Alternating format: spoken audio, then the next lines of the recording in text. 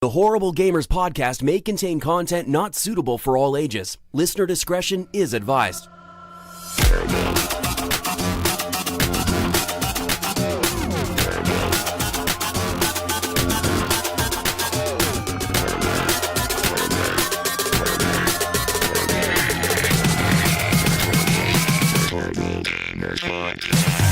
Welcome, ladies and gentlemen, to Horrible Gamers Podcast, show number 250. That's right, 250.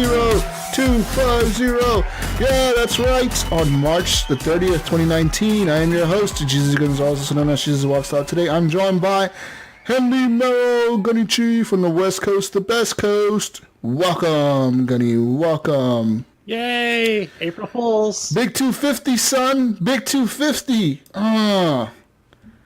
And look who's missing. That motherfucker. Where is Eric, that son of a bitch. Where's 8 Mile? Fuck that guy. He's fired. He's fucking fired. So it's just us. He's done.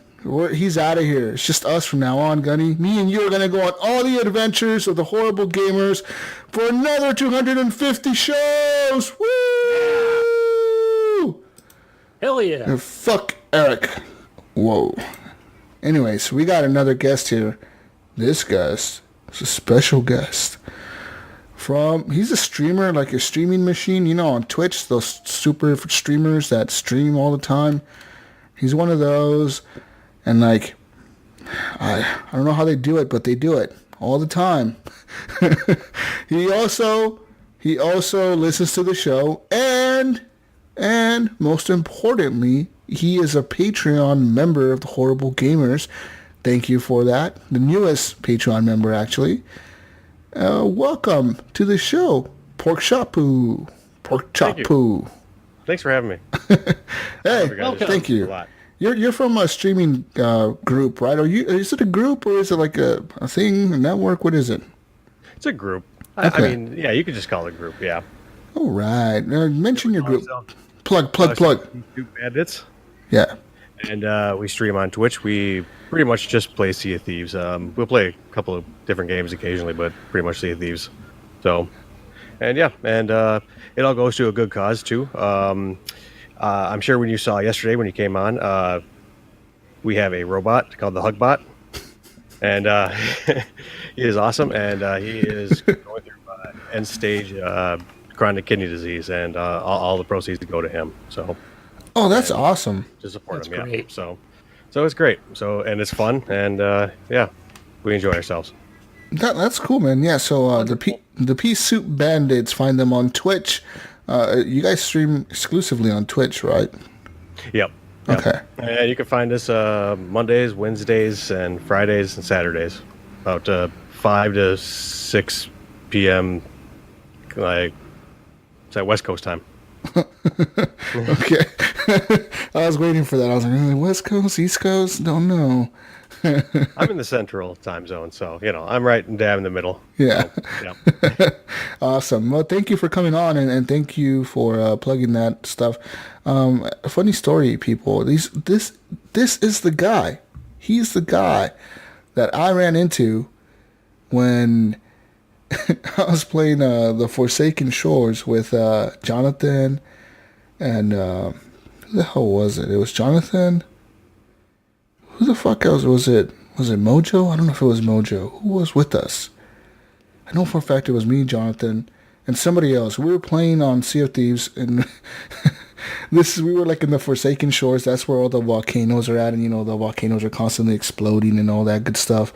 And this is the crew that we ran into. These guys. This guy right here. He was part of that crew where we ran into this crew that was like, they're like running away from the island. Get out of here! Like running at us, and we're like trying to dock on the island. They're like, no, go! And we're like, what the fuck? And they like legit jumped on our boat and started like raising the anchor and shit and taking off with our boat. And we're on the boat, like, what the fuck is going on right now? Oh, I remember you talking about this. Yeah. Yeah. Trying to help you guys out, because you're about to sink, because volcano and whatnot. So, that's all. Yeah, it was pretty funny, man. That was like a scene out of like Pirates of the Caribbean or something, where like Jack Sparrow's running away from the island, like everything's exploding behind him. Oh, for sure. That was funny. I am subbed on their Pork Chop, and I do see the Happy Birthday Johnny Depp stream that you have up. Oh, nice. Oh, do we have that up right now? Or Yeah, it's up right now, actually, on. okay. I think they're actually starting to get prepped right now. Actually start streaming, and I'll probably join them later on. So Nice. Yeah. All right, good. Nice. Yeah, so thanks for the stuff too, by the way.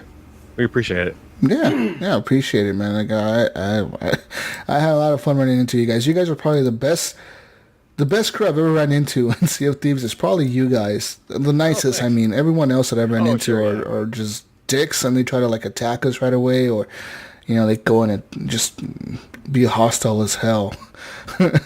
Oh, for sure, yeah. And I mean, Everybody else in that game. yeah, that is probably the best part about the game is gotta be the PvP, because there's only like 3 things to do in the game other than PvP, So that's where all the fun interactions are at. Yeah.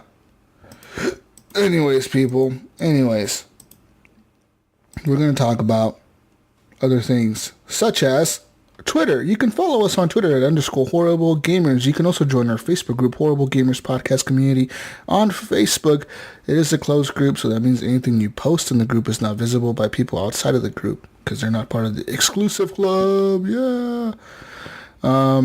Leave us a review on iTunes and Google Podcasts. We appreciate it. 5 stars are super appreciated. We thank you guys for leaving those reviews. Those are really helpful in having other people just find us randomly. People that listen to like gaming podcasts. It'll pop up in the recommendations for listening to us. That's how like Johnny found us. The person we had on last week, Jonathan Arcelo, he found us through like Google podcast recommendations. So that's cool, and he's a part of the Patreon now, and he's a good listener and all that good stuff. So that's awesome.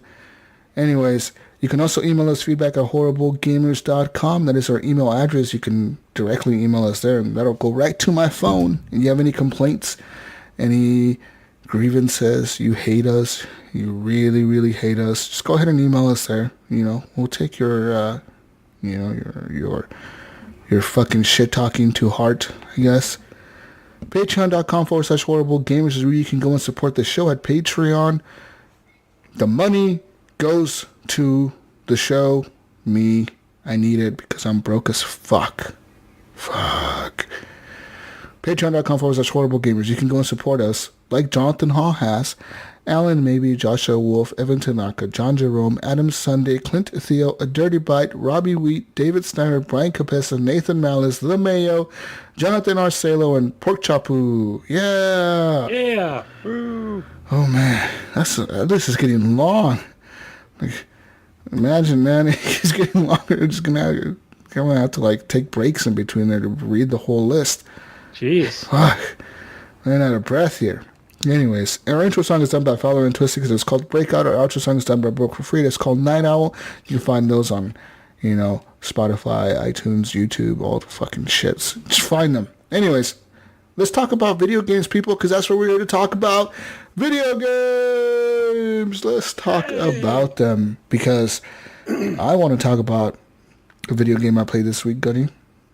I know you want to talk about something. So Is it a big game? Yeah, kind of. Anyways, today I played some PUBG on PC with Brink of Eternity. We actually got together and played some duos. Lots of fun.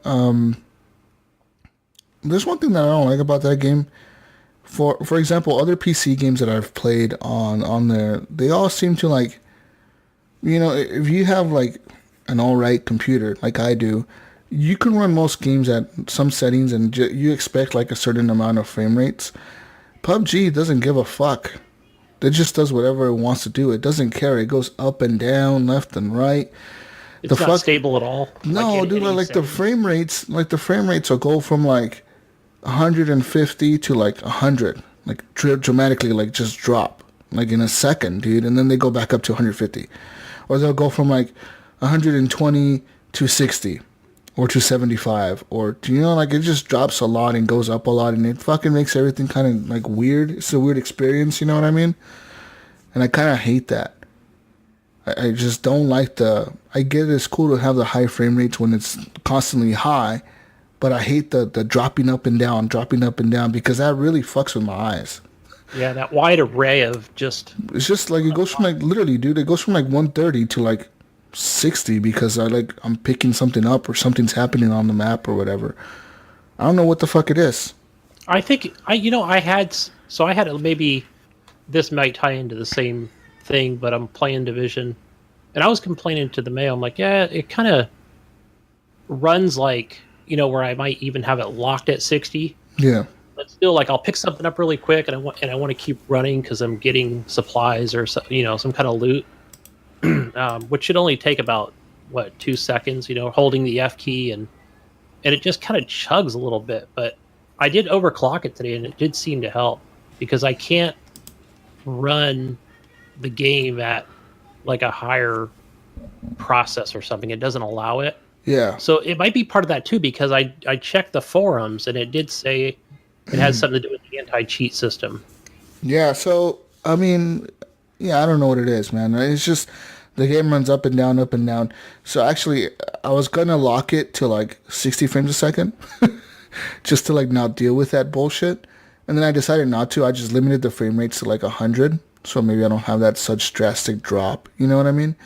So, now I'm playing the game at, like, 100 frames a second. Just so, like, I don't see that stupid drop from, like, 150, 140 to, like, 100, just keep it at 100 the whole fucking time, maybe. And it seems to be super stable, more stable than it is when you have it unlocked and just unlimited to like go up and down. It seems way more stable when you just lock it at a certain frame rate. It just tries to hit that and then it stays kind of there. And there's probably something also in the settings with just like terrain quality. Is that medium, high, ultra? I'm running it on high and I'm getting 100 frame rates like pretty easily. So like I'm getting 100 FPS constantly on high. But I could drop it down to medium and probably get even better performance. Yeah, and there's probably a website you can go to just kind of give you the recommended settings. For example, yeah, like, I know, there's going to be different things like water quality. I know the Mayo fucking told me a bunch of settings to go through, and I fucked with him, and then I don't remember what he told me to do in the beginning. So I was like, oh, fuck it, go high. I don't care. Just fucking, I don't give a shit. So it was probably fucking with me, but whatever. That's it. So I play a little bit of that. PUBG, man, still a fun game. They've added tons of new weapons into the game. I can't win at that game on PC at all. Like, I'm so focused on the keyboard and the mouse and then the fucking knowing what is what on here that I don't focus enough on the game to like my surroundings and all that stuff. So it's hard for me to get like a win in on PC, you know what I mean? It's just hard. On the Xbox, I was pretty good at the game when like I was playing it for a while there. And I think the reason was because on Xbox, it was like second thought, like I didn't have to think about the controls. I just knew what button was what. And when it told me like press left on D-pad, I knew what it was, you know what I mean? There's a lot of controls in PUBG on Xbox. I mean, in my opinion. And on PC, man, like it's just so hard because it'll be like, press Z, press X, press C, press space. But it's all these fucking different buttons. Press I for inventory, M for map, N to like zoom in on your little mini map. Fucking F to open doors, G to throw grenades, fucking R to reload. Like lean, Q and E is leaning when you're aiming down sights. It's just so much fucking bullshit ass fucking things. To heal, you gotta press like 3 or 4 or some shit. Just so much fucking thinking. Yeah. And then it's like you want to kneel every time or crouch, but you end up laying down. You're like, what's the button for crouch? Not lay completely down. Damn it. Oh, man. It's just kind of annoying, but eventually I think I'll get the hang of it to the point where I can get a win. Like, I don't do horrible. I survive for the main part of the game. It just once it gets to, like, really small circles and you got to fight a lot, that's when I'm like, fuck this. It's too hard. Yeah, then you're just trying to remember where's your health patches? What button was it? It's like the circle's going down. I don't want to go into my menu to try and find it, You're over there looking down on the keyboard, and it gets intense quick. Anyways, other things that I've been playing this week, play a little bit more of Apex Legends. That game is good. Yeah, I'm hearing good things about it. I haven't played it. That's all I have haven't to say. That or PUBG. I haven't won in a couple weeks. I haven't won. Though, right? It's a really fun game. It's just it's like the curve of players has really gone high at this point. Like people know the game too fucking much. They've been playing it nonstop since it came out. And me, I jump too much from game to game to game to game that I don't put enough time into it to like get that good. So I'm just getting fucking wrecked, right? I'm just getting destroyed by people left and right because they're too good. You know, they know those abilities now for each character and the guns. Yeah. So that's the shitty part, man. I said you got to stick to a game to be good at it. You know, if you drop off a game even for a month, sometimes people just get too good. It's kind of what happened with Apex. Yeah. But I'll continue playing it. Play a little bit of Battlefield 4 on PC. Running that game, dude, is so beautiful on PC, man. Like, putting that shit on Ultra, having all the fucking graphics there, all that cool shit. Oh, that game is so good. That game is way easier than Apex. I can get kills in Battlefield 4. It's just so much slower pace. Apex is just like twitch. On fucking Battlefield 4, it's some way slower pace. You can actually, like, take your time sometimes to aim at people and shoot them, and yeah, it's nice to see even Battlefield 5 players just go back and play 4. Like, I'm just a little tired of 5. I'm going to go back to 4 and play that. That's the reason I've been playing it, is because I got tired of 5. I kind of don't care much for the World War II setting. I just don't give a fuck, dude. Have you played the new Battle Royale yet? Firestorm? Yeah, actually, I'll talk about that in a second here. But yeah, I've just been playing Battlefield 4 because it feels better to me. It feels funner. It just feels more, I don't know, more fun in my opinion. The World War II setting is kind of boring. Kind of don't want to do that. You know what I mean? Yeah. Anyways, like you just said, Battlefield 5 Firestorm. I played that this week. It released on Monday for the people listening. Apparently, it was supposed to release last week on the 23rd, like I said, on Thursday, but that was only for like influencers, whatever the fucking influencer is. Yeah, because I've been seeing it on Twitch before the actual release to everyone. Yeah, everyone, like, the influencers were playing it. Anyways, those guys, so they got to play it earlier, or whatever the fuck. But it's cool. It's a cool mode. I like the tanks. I like the destruction of the buildings. You can like legitimately shoot an RPG at a building and the wall collapses, and the people are freaking the fuck out. And there is helicopters in the game, but like they're not like helicopters with guns. They're just like little like World War II style helicopters that are really fucking ghetto looking. They have those. They have the boat cars, the cars that go like on the water and then like boats, and then they get back on land. You can keep driving them. They got those. I think the helicopter carries like 3 people or something. 3 or 4. It could carry your whole squad pretty much. It's what it's made for. You got the driver, and then 4 people can fit on the sides. So like it carries your whole squad, which is 4 people.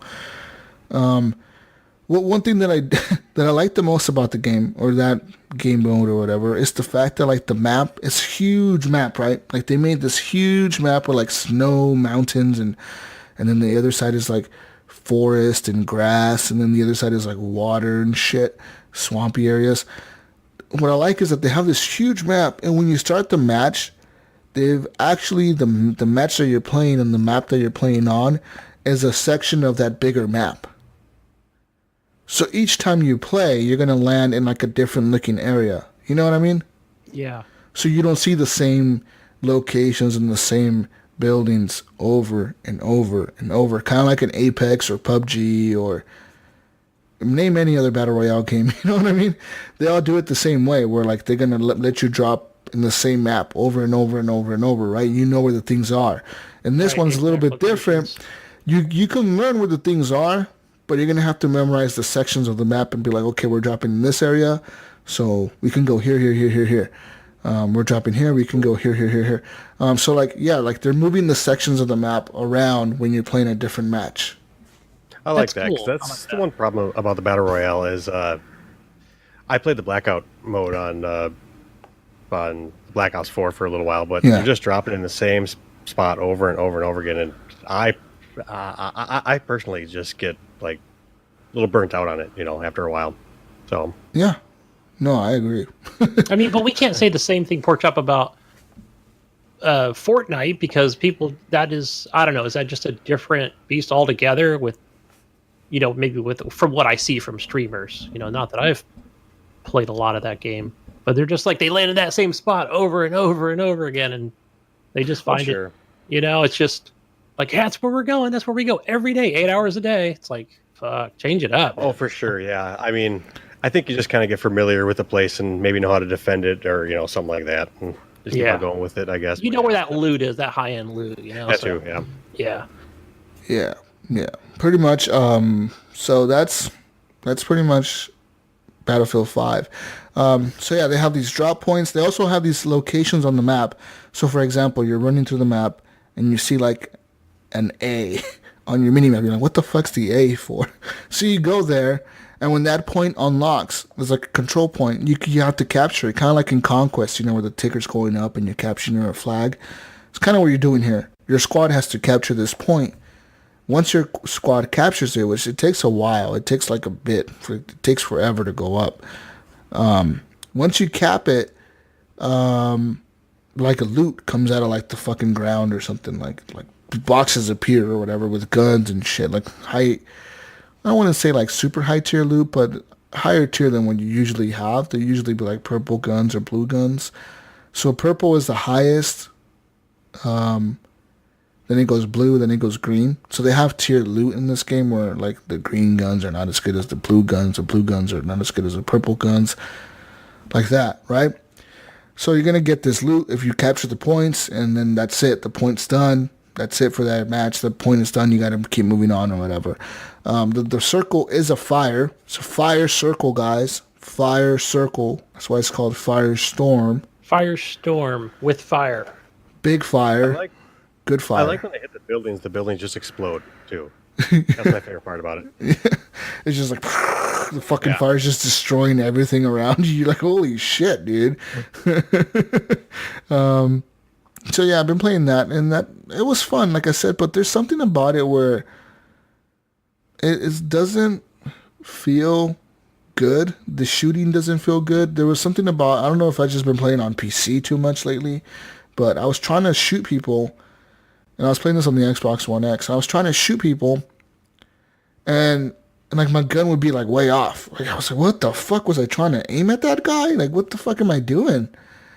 And then again, I would run into somebody, like use a gun, and then just try to shoot at them, and then the gun would kind of like recoil a whole bunch, and then I would be like, holy shit, I don't know what I'm doing wrong. Well, there's a lot of, there's always a lot of recoil in Battlefield. I don't know what it is, man. I'd be crazy about that game.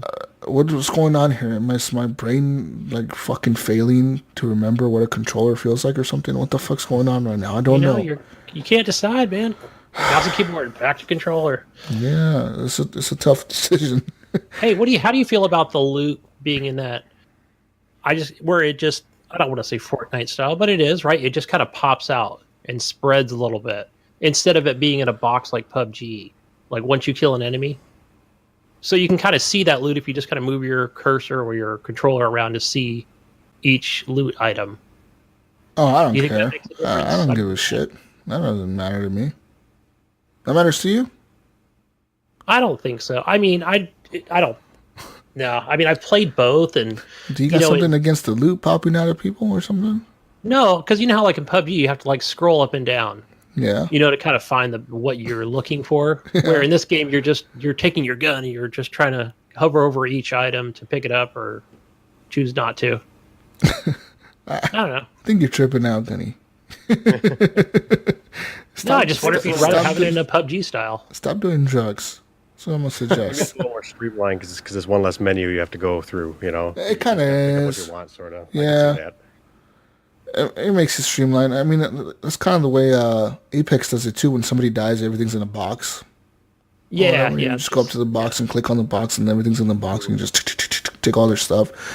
Yeah, but anyways, Battlefield 5 Firestorm. It's a fun mode. I think it's a cool addition to the game. Is it going to take away from Fortnite or Apex? No way. There's no way that this game is going to take any of those players away. What I do think that they might affect is PUBG.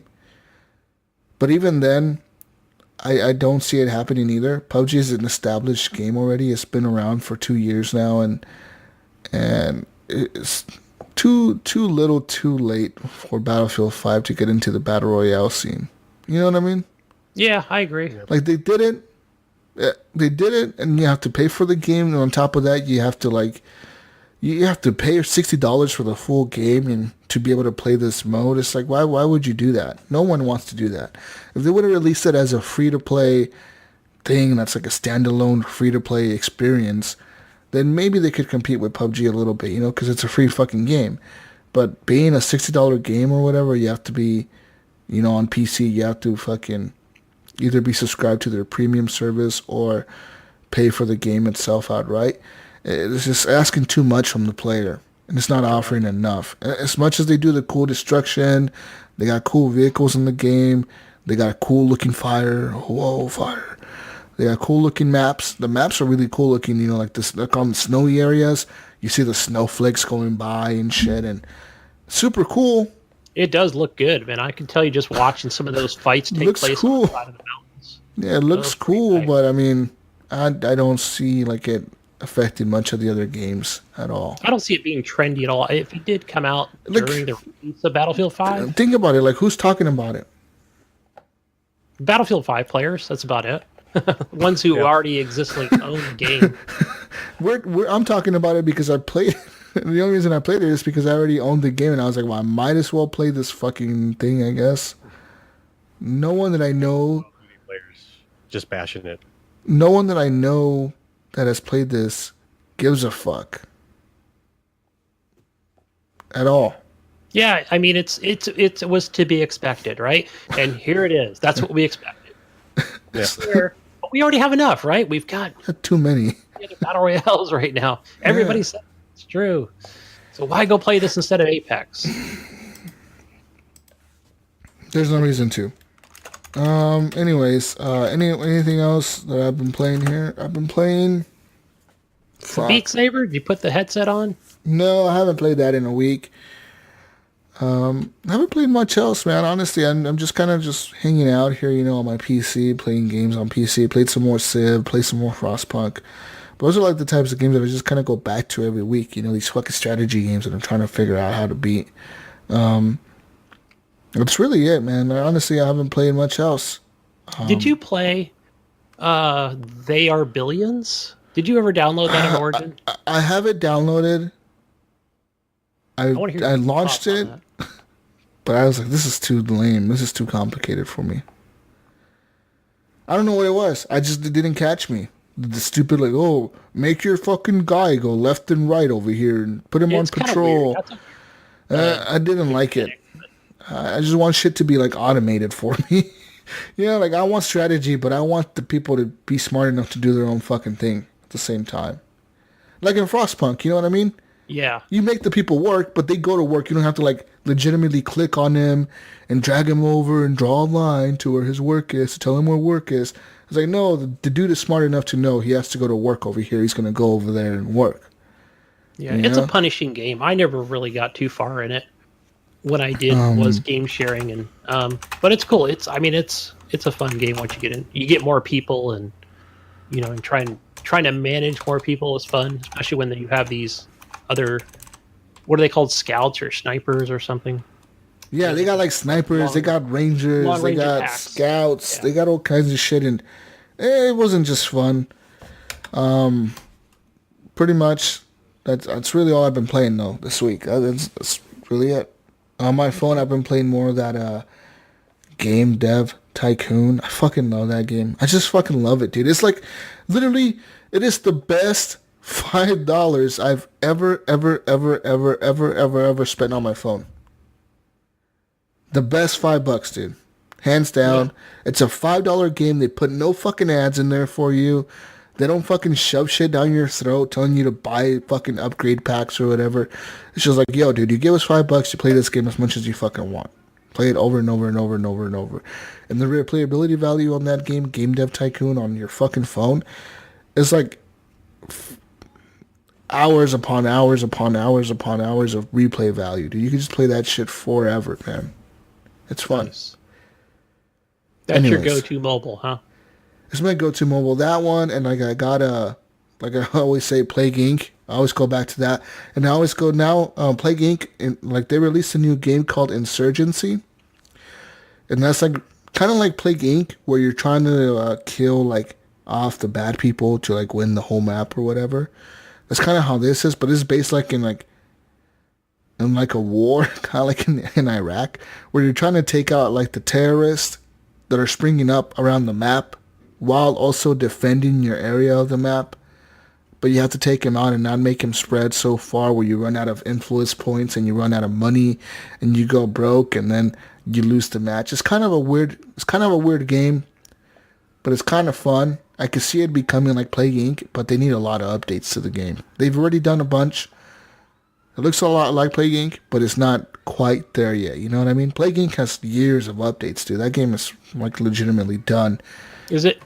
This game, is it a different company altogether? And no, it's same company. The same company that makes Plague Inc. makes this Insurgency game. Is that what it's called? It has to be called that. It's called like Insurgency. There's a game I own on PC called Insurgency. No. It's called the Rebel Inc. My bad.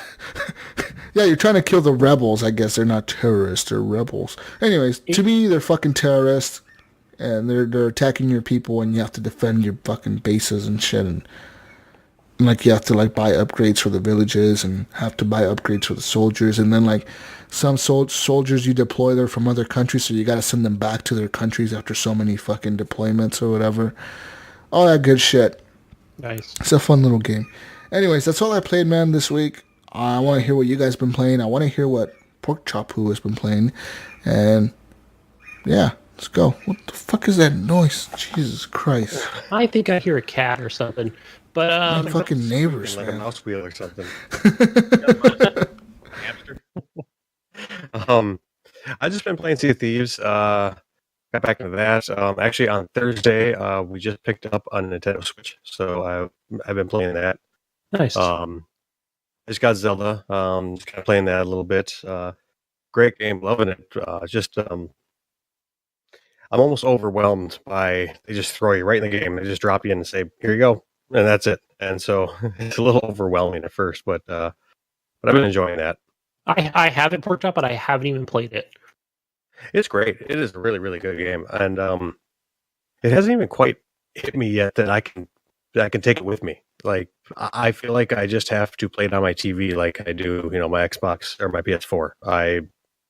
It just still hasn't hit me that I could take it with me anywhere. Strange. Yeah. Yeah, mine just sits here. I do take it on trips or something if I'm out of town. I guess I'm never anywhere for long periods of times where I'm just sitting there bored.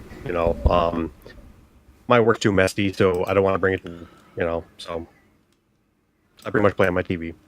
Yeah, I do the same. Same on TV. That's about it. I was playing Red Dead for a while, but I played it so much that I just kind of got sick of it. So I kind of stopped playing that a little while ago. How far did you get? I'm right at the very end. I'm right at the very, very end of it, and it's just the end of it kind of seems like a chore to me a little bit. Is that you're at the end where you have to build a house? Yeah, like just right after that, pretty much, like all that stuff. Oh, the building the house sequence is so cool, man. That music. I like that. Yeah, that was pretty cool. Bang the little hammer on the rhythm. Yeah. So fun. And I think it's just the fact that I played it so much, and then we got the Switch, so now my attention's kind of focused on that. So kind of takes away from the Red Dead a little bit.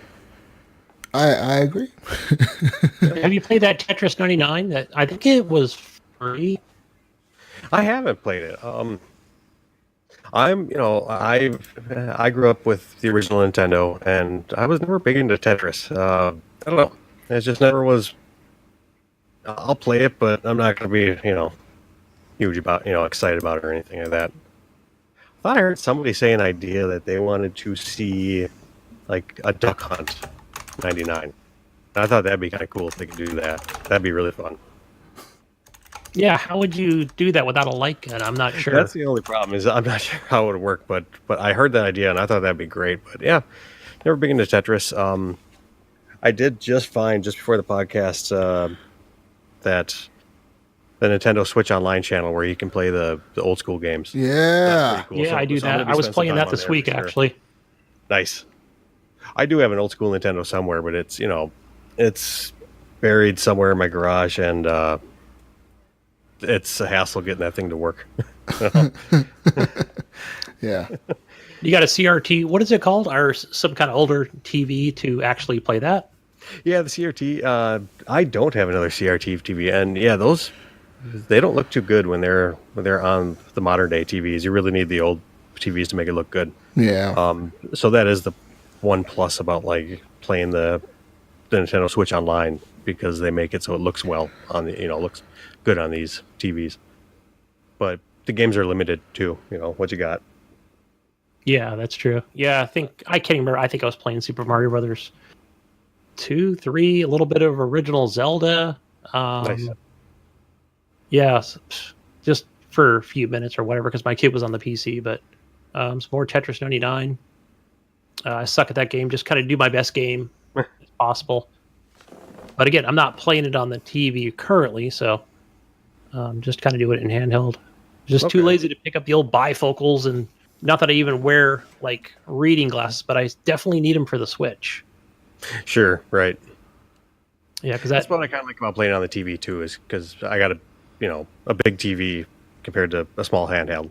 Yeah, And I think the Switch, it only does 720p, correct? If I'm not mistaken. Yeah. Okay. Yeah. The Switch only does 720p on handheld, and then on the TV it can go up to 1080, I think. correct. Okay. Yeah, Yeah. Somehow it gets more power when you put it into the dock. Who the fuck knows what they do there, but I'm assuming that it's probably just based off of like running on a battery, and then you plug it in and it's running like off a direct connection to makes the sense, wall. yeah. You know what I mean? That's the only fucking difference that I can think that, because those docks are just plastic. That's literally all they are.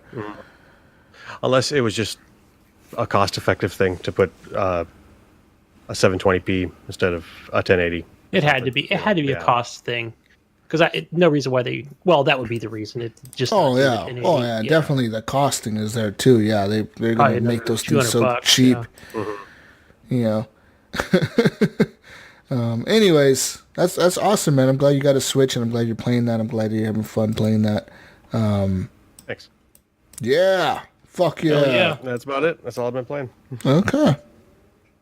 Nice. I've been delving more into the Division 2. I haven't even I've been played so much of that. I think Sunday, Monday, and Tuesday. Currently up to level 14, 15. I think that's where I'm at. Yeah, playing with you guys. Mayo played with Joey. Blocks to 83. I haven't played with him in a minute, man. Yeah, I'm having a freaking blast playing this, man. This is my looter shooter of the year right here. Jesus. It's a fucking good game, dude. I'm telling you, like it is a really good game. And actually, I'm probably gonna pick it up on PC the end of this week. Yeah. So by It's the like- next show, I'll probably be playing it on PC. Nice. Man, I'd be ecstatic if this like came out in like the Game Pass or something. I'd be like, yeah, I'll switch over. I get to play with, where most of my friends are on Xbox. It's not because gonna we be had on. this- It's not gonna be on Game Pass for the next year. I can guarantee that. I can Well, I don't have another guarantee $60, another $60 to spend on there. But at least a year, because they have to release all the content for the season pass, and then they'll probably put it on Game Pass. I was looking at the what do you call it? Not the clothing store, but the cosmetic stuff. And oh man, I was so close to like actually buying coins or something to buy like an outfit or something. What outfit were you gonna buy? What outfit were you gonna buy? I forgot what it was. It was definitely like some kind of. I wasn't sure, because I was like, I wanted to pay like an extra $20 or something.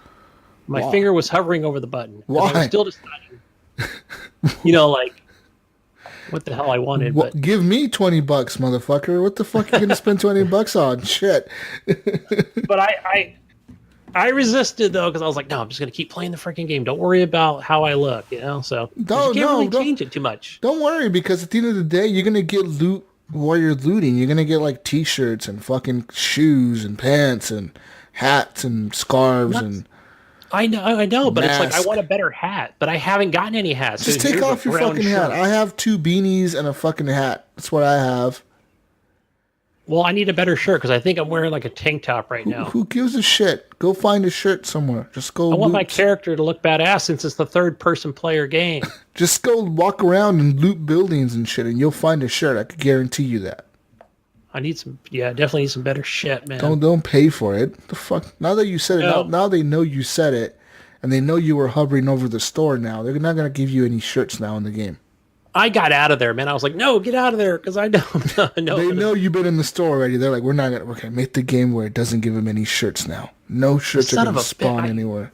Oh, see, They track you, motherfucker. What do you think they don't track that shit? Of course they do. I didn't think about that. They know Damn. how often you go in the store and look at shit. They're like, oh, this motherfucker's looking at guns and stuff. Maybe we shouldn't put any cool skins or guns in the game until he pays for one. Damn, you're right. Because I'm. How do you think I Call went of there Duty does twice it? and- Call of Duty does the same exact thing. Call of Duty, when they do the drops and those boxes you open up, and shit comes out and it's like, elite and all that shit. They Yeah. know what skins you want because they see you hovering over him and shit. They know what you want, so they fucking make the games where they fucking don't give you that until you pay Yes. for it. So I got some pretty cool skins for the guns itself, but you're right. It doesn't give you a lot of like cool options for like paints and. I got a hats and really stuff like cool that. skin that's like a 4th of July skin. It's called like Independence or something like that. It's like an American flag. I don't know how I got it. I got it somewhere. And then I got like another skin that's like a fucking camo skin. Like it's like green and like stripes and looks like a camouflage, like green camouflage. I have something similar to that on some of my weapons. Put that on my LMG, son. Yeah, fuck yeah. Hell yeah. Yeah, anyways. Anything else you've been playing? Been playing. I forgot to talk about last week Pinball FX3 because Ryan. Oh, Skip, God. 877. Oh, We didn't my talk about God. pinball. But I did play those last week. It was the new tables. Is this the review code ones? No, because he bought them day one. Oh, you bought them? Yeah. All right, because I know that Ryan got review code for some tables or something that he was going to do something with. I don't know what the fuck he did with that. I'm sure he'll get back to us on this, but no, he knew day one, like he was getting these tables. So those new ones are Theater of Magic, the Champion Pub, and Safecracker. Gunny's looking at a list right now, Ryan. He wrote it down. I know, because I'm like I know the first one's Magic and the other one's Pub. He didn't give a fuck enough to remember the names off the top of his head. He's over here looking at a list. No, but the Magic one is by far the best table. I think is Is it the like? most fun. I really want to get into. Maybe I should get Is Pinball FX on the PC? Yes, it's also on Steam. I figured it'd probably be cooler on the PC. It's probably like and what, Windows like 10. the shift buttons or something too. So, but remember also they're crossplay. Okay, but here's the difference. Oh, I On could Windows probably 10 turn my monitor sideways because this fucking thing rotates. I could probably Yeah. put it the long ways and put the pinball table on there. And See, play it that's that what I way. do. Motherfucker, dude. Ideas! Whoa, mind blown! See, I do that here with my Asus ROG monitor. I just Why are turn you it saying, side. why the fuck are you saying my name? Asus, ASUS, not Jesus. It sounds like Jesus. That's how people say it sometimes. Asus. It is a pinball video game as like satisfying as playing a actual like pinball arcade. No, I don't think it is, but I think nowadays, like, the closest experience to that is going to be Pinball FX3. Okay. It's just really hard these days to find an actual pinball machine from what I've seen. Like, I've never seen one in public, ever. Like, in the last, probably Yeah. the last 15 years, so even more. I haven't seen any, like, pinball table, like, somewhere. Oh, wait, no. There's a pizza place right next to my work where I go get pizza sometimes. And the dude has, like, an Indiana Jones table. He has, like, 4 tables in there, like, actual pinball tables. Nice. But, like, We had a pinball machine in our house growing up. That was pretty fun. that's for a fucking while. cool, man. It was just one of those things that it just got bored. Nobody played it. So then Yeah. my parents were selling it, Yeah, But, it's like, I think happens with everything. Like when I was a kid, I remember I really wanted a pool table because I wanted to learn how to play pool. I don't know Right. A lot why. of people have pool tables. Yeah. So I got my parents bought me a pool table. We put it in the fucking, like the back room of the house or something, fucking huge pool table. And I used it maybe like a week and then like never touched it again. and then it became a table. Yeah, there was just a table in the back of you the... put your boxes on it and shit and Yeah, stuff. pretty There was a table in the laundry room. Yeah. Yeah. It became the table at Thanksgiving when everybody came over. It's just a table. around You know? Yeah, but look at those fancy legs though on that table. Yeah, real fancy legs. You ever play this? Nah. Table. Yeah. Yeah, we had a pool table growing up, and then my parents got rid of that, and then we got a bumper pool table for a while. That was pretty cool, but then we got bored of that. I remember those. Yeah. Yeah, they were fun. Yeah, I never knew how to play that, but I know a friend of mine had two of them. So we had one of those outside I was poor, grew up poor as damn dirt, but my friend always had everything. Game consoles, the two pool tables. Shit, that was cool, man. My dad would find like the Dartboard. scratch and dent stuff like really cheap, so that's how we were able to get stuff like that. Yeah. Like I remember, I think that pinball machine, we got that probably in the early '90s, and I think he paid like $100 for it. I mean, it was super cheap. So that was pretty slick. Wish I still had it.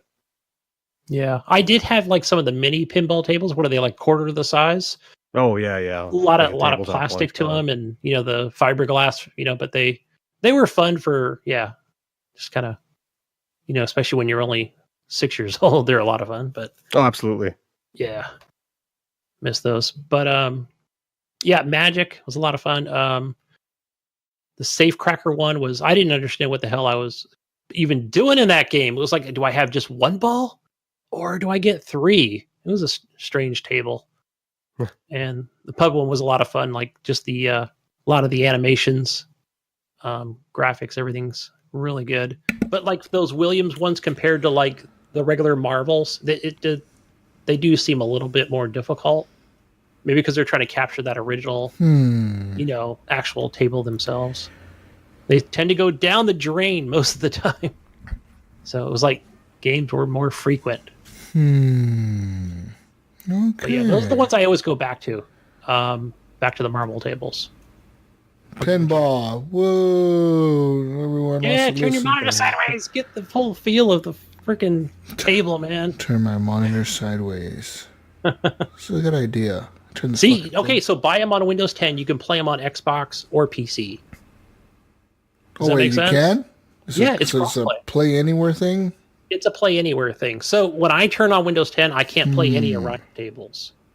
Yeah, But I do own all the marbles. Because game sharing doesn't cross over PCs and shit, right? Right. Yeah. We wondered about that. Like, well, what if you logged in on your Windows 10? It was just too complicated. But Okay, I got a question for you. I don't know if you guys knew this or not, but this is something that I found, a new revelation that came to light this week for me. Yeah, I'm a game sharer. I'm a game sharer with my brother. He lives with me in the same house or whatever. But we pretty much, I don't have gold anymore on my Xbox Live, right? So he's game sharing my games on his library, and I'm game sharing his on mine. But he was trying to play like a game that I got through Games with Gold. So he was trying to play like some fucking game, The Crew or The Crew 2 or something that I got with Games with Gold. right.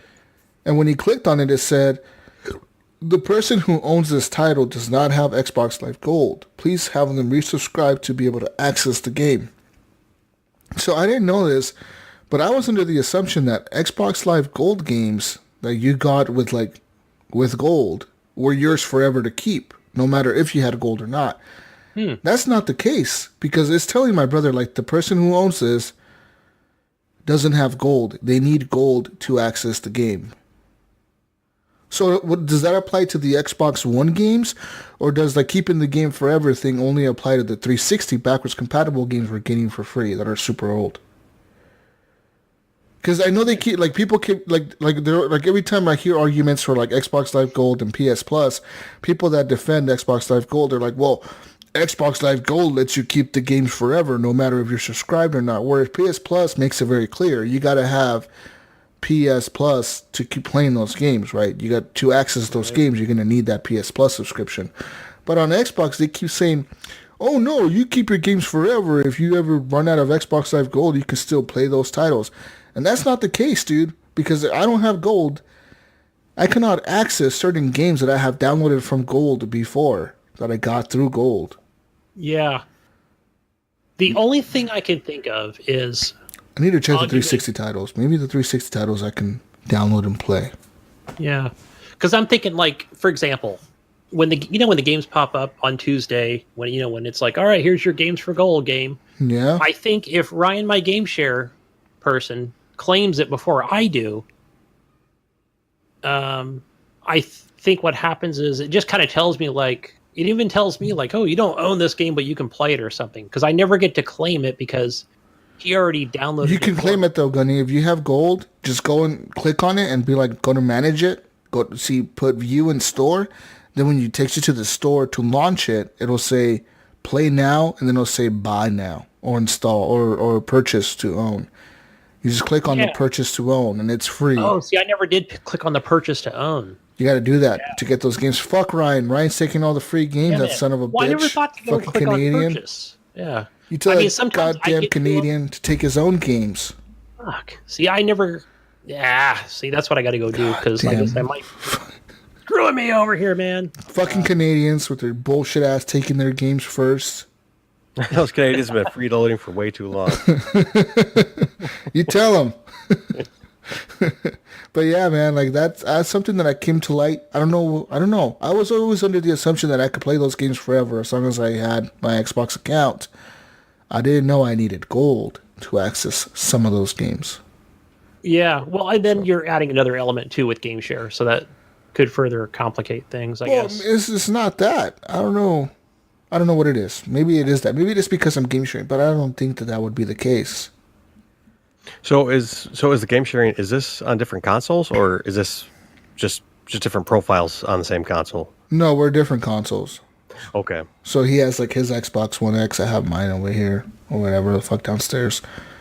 And we game share, but we live in the same house, so like, whatever. Like we can always fuck with the accounts if we need to, which makes it easy, but it's kind of weird because he was telling me, he was like, dude, why can't I access this game? And I was like, what are you talking about? And he's like, look, you need Gold. I was like, what the fuck? I don't need Gold. I have a PC. I don't want to fucking renew my Gold. It's a waste of money. And he's like, no, come here. And then he showed me, and then he was like trying to play like The Crew or something like that, where it was a Games with Gold game, but it said like, this person owns this game because of Games with Gold. They need to resubscribe to Xbox Live Gold to access this game. The other thing too is that I know when my Gold ran out, the system detected that, right? Mm-hmm. And I think there was like a period of time, like a day or two, where it then kicked over to, you don't need Gold because you game share, but you can still play. I can play online because I game share with my brother. He has Gold, so every time I want to play online, I just use Gold through his account. Right. Somehow, that's the cool part. You don't need Gold for both accounts, but I guess if you want to keep those, if you want to be able to claim the Games with Gold games every month, you do need Xbox Live Gold. Yeah, and see, I wasn't going to renew mine right away, but then I realized that my shit's set to auto renew. Subscribe. I was like, don't waste your money on their auto subscribe, dude. Just like if you really want to renew, if you're really looking for save money, go on Google and just search for an Xbox Live code for like 12 months. And you're going to find them for cheap, way cheaper than you're ever going to spend money on Xbox. You're going to find them for $40. They usually hover around $45 to $50, which is $10 cheaper. CDKeys.com. Yeah, that's where CD I go. Keys will have it like at $45. I had the auto on. I didn't even realize it. Just turn that shit off. What it does is that automatically, every time you put in a code and you renew it, it'll be like, do you want to turn on auto subscription? It just kind of does it. You have to toggle that off so they don't do it for you automatically. Fucking dicks. Fucking Xbox. They make it a real pain to turn it off, too. Yeah, that's they super do. easy. Yeah. Maybe that's what it was, where it just wouldn't let me do it. It's like, you have to go on your browser. Yeah, go on Microsoft account. And then one thing that I hate that Xbox keeps bringing up is, well, we now do refunds if you play under 2 hours of a game. That is bullshit. That is the biggest lie I've ever heard in my life, because they do not want to do refunds if you play less than 2 hours. For example, I remember that last year I bought that train simulator fucking world. Yeah. I don't know why I bought it. Don't ask questions, but I bought Train Simulator World or something on the Xbox. And I played it for like legitimately like 20 minutes or maybe less. But I was like, no way. No way. This game looks bad. It runs bad. It feels bad with the controller. It's just bad design. Fuck this game. I need my money back. I want $60 back or $40 or whatever the fuck I spent on it. And I go, right, and I go like, okay, I know that I cannot do it on my Xbox. I cannot go to my Xbox and be like, request a refund. I can't do that on the Xbox. So I was okay, maybe I got to go on PC. So I went to my PC. I started like, went to my Microsoft Store account. And then I was like, okay, we see, like it shows you your purchases, right? And it tells you everything you ever bought on there. And it's like right there it says Train World Simulator or whatever the fuck. And then it's like, request a refund. So I go to request a refund and it's like, oh, we're sorry.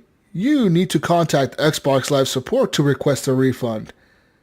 And I'm like, I literally played this for less than 20 minutes. What the fuck? So I go to Xbox Live Support, right? I wait for like literally like 40 minutes, man. These fucking dicks take forever. Oh, you're on a queue. Oh, wait. You're on a queue is even longer now. And it just takes forever. And like 45 minutes later, I get to talk to this guy, right, named John or whatever the fuck his name was. John is like, oh, hello, I'm sure Xbox. John was his real name. Yeah. Yeah. Hello, I'm John. I work for Microsoft. I'm here to help you or whatever the fuck. And I'm like, yo, John, I want a refund. And he's like, okay, let me help you today. How's your day going? Good. And then I tell him the game that I want a refund for, and he's like, well, I need the purchase number or whatever the fuck on your receipt or your Xbox account. You need to go and find like the purchase number, the order number. So I give him all that, right? And he's like, oh, well, he's like, technically, Xbox does not do refunds for any digital purchases, but we're going to make a one-time exception for this because you only played it for like 17 minutes or something.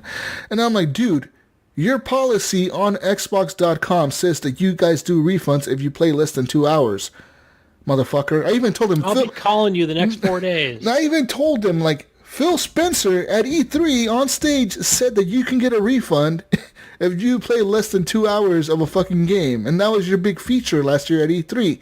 And he was like, oh, well, that does not apply to Xbox. It only applies to Microsoft purchase or Windows purchases or some shit. I was like, well, then why is the Xbox team out on E3 on stage telling people they can get refunds on digital purchases when it's all full of shit? You know, if you guys are full of shit, then why are you twisting words around and lying to the consumers? You know what I mean? It kind of pissed me off, dude.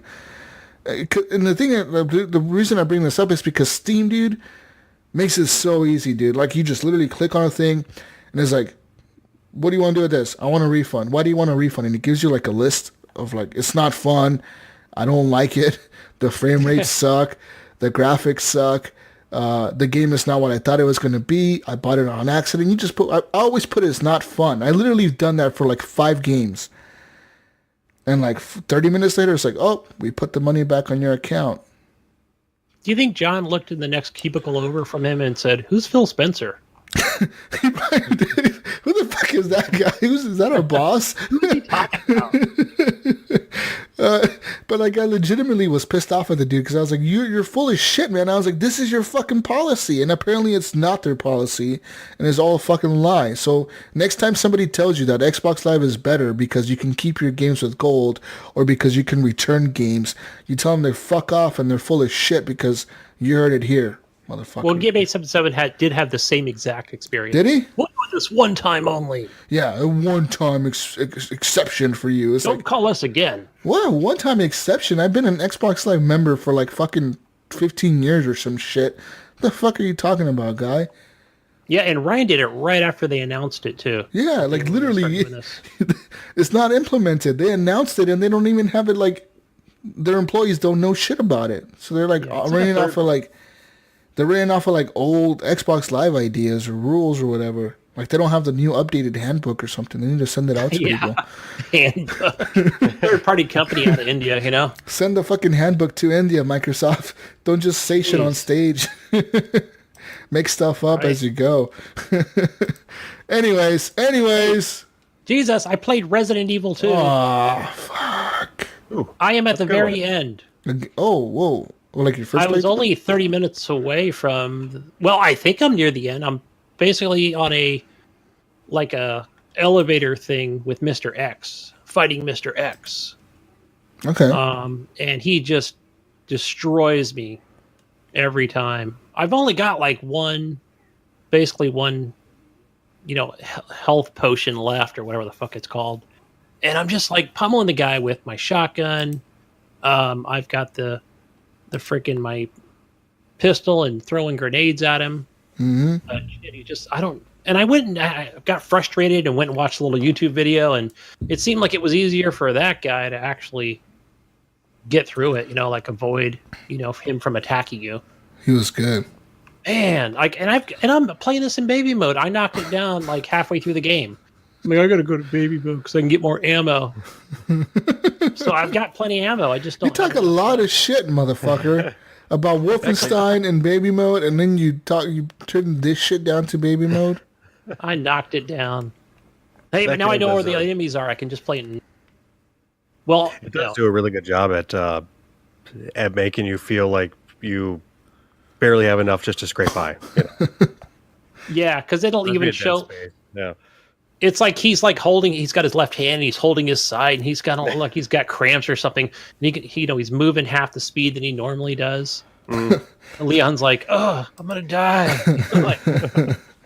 Damn. And yeah, so I don't know. I just tried it like at least 10 times. And then I just kind of gave up. I'm like, fuck it. Well, they really made it hard to kill zombies in this game too. I mean, like I'd shoot them right in the forehead and they still keep on walking towards me. You got to land at least 4 headshots, and then I think we talked about this on the show where there's like a certain spot right between the eyes.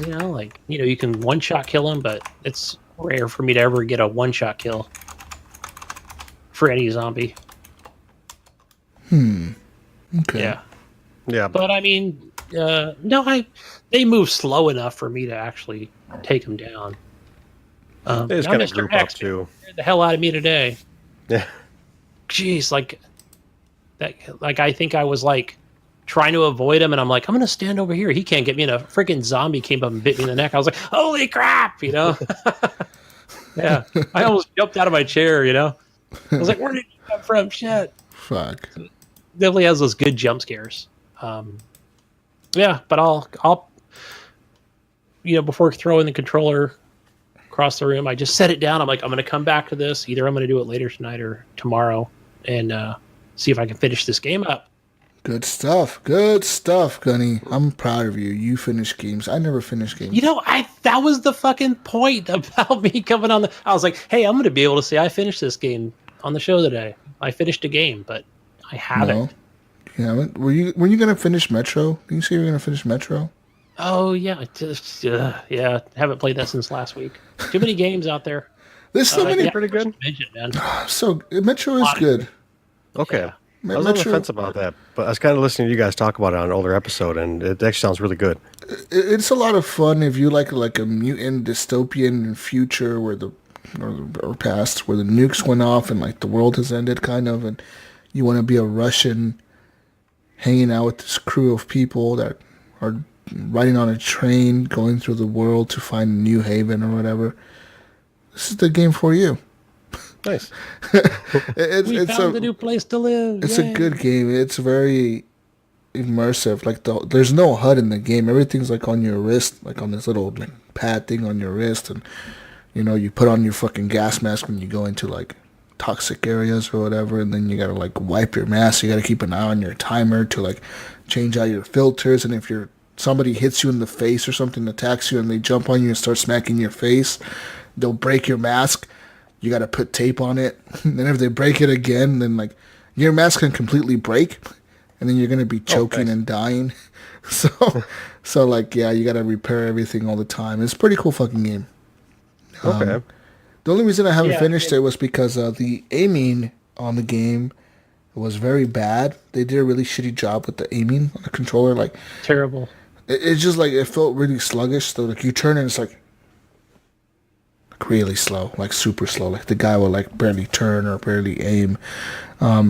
So pretty much, they said they were going to patch it weeks ago. I don't know if they've done it. Have they done it, Gunny? Did they patch it? I didn't notice that they did or not. No. Yeah, since I played last week. So I don't know. But if I do like how. But just thinking about how they changed from the first game, had the option to get rid of a lot of those HUD things that they felt was necessary at the time. This is going back to Xbox 360, PS3 days, 2009 or 2008 when the first game came out, 2007 or something. So it was cool to like see streams or YouTube videos of I have no HUD, but now they've kind of changed it and streamlined it to where There is really no you HUD. just need to know how many guns are in your bullet, and also just what the timer is on the wrist for your gas mask. Yeah, before there was actually like a mode where you were like playing in like super Ranger mode. Yeah, like super hardcore like mode or whatever, where you can play it in this mode and it would take off your HUD. And now the game just starts like that. Yeah, so they want you to be immersed in the world, Super and see everything immersive. around you. Yeah. I like that though. Yeah, I like games like that. Like Dead Space did that. Yeah, where like the HUD was like the health bar was like on his spine or whatever. Yeah. I like stuff like that. So is Metro a game that you're just scraping by? Like you only got a couple of bullets, you have like barely any health, or do you find yourself doing pretty good in the game? In this one, I find myself doing pretty good. I mean, there is a sense of like at times where you're gonna run out of bullets and you're gonna feel like you're outnumbered, and you really want to play like a stealth game in a way because there's lots of mutants in this game, lots of them, and a lot of times you'll just be walking out, and in this game they've added a day and night cycle, so during the nighttime, there's a lot more mutants out, so they're gonna be out and about a lot more, and they're gonna be more aggressive. In the daytime, they become a little bit more docile, and then there's less of them out, but they'll still fucking attack you. And like I said, I ran into situations where like I was walking into like a fucking warehouse building thing, and I had to like go there to like talk to somebody or something, or I was kind of near my objective, like my mission, and there was like a mutant eating like a dead body or something on the ground, and he was just like eating like eating the fucking food or whatever. And I'm like, I'm gonna shoot this thing, right? Because it's just one of them, right? Like, so I pulled out my shotgun, kind of like snuck up behind it and like shot it. And next thing you know, I had like probably like 100 mutants coming down the fucking sides of the walls because I heard the gunshot. So, oh shit! I had to like run and go on top of like a rooftop, and I was just shooting them off the edge of the rooftop because they were just running at me. It was insane. So, yeah. Yeah, they all come at you at once, and like some of those areas, like the Caspian Sea, I've noticed where I've cleared every checkpoint off of that map because I wanted to explore every piece of it. Yeah. But I found that going around the map, more than 3 different times, it's like, okay, there's going to be more mutants that respawn. So I can either avoid them or I can just go and attack them. Yeah, that one was really cool because that one you just be walking and they'll just jump out of the sand. That's really creepy. You can at hear first. it too. You'll if you're wearing headphones or it's like, all right, I hear where the hell They are did they? a really I good hear job them with the running. audio in the game. Where besides, I'm talking like audio, like in like ambient and sound effects, not voice audio because the voiceover is really shitty in English. It's like the most like worst Russian accents you can make. You might as well just play the game in Russian and read the subtitles because they still put subtitles in the game. Well, So- when they sing the songs, it's all in Russian. Yeah, so you might as So well why just not like talk in Russian? Do the subtitles. you could just switch the game to Russian and just be like, you don't understand what they're really saying, but you just read it, and it sounds way better than it does in English. Yeah. Because in English, they talk like this. Come on, Artyom. Artyom, I need you to go and get trained. They just have really bad accents. It's so shitty, and so don't do it. If you're gonna play it, just play it in Russian. The dude who wrote the books is Russian. The game is based in Russia. Might as well fucking be in Russian voices. I don't think it'll take anything away from the game. But yeah, it's a cool world, man. It really is. The world of the game is super cool and it's super interesting, and I love that whole setting of like the nukes went off. You're like these last survivors in Russia, and it's all this crazy stuff. It looks good. I might have to pick that up. I would wait for a sale, though. I would wait for a sale at this point, you know, because at this point there's so many games coming out, dude. They're like paying $60 for that game. It's not worth it when the Division 2 is out, you know, and other games that are, I would say, maybe a little bit better are out. Yeah, and also, you know, if it's something you can, you know, since you haven't played the other ones, you could probably get you get like, dude, you 1 and 2 for a lot cheaper. You can get 1 and 2 either on Game Pass or they were in Game Pass. I don't know if they're still in there, but I know they've been games with gold before, and they've also been on sales. Like every time there's a sale, they're usually part of the sale, and you can usually get the Redux bundle, which is like the enhanced version or whatever the fuck. Right? No, for like $7, dude. Both of them? Okay. Yeah. For like both games, you could pay like $8, $9. Oh, nice. Know? Like separately, they'll sell them for like $6 a piece, but then like you could buy the Redux bundle for like $10 or $9. So it's like, why the fuck would you not spend $3 more to just get both games? Yeah. Hey, I played a game today on, I think it was Game Pass. It was that Operencia, the Stolen Sun. Sounds stupid. What is it about? Yeah. It is stupid, actually. But I think I was hearing the developer talk about it on podcast I downloaded earlier this week. But yeah, it's just like a puzzle game. It's like a first person. The movements are like, it even shows like in the HUD that they're squares, but it doesn't look like when you're actually walking there should be, you know, should be moving fluidly. But yeah, it seems like something you'd download on tablet or phone. I don't know, just be prepared. It's not nothing. Okay, guy. Nothing that blows my skirt up for sure. Anyways, anything else you guys been doing? I did play Elder Scrolls Blades. I did see the pre-order. Oh shit, machine. Holy shit, I got it. Well, okay, so it told me, I think Wednesday it said, hey, that pre-order is ready. Yeah. And it automatically downloaded for me. So I went and I was all excited, and I got up this morning and I'm like, I'm going to play it today.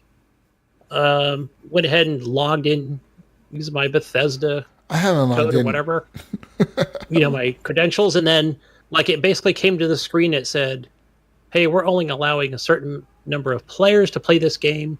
We'll let you know when it's ready to play. I'm like, what the fuck? So I can't play it till they notify me again. So make sure notifications. Oh man, whatever. Like fuck him. I was gonna sign in right now. I didn't because I launched it literally as soon as it was like pre-order available now, and I launched it and it opened up the game and shit. And I went to log in and I just was like, I don't want to log in right now. So I never did it. So whatever. Fuck him. So I would recommend logging in. At least Bethesda knows you logged in, and then that way it can put you in a queue. But I haven't received any more notifications. Bethesda can fuck off. Yeah. Oh well. So yeah. Hype deflated, fuckers.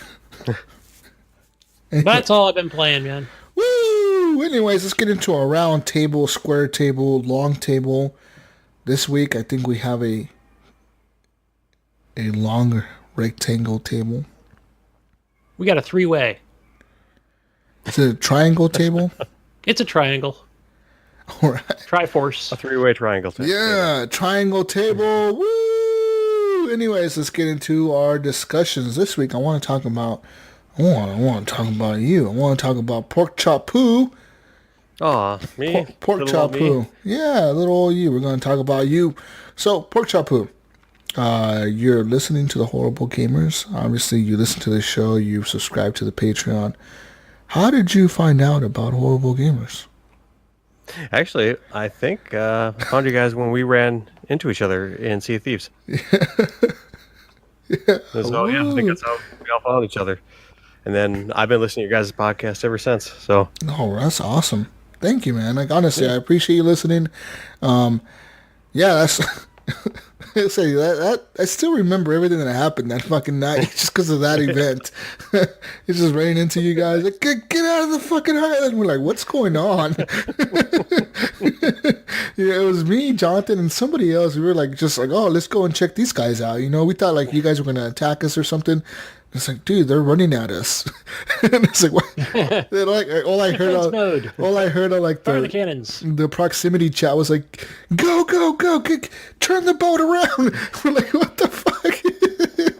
It's like an Indiana Jones. Like, start the airplane. Start the plane. It was hilarious, man. Like, it was fucking. I bet Jonathan still remembers. I forget who the fuck else was with us, man. I cannot for the life Remind of us, me. John. Jonathan probably knows who was with us. He has to know. I think we were like in the brig. We were like in a. We weren't like on the big boat. We were on this like the medium size when the 3 people won. Yeah, I think they just introduced it at that time too, so it was brand new. Yeah. So I think we were on that boat. And then we ended up making an alliance with you guys and turning in a bunch of chests and shit. But it was cool. Yeah, man, good times. Anyways, I want to talk about you guys and your streaming thing is called the Pea Soup Bandits. Why is it called the Pea Soup Bandits? You know what? That is a good question, and I have no idea. That's just sometimes that's just the stupid stuff that comes out of our brains. Especially the Hugbot and myself. We're good friends in real life. We've known each other since middle school, and we're just kind of goofballs together. So the whole streaming together thing works great. Yeah, and I think we just kind of came up with that name someday, just the stupidest name we could think of, and that was it. So it just kind of stuck, you know. It kind of fits. I like it. I like the Pea Soup Bandits. That's a good name.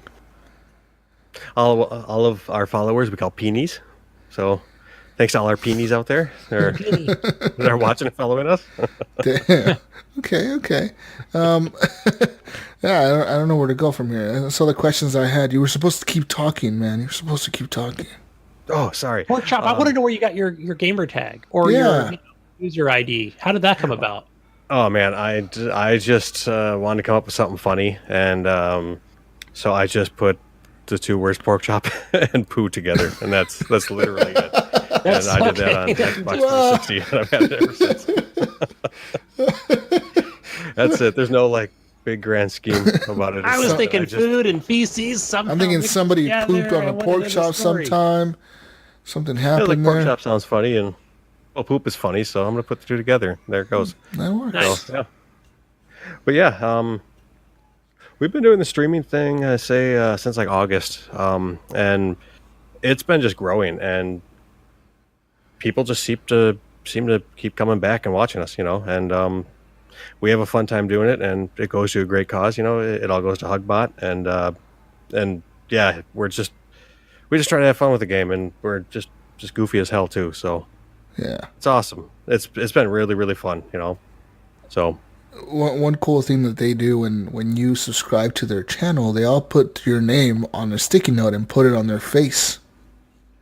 Yep.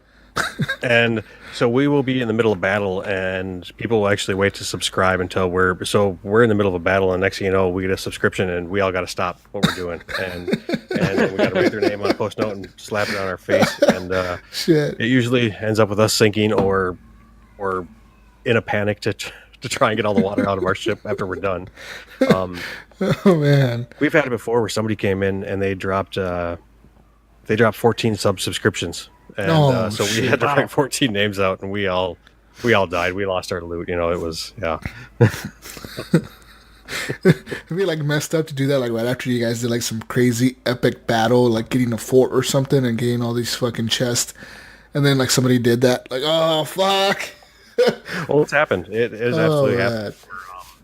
We would have all the loot after a fort, and then we'd get Krakened, and then while we're fighting the Kraken, we would get a sub, and then it's over. Damn.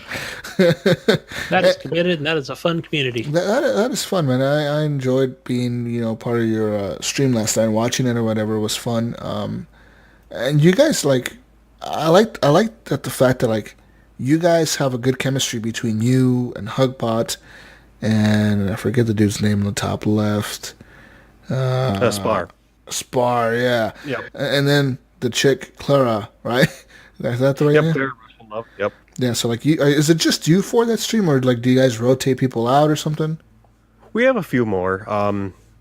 Yeah, we got maybe I want to say like 6 people that will kind of rotate out, but we'll play with guests and stuff like that every once in a while too, you know. Okay. But yeah, it's primarily us 4. Yeah, and we do have a good chemistry. It's great, and well, the Hugbot and I were just both kind of goofballs. Like that's our role. We just kind of The Hugbot is cool as shit, dude. I was like, holy shit, Yeah, they he's got an a awesome robot. guy. They got a fucking robot in here. so we're just goofballs, just goofing around, and other two pretty much do all the work. So that's kind of how we do it. And Yeah, I can Spar, see that. I can see that he is the Spar. maestro behind the whole thing. He is the one that is pulling the strings. He is the one getting everything ready. He does all that stuff. So props to him for that. Nice. Nice. Yeah, it was a lot of fun watching you guys. And like I said, I was surprised you guys had a fucking robot. I was like, holy shit, I want a robot myself. Yeah. It's he just wants hugs. That's all he wants. The Hugbot. Just wants hugs. That's so awesome, man. So that's cool. So the people out there listening, if you are a streamer watcher, I know some of you are. I know some people watch streams just to watch them.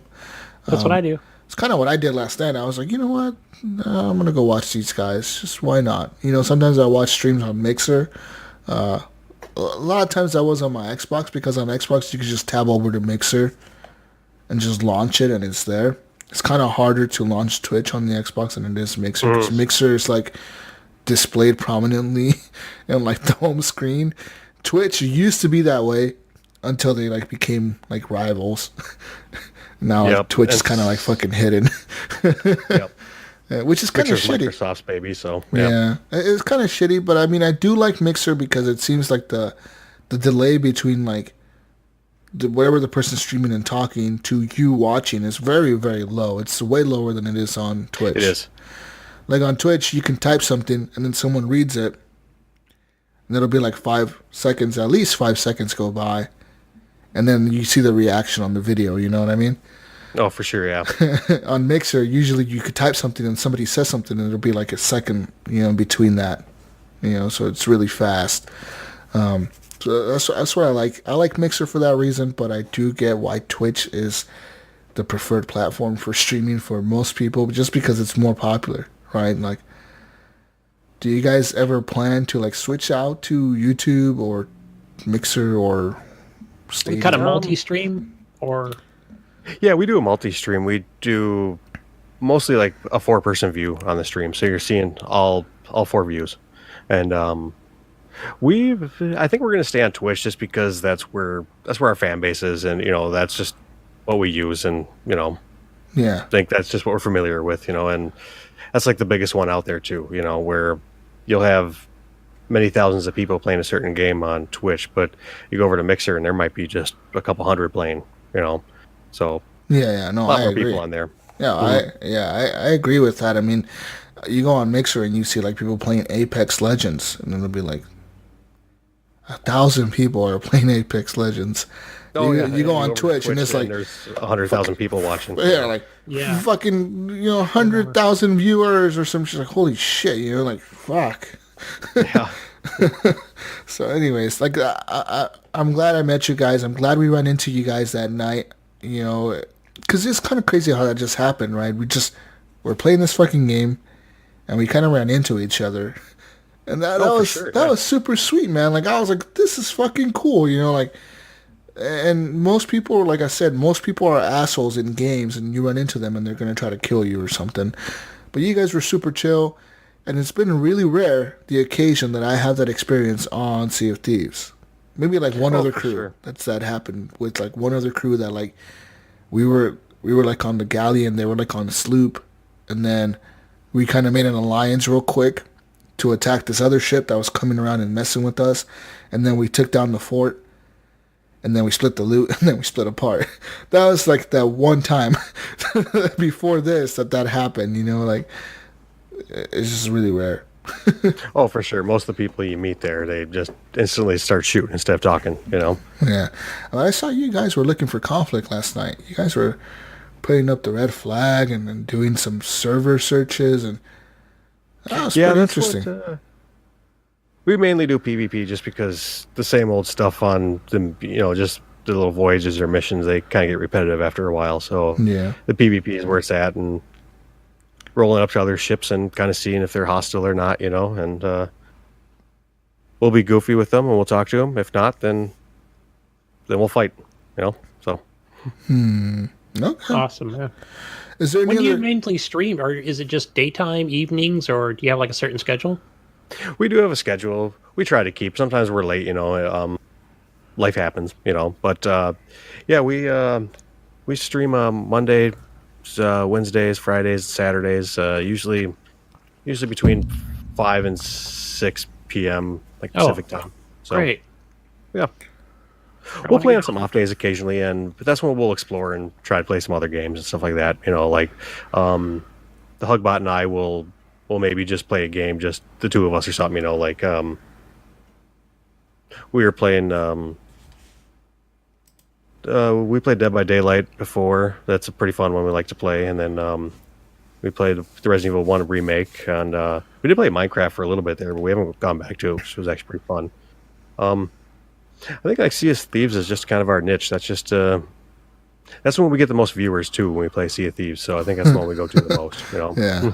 Sea of Thieves it's a fun game at points, and I love hearing about the game. I love watching it. I love hearing people describe the game. Like our friend, the Blaze Experience, he goes into detail about the game. I love hearing the stories and shit coming out of Sea of Thieves, but I don't like playing it as much. And I don't know what it is. I just can't have fun with now it. you got a PC now, so now you can put it on those ultra high graphics, and you got keyboard and mouse, so now you should be able to destroy people. So Yeah, fuck yeah. Get on the PC machine. I do have it downloaded. I just haven't played it. Yeah, there's too many fucking games, man. There's literally there's a problem right now in my life. There's a dilemma where I have too many games, not enough time. I don't know what to do with myself. yeah, quit your job. there's a lot of good games on the horizon too. Quit like my just, job. just over the horizon. I mean, Days Gone comes out in like 20 days. Mm-hmm. That's another big game. It's probably the next biggest game, right? This year so far. Is The Last of Us 2 for supposed to come out this year? PlayStation, yeah. The rumor has that it is, but then people are saying that it may get delayed till next year for the PS5 launch. So we Or don't even know. the Ghost of Tsushima. That one looks really, really That's good. supposed to come out this year. Yeah, I mean, I just don't know what is coming out and what isn't. I mean, fuck, it's kind of just crazy to me. Like I said, Days Gone comes out in a few weeks here, and I'm looking forward to that. What I'm looking forward to the most, though, this year at this point is it's actually changed recently with the announcement of No Man's Sky getting VR support. That has me hyped as fuck. So yeah, really. looking So forward to that. I played a little bit of No Man's Sky, and then I put it down, and this was before the update, so I haven't picked it up since. And the thing I was wondering is the VR experience, is it going to be the full game and you're literally flying down, or are they going to kind of nerf it down and kind of dumb it down a little bit for That's what I'm wondering for too. VR? Because So if it's the full experience, man, that's that's gonna be super crazy. cool, man. So that's going to be a game changer. I mean, that's enough to make me want to get like a PSVR. Yeah. So, and I'd have to get a new PlayStation because I got the original PS4 and it sounds like an airplane. Oh, it sounds like it was one of the jet engins. It Fuck- sounds horrible. fucking It jet overheats engine too, PS4. So yeah, so I got to get a new one. Yeah, man, those PS4 sound loud as fuck. But I mean, so thank you for coming on the show. I appreciate you coming on here. I just wanted to just talk about you for a second. Like I said, I appreciate you listening to the show. I appreciate you becoming a Patreon. You hit us up and you're like, I want to talk shit. I want to talk games. I want to be on the Horrible Gamers, so we got you on here. Well, thank you. Yeah. I appreciate it a lot. Yeah, So- fuck yeah. And if you want to be a guest, just hit us up, man. Literally, it's not hard. Yeah, I did, and you can too. Yeah, there you go. Yeah. If a guy named Porkchoppoo can get on the show, you can too. Do it. Oh man. Anyways, people, we're gonna get into the news. It's news time. Oh fuck. Oh no. Wait, I was gonna do the horn thing. I got a fucking horn app because last week the fucking We have sound effects. the news machine was giving me shit. Look. I got a horn app here. I got a horn app.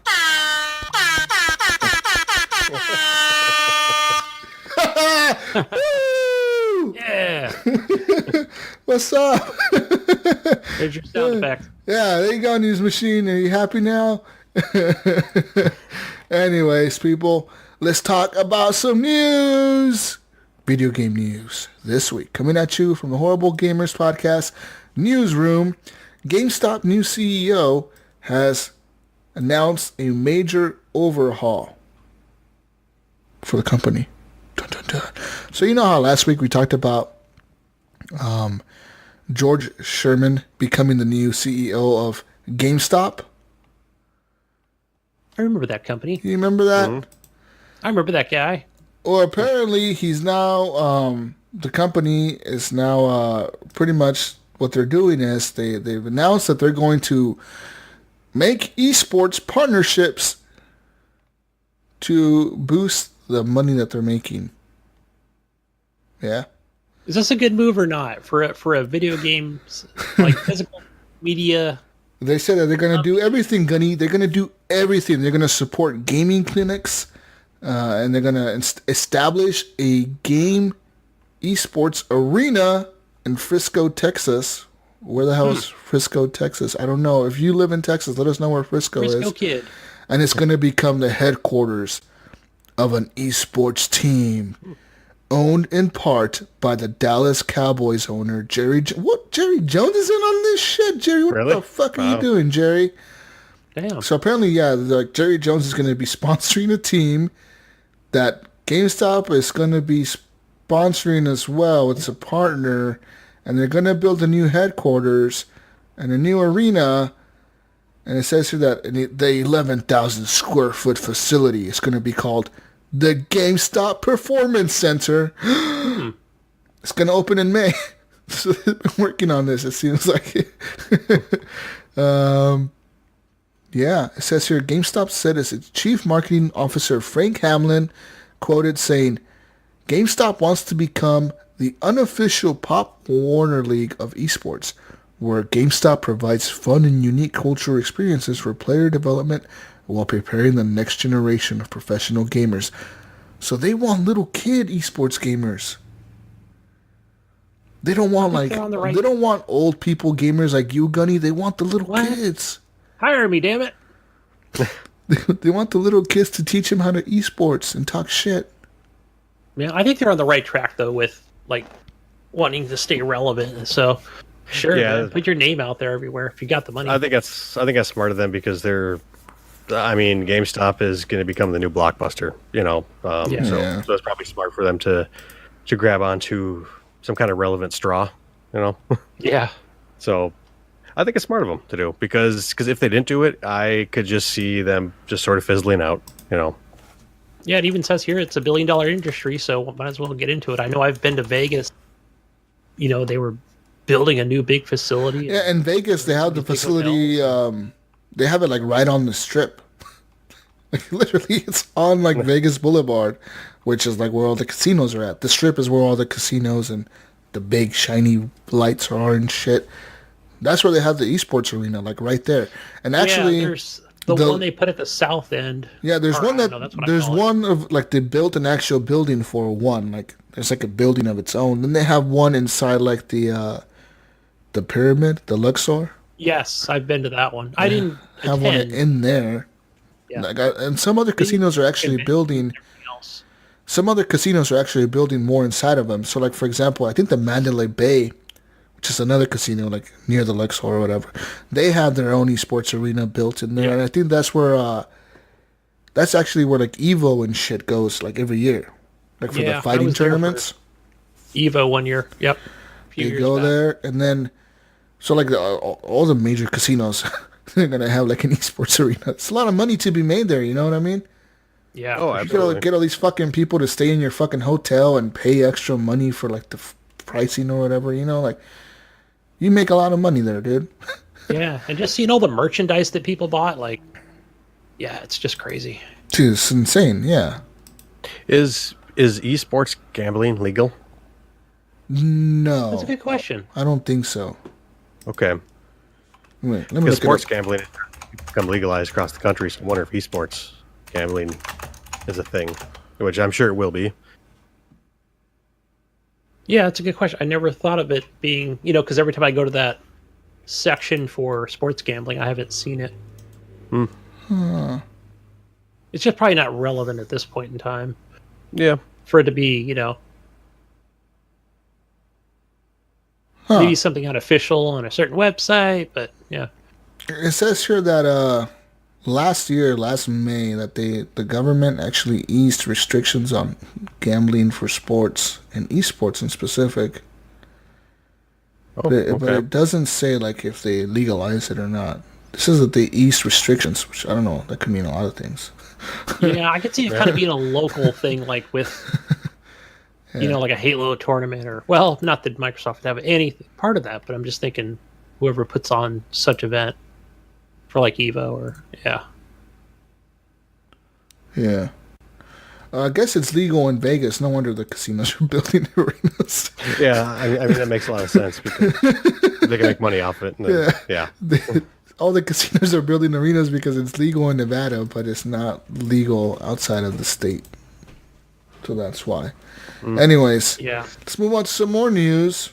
More news here. What the fuck is this news? What the fuck is this? It blocked me, Gunny. Oh, I'm not reading that story. The collection record? Yeah, I'm not reading that story because it blocked me, motherfucker. Fuck that website. Well, I want to read it, though. I'm not removing my ad blocker. Then you read it, Gunny. You better read it fast, Gunny. Texas Man's video game collection earns Guinness World Record. How big is that collection? How big is 20,139 video games. And it took 8 days to count his collection for a Guinness World Record. Damn. Holy shit. His name is Antonio Montero. The world's largest collection of video games, and his home in Richmond, where he keeps the 20,000 games and more than 100 consoles required to play them. Damn. Do you think that guy still sits around and just goes, "Man, I got nothing to play. I'm bored." Yeah, no games. There's nothing to play. Telling his wife. I'm sick of them. I got every game. I don't want. What's something else? Telling his wife he needs to buy a new game. You got 20,000 games to play. Yeah. I don't have anything to play. I don't want to play those games. They're boring. He's over there playing a game on his iPad, Oh, man. It says here, I want to read real quickly. It says that he's got games from like the Nintendo, only released to the U.S. military, as well as a complete collection of games for consoles. But it just made me think back to the Gaming Outsider. Was that Scott was telling me one of the conventions that he went to, not me, but on his podcast, that he did bring some, or his friend brought some Nintendo games that were never released at all. And he was talking about those being up in the thousands of dollars. Wow. Yeah, he said he actually took a hand safe with him to this convention to keep those games in. Yeah. And I guess the funny part was like, he said, yeah, so we kept them in the vault, and then people only wanted to come up and play Super Mario Brothers 2 or something. Yeah. Yeah, or Super Mario Brothers. He was like, we've got this game never released, and we have it. So, yeah. Fuck that game. That game sucks. Yeah, let's play Blades of Steel. That's why that game was never released. Wow. Oh, shit. Does it say how much they estimate the value of his collection? 20,000 games. Yeah, it doesn't say anywhere in the article. So he has the world's largest collection, but not the most expensive collection. Is that what it is? Yeah, it doesn't And this say says the largest video game collection. It's not like the largest. So it's got to be physical media, right? Yeah, 20,000. Yeah. So it's physical media, but is it console? Like, do they count consoles too, or do they just count video games? Yeah, I mean, it just shows the 100 consoles, but yeah, and it doesn't compare to anybody else's. Doesn't go and elaborate at all. Because I wonder, like, if that's really the world's largest collection. There has to be. But that does make me think, like, there's probably got to be somebody out there, That has like one of the something articles we near. read last week, where, hey, maybe somebody's got more than him. They just haven't had Guinness come down and take a look at it. Maybe they just don't want no one touching it. Like, fuck it, this is my collection. I don't want Guinness coming in here and touching my shit and counting it. Yeah, going through all of my shit. Yeah, what if they steal one of my copies? And they say I don't have the largest collection. 20,138. Yeah. You're missing one. You lost the record. You still don't get the record. You get a mention in the back of our book. Yeah. I bought you lunch, you assholes. Oh, shit. And anyways, in other news. Dun, dun, dun. The guy who last year was arrested for swatting, has now been sentenced to prison. Says here, a California man was sentenced Friday to 20, which is yesterday actually, to 20 years in prison for making bogus emergency calls to authorities across the United States, including one that led police to fatally shoot a Kansas man following a dispute between two online players over $1.50 bet in the Call of Duty World War II video game. It says here, U.S. District Judge Eric Melgren sentenced Tyler Barris, 26 years old, under a deal in which he pleaded guilty. It says here that he's going to get 20 years in prison. So, yeah. It says here the plea agreement called for a sentence of at least 20 years, well over the 10 years recommended under the sentencing guidelines. So, yeah. It says here pretty much what happened. The reason he was arrested, because the only reason they caught him was because last year, if you remember, we told a story about a man who was in his house and the police were outside with like fucking speakers and fucking shit. Come out with your hands up. You know, like fucking like all fucking like what the fuck? And he went to his door, and as the police, they were like literally like across the street from his house because they didn't want to get close to his house. Because what this dude had said is he called the police and told them that he was that he had killed his parents or shot his dad. And then he was holding everyone else hostage in the house. That's what he told them. Wow. And that he was ready to fight with the cops. You guys better not come here. I'm going to shoot at you too or something. So the cops obviously showed up, but they showed up like all like, oh, fuck, you know, like, what are we going to do? This guy says he has a gun. We don't want to go up to the door. So they tell this dude to come out with his hands up. So the dude opened the front door. And what happened was, when they were like, you know, because they're pointing the fucking lights and shit at him, they're like, come, put your fucking hands up, he's like, what the fuck? Because he has no idea. This guy is just literally, he isn't even part of like the video game. He wasn't even playing a game. He was watching TV with his family. And what happened was like he put his hand down to either reach for something behind the door or kind of like move the door out of the way or something. And as soon as he moved his hand, the police shot him and killed him. Which is shitty because then like they made like fucking SWAT team went in there and like made all the family like handcuffed everybody and fucking searched the house and all like little kids and shit and they had to like walk over their dead dad. It was fucked up. You know what I mean? It was really fucked up situation. And what happened was this kid was playing online Call of Duty. He was playing World War II Call of Duty, you know, and then he made a bet with somebody for $1.50. And like they told him, well, I bet you won't do it. I bet you $1.50, you won't fucking do shit, you bitch. You know, like you're not gonna fucking swat nobody. And the other dude was like, oh really? Okay. So the dude gave him an address. The guy who he was talking to online gave him an address, which was his old address where he used to live before. So the dude called the police, asked him, saying I live in this address, which is the old address. The dude he's not even near there. And apparently the dude fucking called the police, and then the dude got shot. But this wasn't the only incident he did. He called the police on like a fucking convention. There was a convention going on or something. Yeah, he's a serial. He called the police on that. Swatter. He called the police on the FBI headquarters. He called the police in like different areas, like the fucking like it's like schools, like colleges and high schools in Florida, colleges. He called the police on those too. So like, he's a piece of shit. You know what I mean? Pretty much. He's a piece of garbage. He's like, I regret the whole thing in the article. I'm just like, I'm sure you do. I'm sure you do now, you fuckface. That's you evil. Know? You fucking... You got caught. Yeah, no, you fucking happened, you know? Dipshit. Like, how... You know what I mean? How are you going to do this and not realize that the police are going to show up and probably shoot someone? You know what I mean?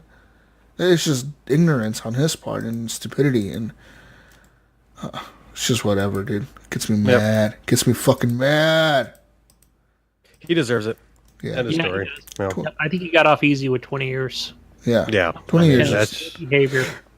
That's just despicable, you know, to do. So. Mm-hmm. In other news, Netflix's Peaky Blinders is getting a video game.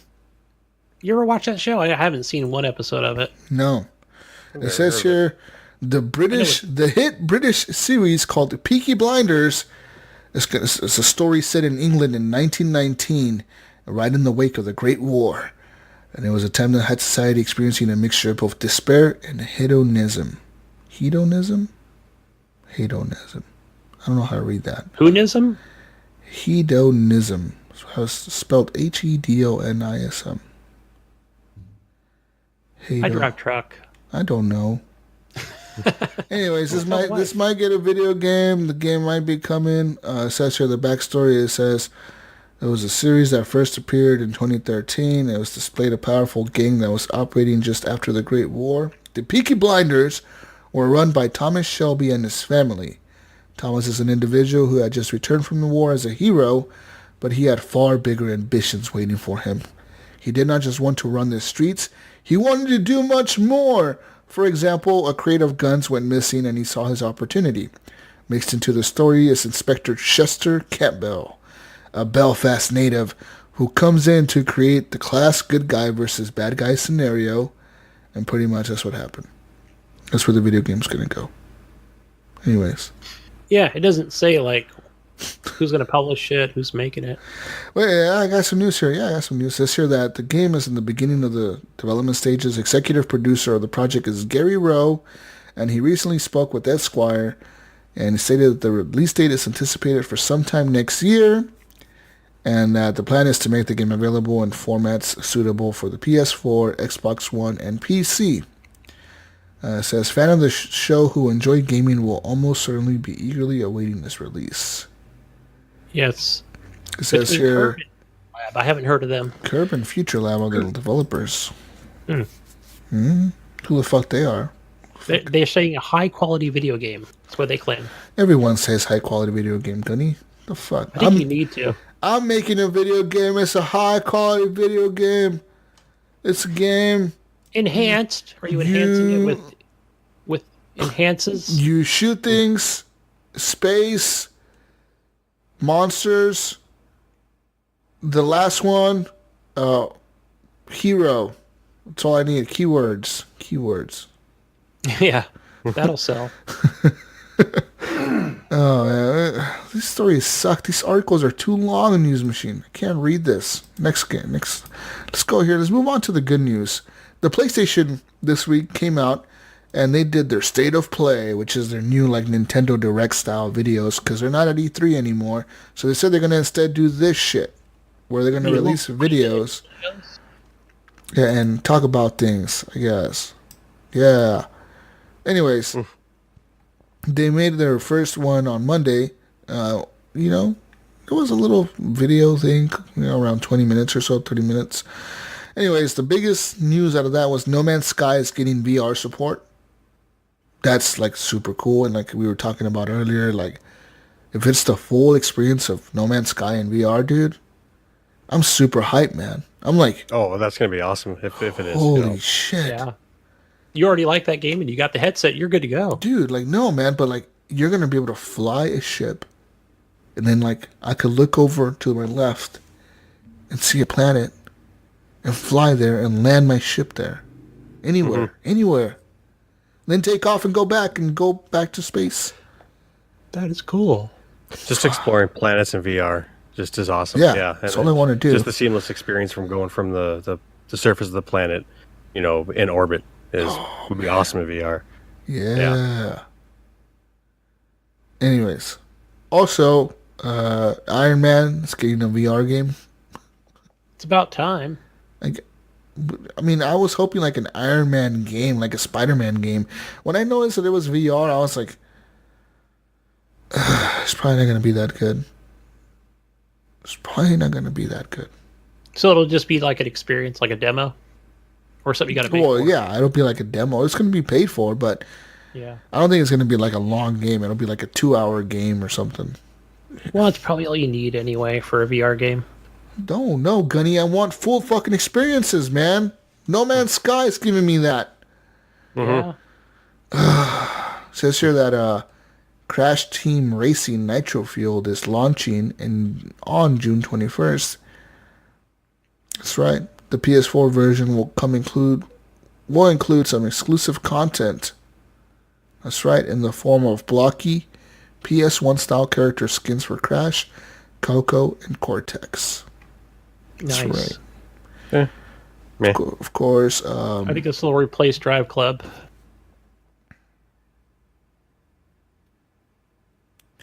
Also, No Man's Sky is going to get a physical The only other release. game out of that Once that really again. got me excited was, they're not really excited, but it was just the Five Nights at Freddy VR. Not so much I'm a fan of the game, but that would maybe be fun to play with my kid who is huge into that game right now. So Oh yeah, I remember when that was big. yeah, Five Nights at Freddy's. Yeah, that's about it. I mean, it looks spooky, but play that'll for be a little fun. bit maybe. Yeah, fun times. So yeah. Anyways, there's that. I mean, there was really nothing big. I thought it was gonna be like some big news about some streaming. We're streaming too. We're streaming all the games. But no. Not yet. No, when they gotta wait for the PlayStation 5. No. I think a lot of people were disappointed with the state of play. It was a little underwhelming. Yeah. I mean, it's kind of what Sony does. Mm. I don't know. Xbox brings the hype out of all of them. Nintendo Directs fucking suck. Those things are so boring, dude. I don't even watch them. I mean, well, to their credit, are they going to do them more often? Is there going to be at least one more before? Well, I mean, this was 20 minutes or so. One during E3. This was 20 minutes or so, and they were hyping this up. Fucking Xbox does an hour show every month with their Xbox One or Xbox Direct. What the fuck's that called? The one where they have the dude and the fucking Major Nelson does, shows yeah. up, and then I don't watch those. all these people show up and talk about Xbox or something for like an hour. Yeah. See? The Xbox has like an hour-long thing every month. And Sony is just like, we got 20 minutes trailers. Go and watch them. We'll be back. Bye. That's it. Yep. In other news, Skyrim Grandma is going to be an NPC in The Elder Scrolls 6. That's right. What? Shirley Curry, the 82-year-old grandmother and YouTuber known for her Skyrim videos, is going to make an appearance in The Elder Scrolls 6. That's right. They're going to put her into the game. Yeah. Who is she? You never seen her? You've never seen Skyrim Grandma? No, I don't think I have. Dude, you're not living life, man. Skyrim Grandma is the shit, dude. She's an old lady. She's retired and shit, right? But she plays Skyrim on PC, dude. She'll be like on there like, I'm fucking you up, dragon bitch. And she'll be like fucking attacking the dragon. I'm fucking doing this. And then she cusses and shit. And then, she'll be destroying dragons. And she's a badass at Skyrim, dude. She has like all the fucking elven armor and shit. She has cool shit, man. How dare you talk shit about Skyrim Grandma, you motherfucker. No, I like... I'll check her out. Yeah. She a YouTuber or streamer? Or just has videos she's up? a YouTuber. She's a YouTuber, so she doesn't stream, but she puts videos up of her playing the game. Skyrim Grandma. All right, I'm going to go Google that right now. Just Google Skyrim Grandma, you'll find her. It says here that she said, quote, "This means a lot to me because I would be extremely happy to know that somebody else was playing with my character in future Elder Scrolls game." That's cool. It says here that she has 483,000 subscribers on YouTube. Wow. Where she posts Let's Plays of Skyrim and speaks to her viewers through vlogs. It says here, Sweet. Curry confirmed her addition to The Elder Scrolls 6 on Twitter, where she also showed off a video with her meeting Todd Howard saying, "Well, since they made the announcement today about me as a character in the next TES game, I can show my favorite thing I brought away with me." And then she's wearing a t-shirt. Aww. Grandma.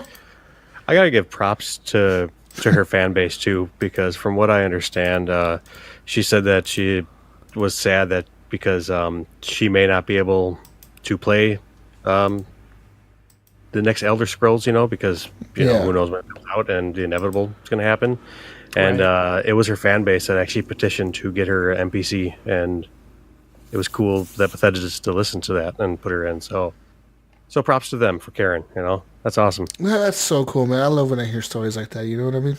Like, Absolutely. like different people get, into different games or whatever because they love a certain game. They get like a mention in the game or something in the game for them or something. Oh, for sure. Yeah. Yeah. I love hearing that shit, man. Makes you feel good. Makes you feel good. And not only that, but they showed a little snippets of like the rendering when they showed her face, and if that is an indicator of what the game will look like, that might be amazing. Yeah, I was looking at the picture right now and oh man. Yeah.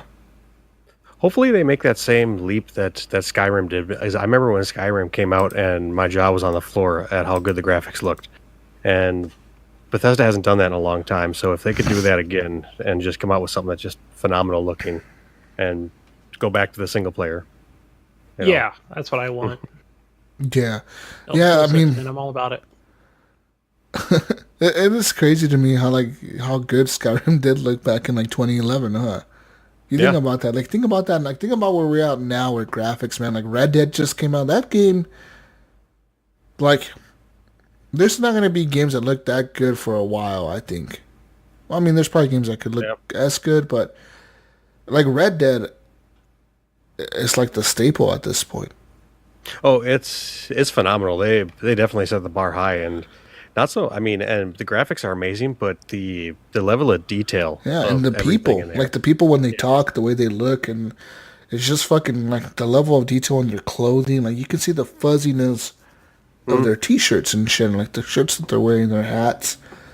It's just fucking insane. And like the bodies will sit there and they'll decompose too over time, which Yeah. I find amazing that they put that much level of detail. You in shoot a fucking horse and you leave it there, and you just there. Yeah, leave and come back, and fucking skeleton will be there. Yeah, it's fucking that's awesome. crazy. So props on them. So it makes me excited. Whatever Grand Theft Auto 6 is going to look like. Yeah. Oh Yeah, man. You got CD Projekt man. Red. Right? They're Cyberpunk, dude. developer. Cyberpunk. Yeah. How good is that Yeah. gonna look, man? Maybe was the gonna be next amazing. the next Witcher game too is another one. I'm thinking, oh yeah, even if it's not Geralt, it's going to be, same awesome graphics. Oh, Bring on new hardware. It's I'm gonna be so amazing. fucking hyped now. Fucking dude. If Cyberpunk drops this year, can anything beat the hype of that game? The Last of Us 2, maybe. Maybe. That one looks phenomenal. I'm going to be sad if that's just one of those bits where they made an awesome looking trailer, but then Oh. the gameplay doesn't look like it's supposed to. Oh man. I hate when they do that because The- it looks so. The Watch incredibly Dogs good. effect. Yeah, exactly. And well, from what I heard too is so that trailer was completely choreographed. Like they knew exactly where those NPCs were going to be and stuff. So you're not going to get that same experience when you play it, but even just if it has that level of detail, I mean, it looks so good. That's some hype right there. Super hype. Oh man, so fucking good. Yeah, I'm hyped for lots of games coming out, man. Like the world of gaming is insane to me. How like how much stuff is coming out. Whether it's Yeah. VR, whether it's regular gaming, whether it's from any company, really, they're all like. There's so much things to be hyped about right now. Whether you're hyped about the Stadia announcement of like the streaming, or you're hyped about the PlayStation supporting VR with like more VR content, and then rumor has it that they've like patented this new like wireless VR headset for the PSVR. So like imagine them releasing a wireless headset next year or the year after or whatever. Like all this stuff is cool to me, like next gen systems, dude. Next gen systems are coming out. That means developers are going to be pushing the envelope even more and more, and getting better graphics out of these games. And we're going to see better performance for everything, like even PC, Yeah, I think 'Cause- was it Mayo just put in like did put an article about the Vive or something, like a new headset that they're coming out with. So they're still Yeah, Vive seems to be the one company. Vive seems to be the one company that's pushing VR on PC. Like they're the ones that are pushing the PC VR forward as Vive. Because I feel like Oculus, they've kind of dropped the ball. I feel like they're just like at this point they're just like, well, let's just try to get in like VR for like the regular person to buy it. And that's the wrong market, because no fucking normal person wants to put a headset on their head. You know what I mean? Think about, like, would your mother want to put a fucking headset on her head to watch TV? No. Like, I mean, nothing too clunky. you know, She'd be like, what the fuck is this? try to convince your fucking grandma or somebody, you know, like, here you go, Mom. Put on this fucking headset to watch TV. She'd be like, get the fuck that shit out of my face. What the fuck is going to mess up my hair? You know, Yeah, she's right. not going to want to fucking deal with that, right? And like, that's the market that Oculus is going for, is like the casual people that don't game, but they want to have some gaming experiences on there, but they really want to watch sports and TV. Like, no one wants to do that, man. Like, it's just not a thing. You already got the VRs that you can put your phones into, and that's the market for that. You know, just the casual VR people. Yeah, and like, as cool as it is to me, like I watched some videos on YouTube and shit where like they're in VR and they're shot like for VR. So like I watch videos of like people playing basketball or like what I really like watching is space rockets taking off, like SpaceX or whatever, like the rockets taking off. So like you could sit there and watch it, but I'm thinking to myself, like, this is a unique experience for people like me that want to specifically watch this. You know what I mean? Like, no normal fucking person is going to Google, like, rockets taking off in VR. Like, who the fuck? Only I would do that, right? And whoever the fuck, the 50 other people that commented on the video or whatever, they're watching the same shit I'm watching, you know? But, like, when you look at the Oculus announcements, they talk about, like, this new Oculus, whatever the fuck their new headset is called, the Quest. That thing is $200, and they're like, yeah, you can watch like courtside NBA games, and you got to subscribe to this new NBA program to like pay them like $40 a fucking year or whatever to get this courtside NBA experience or this like NFL experience in stadiums or whatever. And it's like, yeah, that's cool for some people. Like for me, I would love to watch an NFL game in like VR and be like in a game and be in VR and like look around. But like for the average person, the average people around like anywhere, they want to watch sports games with their friends and shit. They want to watch on the TV with their friends eating fucking chips and drinking beer and having fun. Anyways, hold on. Anyways, yeah. There's that. Sorry. That would be cool. My brother was asking me a question. For those on the cutting edge of things, right? Yeah. But there's that. Let's see here. More news. The Sony chairman has retired. Kaz Hirai is now retiring as chairman of the Sony Corporation. That's right. Another person retiring from Sony, because everyone retires from Sony in the last 2 years. It's an old company. Trying to put some new blood in there. Well, it is the truth though. In the last few years, man, all the people that were there at the launch of the PS4, they're all gone. Every one of them. Every fucking single one of them. Yeah, it seems like every time I turn on Twitter or we're reading a new news story about Yeah. retiring and hiring on. Yeah, they've been around for a long time.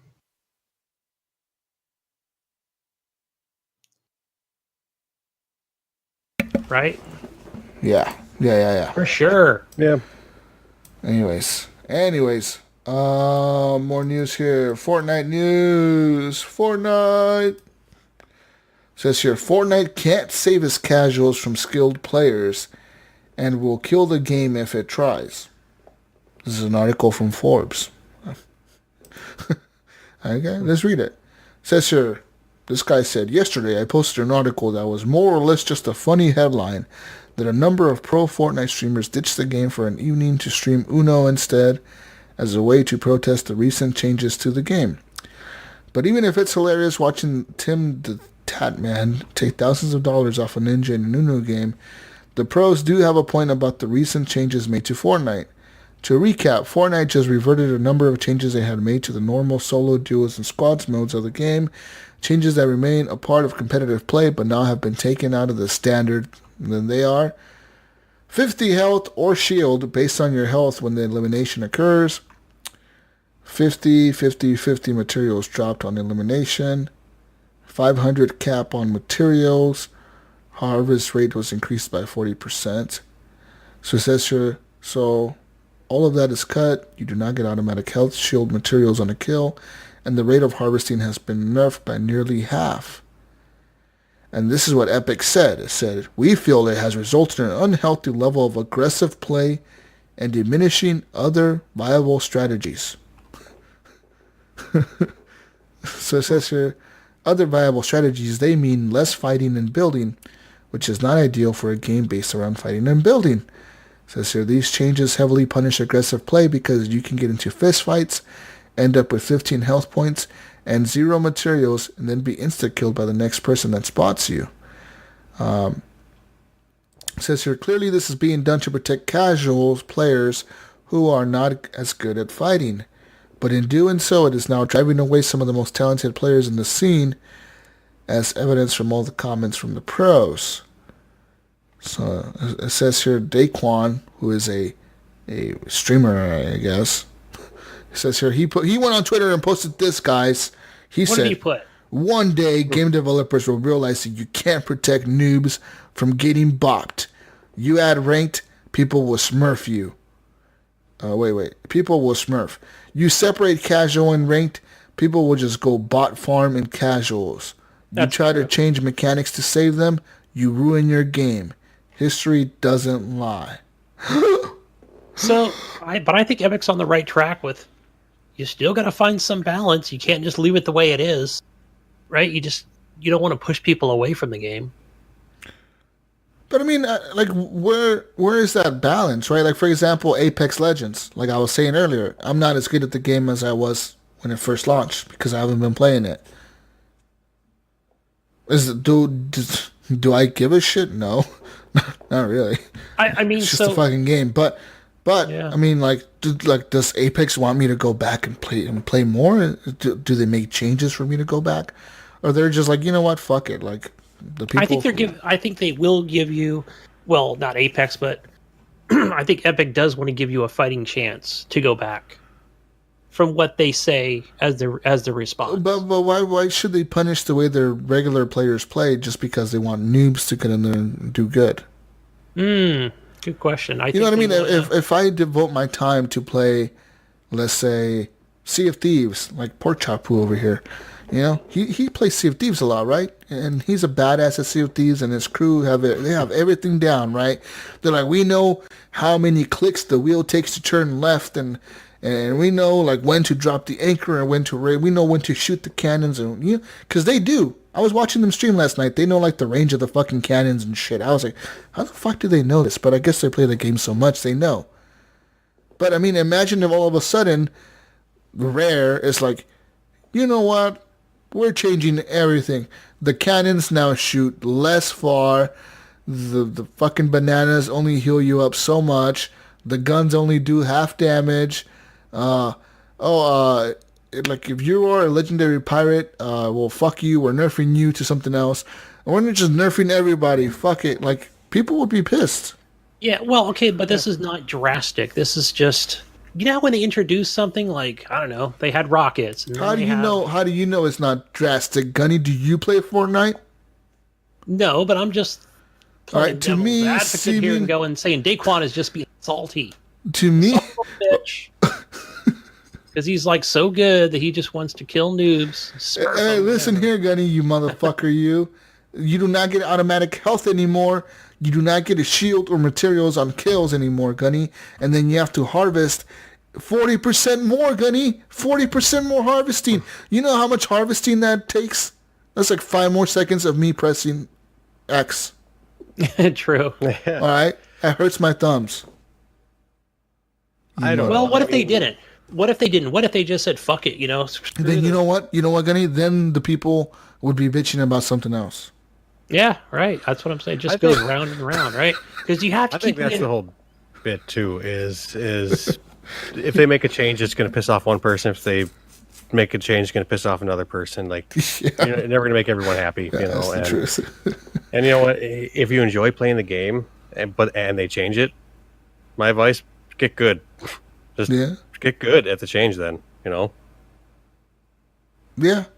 Yeah, I mean, but these were just responses from the people that are really good. The streamers or whatever that make a living off of Fortnite, pretty much. They'll adapt. They'll get good again. Yeah, I mean, Yeah. eventually, like, Again. Would you guys agree? Salty Yeah. tweet, right? Yeah. Some stuff. But yo, you can't dude. just be number one all the time. Like Yeah. there are a lot of noobs out there, and it's got to be give them a fighting chance, really, Yeah. Yeah. because they might quit too early and like, why the fuck would I want to play that game? It's just for people that are the best, like in Apex Legends. Those It's a people are the double-edged best. sword. Damned if you do, damned if you don't type of bit. Yeah, right. Because they're constantly adding new things, right, to keep the game exciting. That's what Yeah. Epic does, right? To make all that Epic money. They're the masters of that, dude. They've mastered keeping the game fresh and keeping it exciting for their players. Yeah. They literally have. Like, every fucking month, they're updating something, doing concerts, and fucking, we've added a new area to the map. We've taken out a whole area of the map. We don't give a shit. Thanos is coming on a fucking comet, bitches. Fight him now. We don't, like, Now he's too overpowered. Oh my god, we need to nerf him. they don't give a shit, dude. Like, it's whatever. Yeah. Anyways, and the other piece of news that I have, esports injuries. Oh, I gotta read this shit. I gotta read this. Esports injuries fucking story. Oh, wait, no. Purple This tunnel? What? is the same. Yeah, that's all I could think about. Yeah, right. That was They- my first thought. Wait, that's not the They article. get like turf. They get turf finger or something. I mean, like Too many ads on this thing here. Yeah, no, that I'm thinking that this is the article he wanted me to Oh wait, read. I clicked on the wrong thing. But Yeah, that article takes you to the wrong one. Somehow the news machine put it in wrong. But let me talk about esports injuries, as doctors are now raising the alarm about esports injuries, people. Oh my god. It says here, Ryan Haran and Daniel Singh play varsity esports for the Cy Bears at New York Institute of Technology. One of them said, quote, "Some days I don't play at all because of school and work.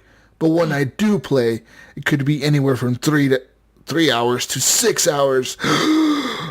oof. He says here, "It's pretty mentally draining. There's definitely eye strain from just looking so hard." And then also he said, quote, "Poor posture can produce exponential forces on your neck, back, and shoulders. no. Eye fatigue is the most commonly reported complaint from these pixelated images that you see when you are playing on a computer. They're making 500 action moves per minute, so there's a lot of high-speed thinking, and to think that fatigues the eyes even further." That's what a doctor said. That's right. This guy, I've got a sign. Let me tell you. picture of him Let me tell you, hanging on the Gunny. Let me tell you. He says, this is the recommended from an esports athlete at a university level. He says this. He says, quote, "You try to be more aware of your posture, Gunny, and roll your shoulders back. You can keep a straight back when you're playing games, Gunny. Keep a straight back." Look like I got something up in my rectum when I'm playing a game. Fuck you. Fuck yeah. Players also report insomnia because of the blue light from the screen can My goodness. suppress the sleep hormone melatonin. Whoa. Life is just hard. Oh man, it's rough hard. out there. It sounds. I gotta like sit and look at a screen and play a game. Really? Wow, It's really hard. This guy is a god. You motherfuckers. Don't you make fun of the esports machines. No, They're athletes. They're going to be in the fucking Olympics in the next Olympics. You know that? Yeah. Are they really? Is it Yeah. going to be an Olympic sport? It's a motherfucking Olympic sport, motherfuckers, you. Nice. Yeah. Yeah. I'm an athlete. Go play for Team just an America. Yeah. Team USA is going to take the gold in that, or China. football's got nothing on these guys and girls. Yeah, and girls, Gunny. How dare you? I know, I forgot pronouns. How dare you? Yeah, there's a lot of esports organizations in the world. Mm-hmm. Yeah. I mean, I just Googled esports and, like, I have, like, 50 teams that are right here just listed. Yeah, it's funny thing. I was listening to the radio and they were talking about how, like how how violent football is. You know, like it's something like we haven't heard before. But then it was like the other thing I did hear a caller talking about. You know, what about video games and being more popular and people getting paid on this Twitch TV thing? You know, these people were obviously oblivious to, you know, our side of things. But my point was like, it was like, damn, you can't do anything, you know, without somebody bitching about it. Yeah, people are gonna totally bitch about esports being too, like getting paid too much. Yeah, now that it's like a mental illness or something, you know. Mm-hmm. Really, you know. But like, I mean, you've always played like you can make that argument about every sport. You can make that argument about basketball players. Sure. You pay them to dribble a ball and run up and down a court and put the ball in the hoop. And you pay That's them, knee injuries. You play them millions of dollars. Same thing with football. You pay put these an eye guys out with that thing. You pay these guys to like line up, tackle each other, and throw the ball, and then run down the field. You can argue that with any sport, really. Baseball. You pay a guy to pitch the fucking ball to the guy holding the stick. The guy hits the ball goes. The guy runs around in a little circle on the line. You know? There's a lot more to it, but there's a lot more to esports than just playing a game. There really is. At the end of the day, you got to know call-outs. You got to know like the way your team plays with you. You got to know what you're doing. Every map that you're going to play on, you got to memorize it pretty much. Literally, you got to probably memorize the maps. Yeah, when I think about my reaction times, all that shit, dude. When I just think about my soon-to-be 13-year-old child here, I'm thinking, you know what? I think would I rather him be an esports player or an actual sports ball? Yeah, I mean, I have a 13-year-old nephew who he already had knee surgery because of hockey. He's 13 years old and he has a bad knee already because of hockey. Wow. And now he wants to be an esports player someday. And personally, I don't blame him because you're that young and you already had knee surgery. I mean, yeah, man, think about that. You know, like you got to deal with that the rest of your life. Who played soccer, you know, and definitely had knee surgery by the time they were 30. And I thought, wow, that's so young to have knee surgery at 30. But yeah, now you're talking 13. That's wow. Yeah, it's young. Fucking crazy, man. Like, yeah, you got to think about that too. Like, injuries in esports are probably less likely to happen than it would be in a regular sport. You know, way less likely. Even if it's a safe sport, because there's sports that are like technically you get less injured at, but like every sport has injuries. Like from fucking tennis to football, you're gonna get injuries somehow. I mean, hell, if you're out there. So I'm assuming playing lots of video games, there's probably going to be injuries related to that eventually. For example, like bad eyesight or fucking bad fucking carpal tunnel and shit like that, you know? Right, if you're out there with their spines, or your spine being crooked because you lean forward too much or something, or lean the wrong way. Do I just tell my kid, go into golf, you know, because that's the safest outside? No, someone can hit you in the face with the golf ball. Yeah. Don't move. In fact, don't get out of bed. Just lay in bed all day. Make a new sport. The lay in bed sport. You get cancer for being in the sun all day or something. I don't know. It's just like, there's always going to be something, man. There's always something that's going to hurt you, but I mean, I guess esports is not as bad as the other ones. Right. Yeah. Yep. That's all I have. I think that's all I have for news, people. Really. I mean, besides that, unless you have anything to talk about, Pork Chop.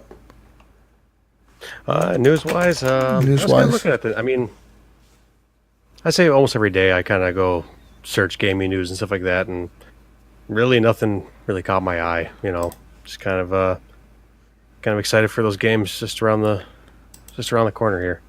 Yeah. There's Xbox Live Games with Gold came out already. Yeah, I forgot what the. What are they? They just changed for April? Oh no, not until I think either did it today, right? Isn't it? Should be one, but I didn't see it this morning. It looks like still the same ones I've seen. You got Plants vs Zombies, Ground Warfare 2 or whatever, Garden Warfare 2, that Adventure Time game, and the 360 game. Metal Gear so typically you could, if you go search it out, out on the internet, and then you can kind of see what it's going to be next, and then actually go to it in the store Oh, okay. for it updates, and it should be free technically. So yeah, I've done that before. I could just see it on Twitter, and then boom, go straight to the store, straight to the game, download it before it actually updates on the dashboard. Oh, nice. Yeah, Yeah, that's all I'm looking at here. So, but I haven't done that since I've been on PC. PC Master Race, man, above the line. Yeah, above the line. Above the line gaming. Motherfucker, that's my line. I'm above the line, Gunny. Okay, all right. I don't know. I don't know what your specs are anymore. I forgot them. I forgot to. What the hell? Above the line. I need to upgrade my shit. All right, I'm already gonna put another $1,000 into it. I can not even get a PS4. Did fucking Assassin's Creed already come out? The Assassin's Creed 3 remastered thing on the Xbox? I saw it on Uplay. It said available now. I think it was $30. I should download it. I have that because of the season pass. If you bought the season pass for Odyssey, you got this game. Yeah, I didn't get it. It's part of their season pass or whatever. Okay. I wonder if it holds up, like if it looks good. Because I always thought the setting was really cool, like colonial America or whatever, but like, I don't know. I never got into the game. Any interest in Tropico 6 that recently came out? I seen it, and I don't know what's the difference between that one and 5. Yeah, I was watching a streamer today, and What's the difference? I don't know the difference. it looked like 5, but yeah, I know people were asking him, like, is it the best one? Is it the best one? He's like, well, not quite. I don't know, because I just started playing it today. So, but yeah, it looked... I mean, obviously the graphics are 2019, so they look good. No, well, that's good, I guess. That's a good thing going for it, Gunny. I don't know, Well, man. because I played 5, and it was like... Or was it 6? And it did look kind of crappy. Like an Xbox 360 game. Played a little bit of that last week. Yeah. Off the Mayo Pass. Yeah. But, Yeah, I'm looking at news right now. Pretty much people are talking about China. How they're fucking, like, not fucking accepting more games. yeah. That is It's fucking crazy, man. isolated, I feel like, in the gaming world. They're so, like, it's so weird because their company owns, like, so much of the gaming world. You know, like a company from China, Tencent, owns so much of the gaming world, man. Like, it is insane to me how, like, that country doesn't allow so many games in there or whatever. Yet, there's a company in China that owns, like, almost every game in the world. Or at least a part of every game in the world. Almost. Yeah. You know? Control the people. That's how it works over there. Like, literally, like, Tencent... I don't know if you guys saw this post, but I posted a little video on our Facebook group, and it was like a bar graph of like the different publishers of the world or whatever. So that you have EA, you had Ubisoft, you had Nintendo, Xbox, PlayStation, or Sony, not PlayStation, it was Sony, and Microsoft, which was Xbox, and then Nintendo, which is Nintendo. But then they had like EA, Ubisoft, 2K Games, like all these different companies on the list, right? And it was like, this is showing their revenue from like 2010, January 2010, to like now, like January 2019 almost, or February 2019. And like it started off with like EA was number one. Like they were like across the board on the top. Like they were like making like $10 billion in 2010 or some shit. And then like soon after that, right, like the timeline starts going, that, you know, like it's going through the months, and you see like EA go like all the way down to like 500 million. Like they go from like 10 billion to like a few hundred million revenue. Like it's showing the revenue, right? And out of nowhere, dude, out of fucking nowhere, like in 2014, this little company Tencent appears on the list, and it goes from like being a little thing on the bottom in 2014, 2013. And it just goes up and up and up and up and up. By the time like the end of 2015 comes around, Tencent is number one. It's beating Microsoft. It's beating Sony. It's beating everyone. By Yeah, it's 2016, 2017, that fucking graph, the bar for Tencent, is like 5 times the size of the bar of like the second place, which is like Microsoft or Sony. They're like 5 times as big as that bar. You know what I mean? And this is a company that started like in 2013 and came out of nowhere. And they own like a lot, dude. It's fucking scary, man. It is. It's intriguing just to see how many shares they own in each company. Like they can just afford to make all these purchases.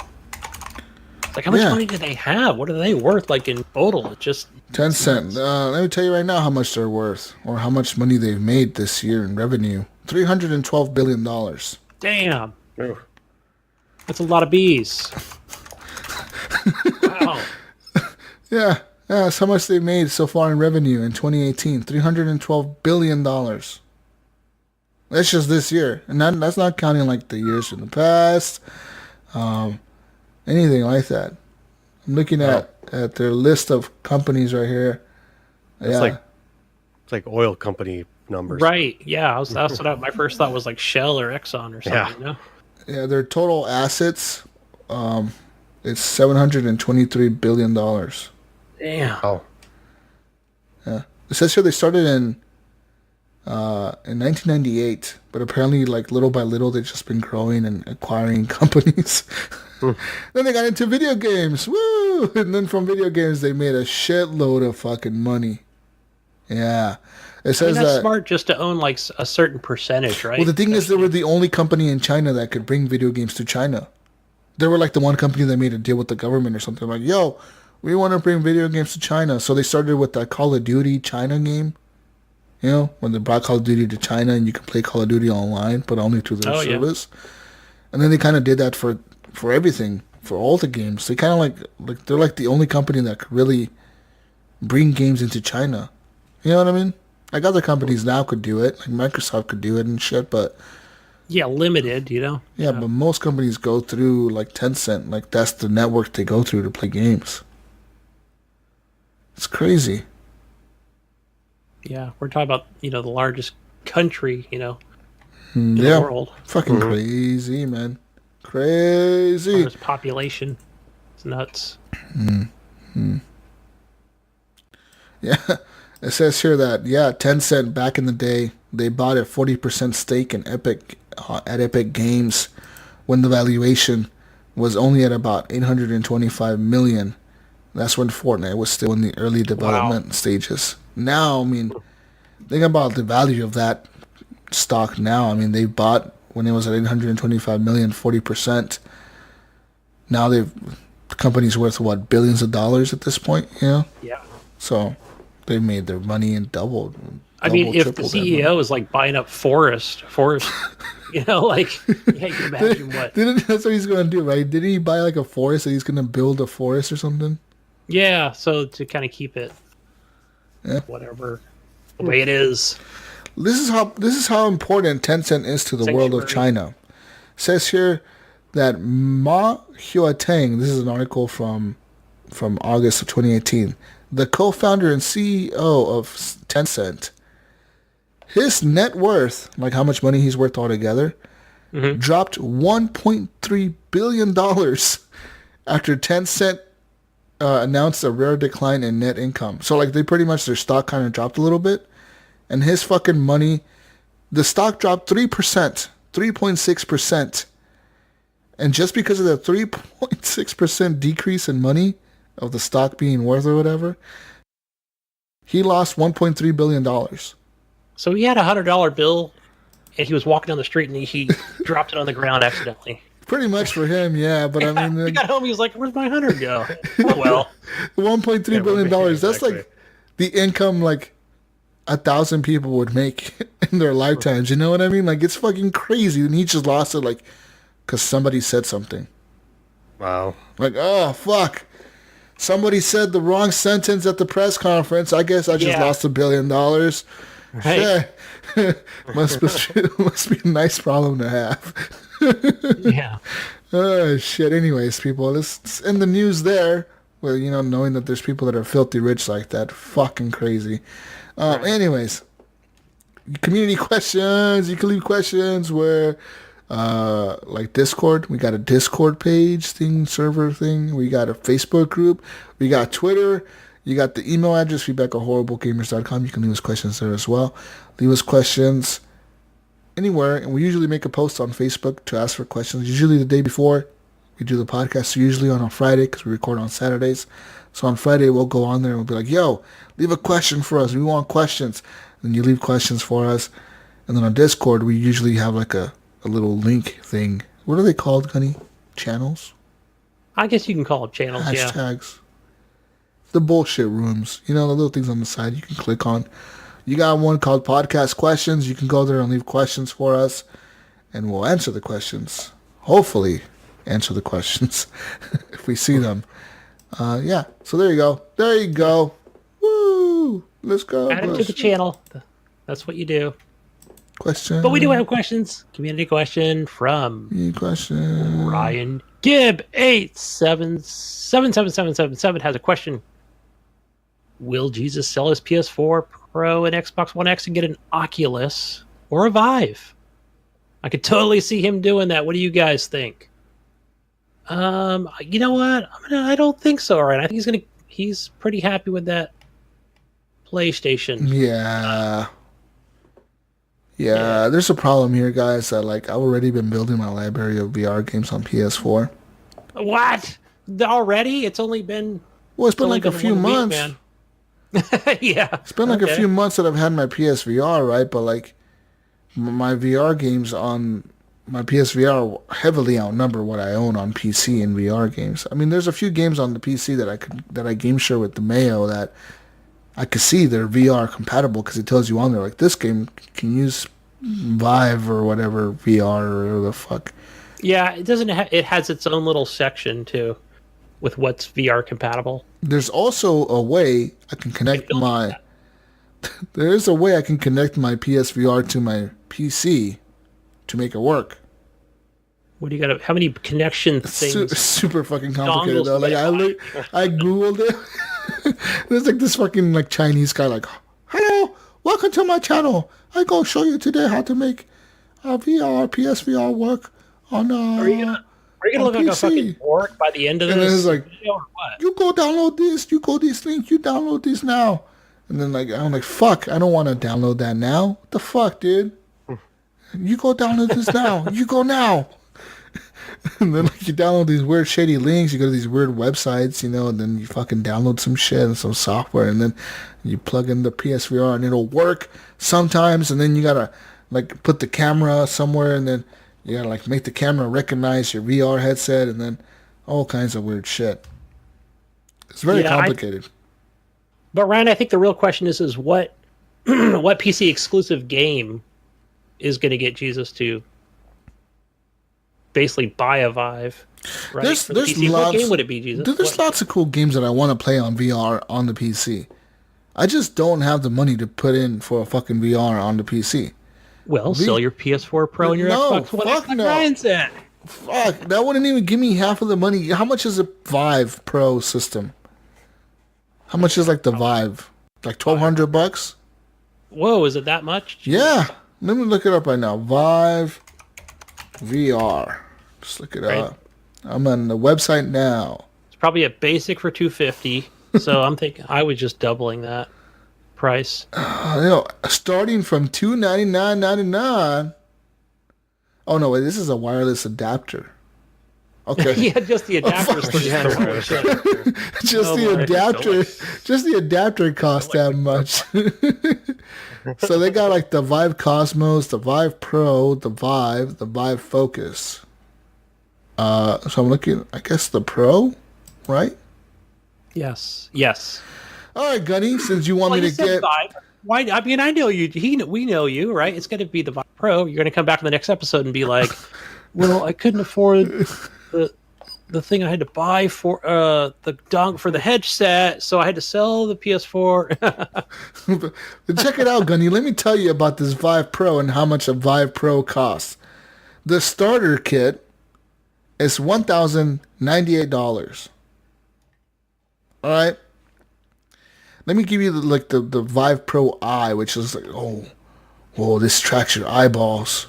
All right, Your I'm eyes. already looking. It says here, your eyes are in credit card control with LED sensors located around the lenses. The new Vive Pro powers the latest in eye tracking technology for VR. Enabling tracking and analysis of eye movements, your eyes are transformed into an intuitive controller and intention communicator. And the results are quickened reaction for games, insightful data collection, and much more. Dun, dun, dun. How much is this? How much is this thing? The new Vive Pro with precision eye tracking doesn't even have a price. That's how expensive it is. Yeah. If you have to ask, you don't have enough. Yeah, you have to Right, you ask. got to go through 4 other websites to get to another thing that you got to pay somebody on. Yeah. And it says here the Vive Pro, so like I could just buy the headset itself, and that's $800 still. So like the starter kit comes with like the little things you put on the wall, like to track you, and then it comes with 2 of those, and it comes with the little wands, which I'm assuming are controllers, right? So, yeah, Gunny, that's why I don't get into fucking PC VR. This shit is ridiculous. Yeah. Ridiculous. And I remember when I bought this first. God damn. A couple years back, when it was fairly new, but still nothing to really say it's like like good PC or anything. But I was like, no, I don't know, if I could even afford something like that. But yeah, who wants the basic you might as well just upgrade Vive Pro. Just upgrade. Oh, you want a Vive Pro? Yeah, what if it's going to work on the kid's PC? We can, or his laptop. We can share. You get unlimited time offer of 2-month Viveport subscription. What the fuck is that? They got a subscription service Must be. with their $800 headset. Yeah.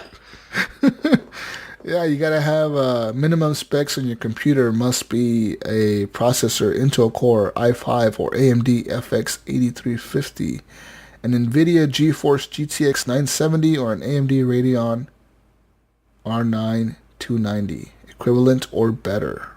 So specs are fairly low. I mean, for those specs, you're probably gonna be playing on super low fucking settings. Let's be real here, man. Yeah.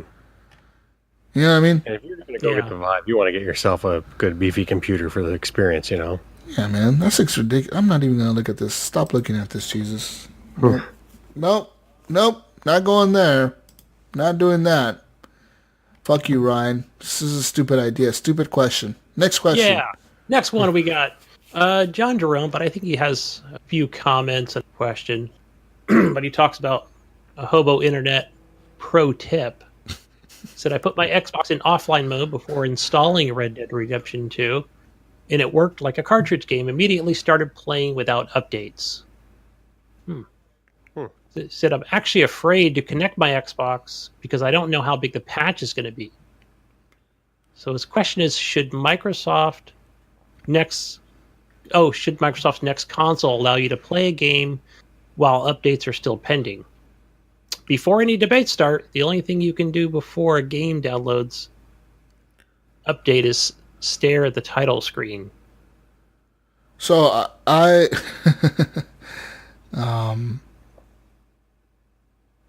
think that the next gen systems would probably be able to do that. I know now that they kind of technically they talk about like you can start playing the game while it's downloading on the Xbox. And then it'll be like you have to download like 20% of the game or 25%. But he's right. When you launch it, all it does is take you to the screen. That's true because I did see. And like and Red Dead was really play. Red Dead was the worst for it because Red Dead was like, oh, ready to start, and you started, and it's like you're looking at like the fucking splash screen go over and over. And all it was doing was like showing different like backgrounds. Like, oh, here's the fucking buffalo. Here's a house. Here's a fucking cowboy with a gun. Here's an Indian guy standing there looking at a rock. Here's a tree. Here's a horse. Oh, here's Arthur Morgan. Here's Arthur. Oh, there's Dutch. It's just doing that for like fucking an hour. You're like, what the fuck? Right. It's kind of frustrating. I think next gen systems are going to be able to do that. One thing that I like about the PS4 that's way better than the Xbox One is it's choosing what you want to download first. So, for example, on the PS4, when I buy a game or I download a game on there or whatever, it'll ask me, like, what do you want to play first? It'll be like, do you want to play the multiplayer first or the single-player story first? And you can choose. And then you can say, like, I want to play the single-player campaign first. And it's like, okay, we're going to prioritize downloading that before anything else. No, that's smart. So, like, it automatically starts, it downloads the campaign for you and it tells you, like, you can start this now, but just know when you do this, you're going to be playing the campaign. You can't play the multiplayer yet because we haven't downloaded it. So you can start playing the story and playing the campaign while the multiplayer is downloading, or you can vice versa and play the multiplayer while the campaign is downloading. It's up to you. And all the PS4 games feature that. So that's a super cool feature the PS4 has over the Xbox One. You know? Yeah. That's super cool to me. I mean, I think all consoles should do it that way. That's pretty fucking smart, you know? Yeah. They tell you, what do you want to play first? And then you just pick, and then you fucking go. It's the best way to do it, in my opinion. Yeah. I don't know about you guys. No, I agree with the same. You know, just I want to be able to play either one. But you know what's the best way to get the best download speeds, Gunny? PC, bitch! Woo! Hold on, I need my horn here. Here, I'll pull out my fucking horn. Hold on. The app. Oh, fuck me. PC! I don't know. I never look at. Yeah. No, dude, because on PC, right, like, even Brink was telling me, like, dude, like, you buy a game on PC, and it's available to play, like, in 2 minutes. Why is it that consoles take forever to download a game? And I was like, I don't know. I don't fucking get it, because on Origin, Gunny, I can go on there, right, say, like, I do this all the time, dude. I get on there, and I'm like, I want to play Battlefield 4. And I download it, I play it, and I'm like, I don't want to play Battlefield anymore. I could uninstall that fucking thing and then reinstall it, and it takes like 5 minutes.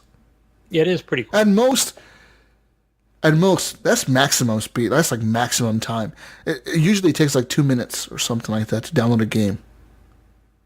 Like PUBG, dude. Something on the server side of things. You PUBG, I could download it on Steam in like 5-6 minutes.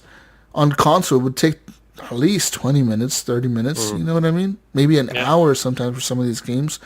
And on PC, everything is just like updated. I don't know what it is. It's just fast as fuck. On the same network. Maybe it's just like the network card on the consoles isn't as good as what can be on a PC or something, you know? Yeah, I'm assuming it was like with servers. I'm on the same network and shit. I don't know what's going on, man. So like, it's just weird to me. But I do like his hobo internet tip to I never thought about that. Yeah, put his thing put it in offline mode. just turn it to offline. The only shitty part is your friends won't be able to play with you. Yeah. Your best bet is just to download all your stuff and go do something else for a while, just so you have it all updated. You know. But the thing is, the thing he's talking about, what I think he's talking about, pork chop, is data caps. Oh, I see that. Yeah, I mean, it could be, especially for Red Dead. I mean, that So that's update, like it could be like a 30 gig update. You know? Yeah, right. That game's like 100 gigs, dude. Yeah. Like every every update's a gig. Yeah. Once that fucking game is said and done, it's taking up 100 gigs on your fucking hard drive, just about. And what was it? Call of Duty? I don't know. I don't know if it was Black Ops. One of the Call of Duties was like 100 gigs, also. Yeah. Yeah. Yeah, it's nuts. That's a lot of space. The Division 2 is like 70 fucking gigs. You know, like all these fucking games, like all these consoles are like, yeah, we have 1 terabyte hard drive. It's like, dude, your fucking terabyte ain't worth shit, man. Because like 200 gigs of that is gone right off the bat. So you only really have like 800 and something gigs. Yeah. And like 6 games could take that up. Yeah. You know what I mean? Yeah, Red Dead 2 is 111 gigabytes. Black Ops 4 is 84 almost. God damn. Right? I mean, yeah. Damn. Fuck. Yeah, that's constantly updating with online multiplayer. How much is Sea of Thieves? I wonder how much that is. Like 40 gigs? Didn't they just change that, right? Yeah, it's just about 40 gigs, yeah. That's what it says on mine. All right. That's crazy though. But yeah, like he's talking about data caps. I don't know about you, Pork Chop, but I have a data cap, but I pay for unlimited. Do you have data caps in your like area? You know, I'm not sure. I don't think I ever hit the caps on the internet. But I know Spar and the Hugbot they have, and both are paying for the unlimited internet because they have to. Because if not, they charge you so incredibly much if you don't do it. It's like So $10 per 50 gigs that you go over. Yeah, it's incredible. So you might as well just flip the extra $50 and get unlimited. Yes. Yeah. I haven't yet, but yeah. Hopefully I don't. Hopefully you I don't. don't want to pay more. Yeah, that's the shitty part. Yeah, like for me, like that's one thing that I have to worry about is paying more for that or whatever. Because I go over my data every month. Like I download every month. Like my brother has this problem where he has to download everything he owns. Like literally, he does this every fucking month. I don't know what's wrong with him, but he'll download games, and he'll download like 20 of them at a time. And I had to tell him, like, dude, there's fucking data caps, but like he never understood. So I told him, you know what, fuck it, you're gonna help me pay the cable bill. We're gonna pay the $50 extra a month and just deal with that, right? So we do that, and it's cool because they don't never bitch at us. But like, if we didn't have data caps, dude, or we didn't have that unlimited, we'd go over our data caps like easily every month. Yeah. Oh, easily. Yeah. I mean, especially you got two gamers right there that download a lot of stuff that use a lot of data. Yeah. And we're constantly streaming like Netflix, movies, Hulu. Everything's being streamed all the time in this fucking house, Like, yep. Everything's connected. So like, man, just wait until the Stadia comes out. That's what I'm saying. Right. Getting those data caps. Stadia is what like everyone. That's where like. That's the one thing that's gonna hold them back. I think is the data caps, man. Those fucking data caps are gonna fucking screw them over. Yeah. Because everyone has them. I mean, there's some states that don't have them yet. For example, like our other co-host Eric, he says that his company doesn't have data caps. But I'm like, dude, eventually, like, they're going to put data cap. Every company's going to put them because they realize they can make more money if they just add a cap. Right. Well, even if they don't have data caps, do they still throttle your internet? That's true, right? That's true. Do they? Are they going to throttle it? Yeah. Because, I mean, for example, like, my cell phone is unlimited. But once I reach, like, 20-something gigs, it's like, we throttle that shit. Yeah, exactly. Yeah. Your shit is like half speed, son. Slow you hit a ceiling somewhere. Slow you gotta ass phone. throttle you down. Yeah. So like, I like his idea of keeping his console offline, but at the same time, I always like gaming with friends and seeing what people are doing. Yeah. And I have that disconnection where he's gonna get excited to play with his friends, be like, yeah, let me start it up, and now you got to sit there for an hour. So console updates. Yeah. So as shitty as it is, it's best just to let it do it.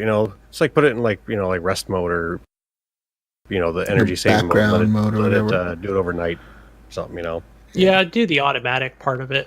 Yeah. But then like I think even John has even mentioned this before. Like if I set it to automatic, like games are just constantly. No, they're always being updated. Yeah, you got to delete games. That's the thing. You got to have a certain amount of games. The thing about having automatic updates and automatic things downloading is that if you don't play the games that you have on your library, they all get updated. So all of a sudden you look at your for example, when I had a data cap, I fucking would look at my shit and I would be like, holy fuck! I went through like 300 gigs of data already in like the first 3 days of the month. What the fuck did I do? And you like realize like, dude, you have like 300 games on your Xbox. About fucking 30 of them took an update. So well, what's weird when I don't know if the same thing happened to you. Dude. When I added the Mayo Pass on Steam, it's not like I only downloaded maybe 4 games, but just prior to that, once I activated that, hey, I authorize, his library, it was like 40 games needed an update. I was like, what the fuck? I didn't even download these games, but it still needed the update because it showed that like this is part of my library, but I didn't exactly download them all. Yeah, so you got it. Yeah. Because they're automatic no matter what. There's probably a setting to, like not an offline mode, but something to not automatically update. So let me go back to my data usage in the last 4 months. For December of 2018, my data usage was 2,030 gigabytes. Oh, wow. Damn. For January, 1,480 gigabytes. For February, 5,601 gigabytes. Like, so yeah. And the data cap on Comcast is 1,000 gigs. It's a terabyte, right? So, I mean, if I would have not had a fucking unlimited internet, last month in February, we would have gone over the data cap 4 times. 5 times. Wow. Yeah. And then this month, for March to March 31st, we have 2,158 gigabytes used. So, like, we go over the data caps. You know, it's just, it's what I got to do. Like, the good thing is I'm glad that they do offer, like, an unlimited option that's not crazy expensive. You know, it's $50 more, but it's better than being, like, $300 more or something. Yeah, that's true. You know? Anyways, there's that. But I see it, people. There's going to be a lot more of you guys out there, you know, are going to be hitting that Stadia streaming and xCloud streaming and all this shit. You're going to be hitting those caps that I'm hitting right now.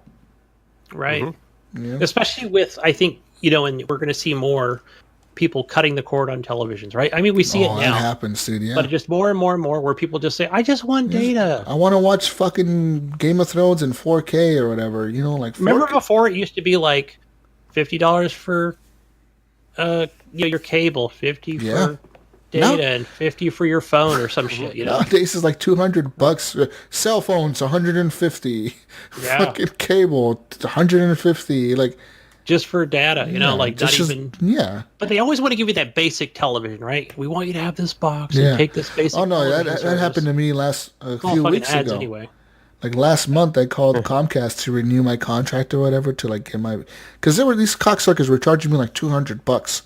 And I'm like, no fucking way, dude. Like, what the fuck? And it was like saying on there like, cable package subscription like $90. I was like, what the fuck? So I called them, right? And I'm like, yo, what the fuck is this cable shit? They're like, well, you know, you had basic cable, but since your contract kind of ran out, we kind of just like upgraded your thing and the price went up. And I was like, oh, really? Huh, all right, that must be nice, motherfuckers. So yeah, they call it a franchise fee there. I told them to cancel everything. And they're like, oh, no, sir, we can't have you cancel. And I was like, well, okay, then I just want internet, unlimited internet, fast speeds. And then they like figured it out, but I was going to cancel that shit, dude, because I was like, fuck it, you're not going to charge me $90. And then they're offering me like, well, do you watch TV at all, sir? No, I don't watch TV at all. Well, we can offer you a basic cable package for free. Yeah, and I'm like, there's the hook. I don't want it for free because this is what happened last time. You offered it to me for free, and then all of a sudden in 1 month I get hit with the $200 bill, and I'm like, what the fuck? And then I see them, I'm like, it's an $80 fucking TV fee or whatever, you know? It ain't free. Yeah, and then they're going to send you to some sales executive who's going to explain to you that his kid isn't eating this month because you're not getting the cable. Hey, we get the cable rep. We get the Comcast cable rep that comes around every couple months and brings a little care package, drops it off at the office. Yeah. The worst for me is the people who I hate these fucking guys. They're always at Walmart too. You ever go to Walmart and you walk in the door, right? And you're walking, you're like, oh, I'm gonna go get myself some salsa and some chips, maybe some soda. Maybe I'll stop by the electronics section and look at the games that I already own, but I'm just gonna sit there and stare at them because I'm a fucking nerd. But anyways, and then you got the one guy that's at the fucking door and he's like, Sir, excuse me, sir, what cable do you have? Who's your internet provider? And you're like, got the clipboard. Yeah, and you're like, Comcast, Xfinity. Oh, well, let me tell you about a better offer. And they're like, fuck, dude. You just gotta ignore them. You gotta literally, like, ignore them. The problem is my brother is too nice, and he'll, like, stop. Be like, oh, yeah, okay, go ahead and tell me. And we're sitting there for like fucking 5 minutes with this fucking dude trying to explain to me how like Frontier is better than Comcast because they have the same speed and they have the unlimited internet and they have all this shit for like half the price or a quarter of the price, or like, how much do you pay? Well, we pay $150. Well, your bill is going to be $20. $20 a month. It's like, no, it's not, dude. There's no way. No, there is a way. I could make it happen. $20 a month, same speed, unlimited. It's like, shut the fuck up, dude. You know what I mean? Yep. But like, I hate those fucking guys. They do it all the time at fucking Walmart, dude. Oh, fucking annoying. My trick with those guys is if they ask me like what cable company or what cell phone service I got, I just tell them I have whatever they're selling, because then they're like, oh, cool, right on, and then they go to the next person. So that's my trick. Oh, you just tell them like if it's an AT&T guy, you tell him you have AT&T. Yep. Even though I don't, and then he's like, cool, all right, and then I'm not gonna give him any more money. So then he doesn't look at me. No, he goes on to the next person. So yeah, actually works pretty good. Fucking guys. I wonder how much those guys. I wonder how much those guys actually make. Like, do they get paid per hour to stand there and do this, or do they get paid like per account that they make? I bet you they get paid probably like minimum wage, and then they probably get a small percentage of. Yep, they get paid per hour, and then for each sale they get extra. They probably flip them $20 per sale or something stupid like that, you know. Yeah, this must be a shitty job. I would hate that job. Well, just think of all the people that are like us that are annoyed by them, and that's pretty much 90% of the people. Yeah, but there's a sucker amongst the bunch, right? That's going to be like, what? What are you selling? What if I upgrade you to the Ultimate Deluxe Edition? How cheap is it? Only $200 a month. Yep. Yeah, I guess you're right. You're right. Anyways, next question is from Brian Tilps Jr. He says, "Congrats on 250 episodes. Yeah, yeah, fuck yeah. Hold on. I gotta here we go. gotta pull it out again. Gotta open up the app. Yeah, woo! 250. 250, nice. Dude. Like, all right, honestly, when we started the podcast, I want to tell a little story here. When we started the podcast about 5 years ago now, I honestly never thought we would make it this far. You know what I mean? Like, you start a podcast, you're like, we may do like 100 episodes, and then maybe it'll all fall apart or something. But like 250 later, dude, like, it is fucking amazing, the community I've seen growing around us, and just the people that we've met, and the people we get to talk to, and the people we meet, and the people that listen to us. You guys are all fucking awesome. All of you are the shit. Just know that. You are fucking the shit. Thanks. You try. Yeah, thank you. Thank you, Porkchop, for I'm listening. glad I could be part of the milestone, too. You know, like a nice solid number like 250. Yeah, man. You're part of the 250. Not 251 or not 248 or something. Nice 250. Yeah, 250. Yeah. So you come back at episode 300. Yeah. 300. Back at like. Yeah. Exactly. Marking my calendar right now. Multiples of 50s. Yeah. Yeah, because, pretty much like, we do, an episode every week. There's 52 weeks in a year. So, yeah. It's about 50 episodes every year.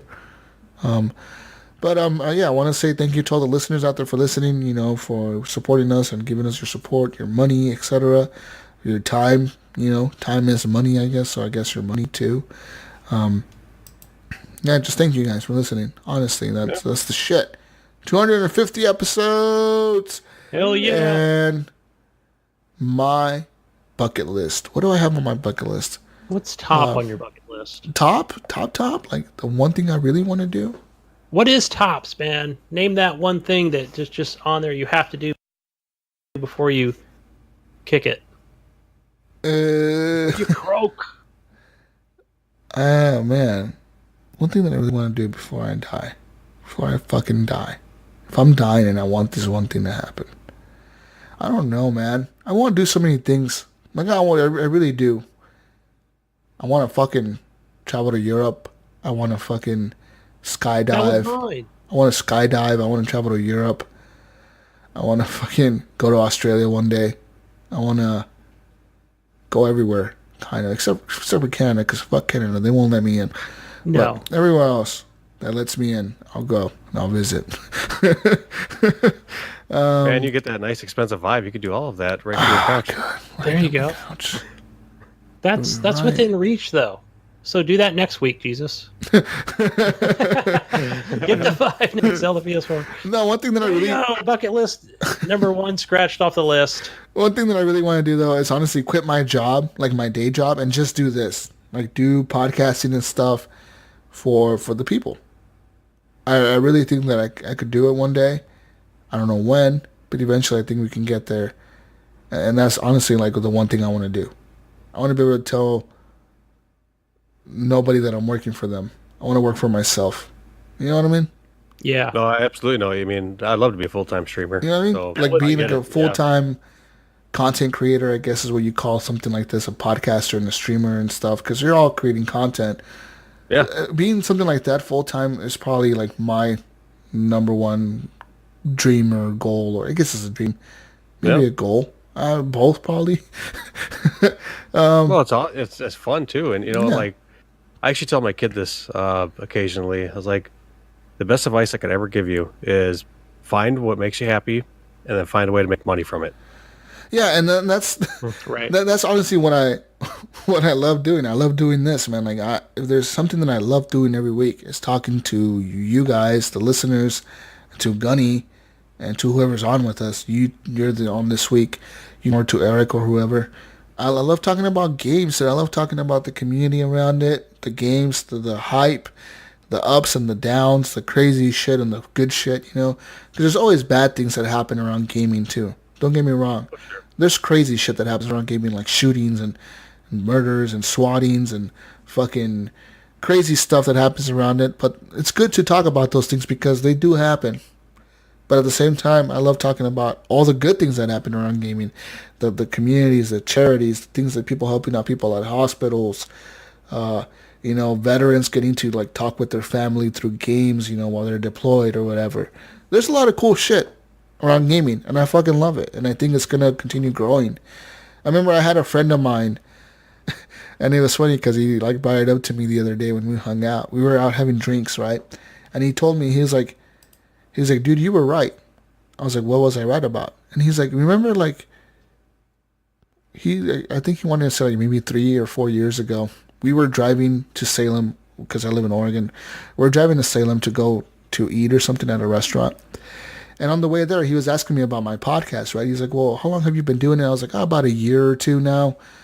And he was like talking to me about podcasting, right? Like, well, don't you think like maybe you should switch to streaming? Streaming seems to be more popular or whatever, or just like he was kind of like talking to me about like podcasting and what I do, right? He's like, so what do you do exactly? I was like, I talk about video games on like a fucking radio show. And he's like, and people listen?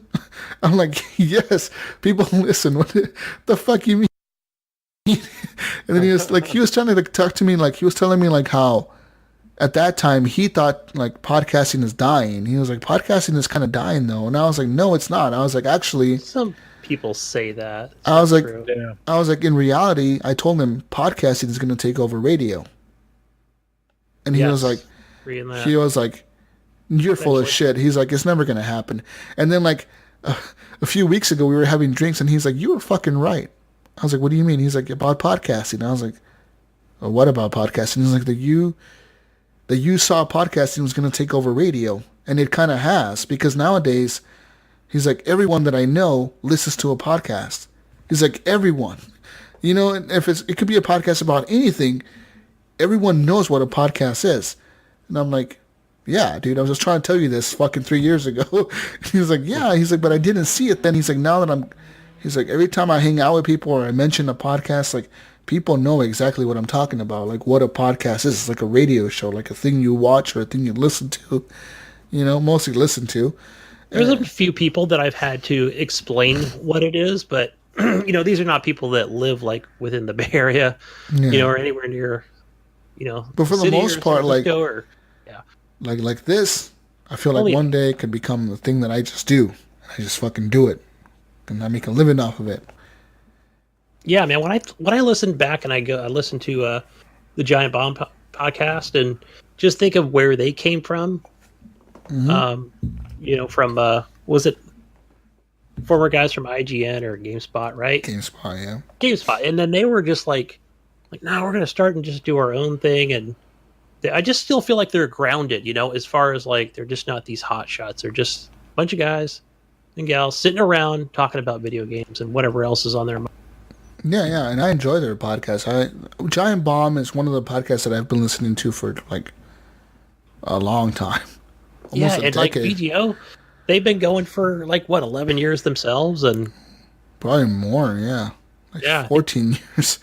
John Probably Shelley said 11 years. One is of the nuts, one of the oldest podcasts out there, and I love it, man. I love listening to podcasts, and I love doing it. And I think that we can grow, and I think that we're going to continue to grow. Horrible Gamers, dude, since we relaunched in 2016 with like you and Ryan and Eric, we have more than quadrupled the numbers that we had in downloads from the original crew.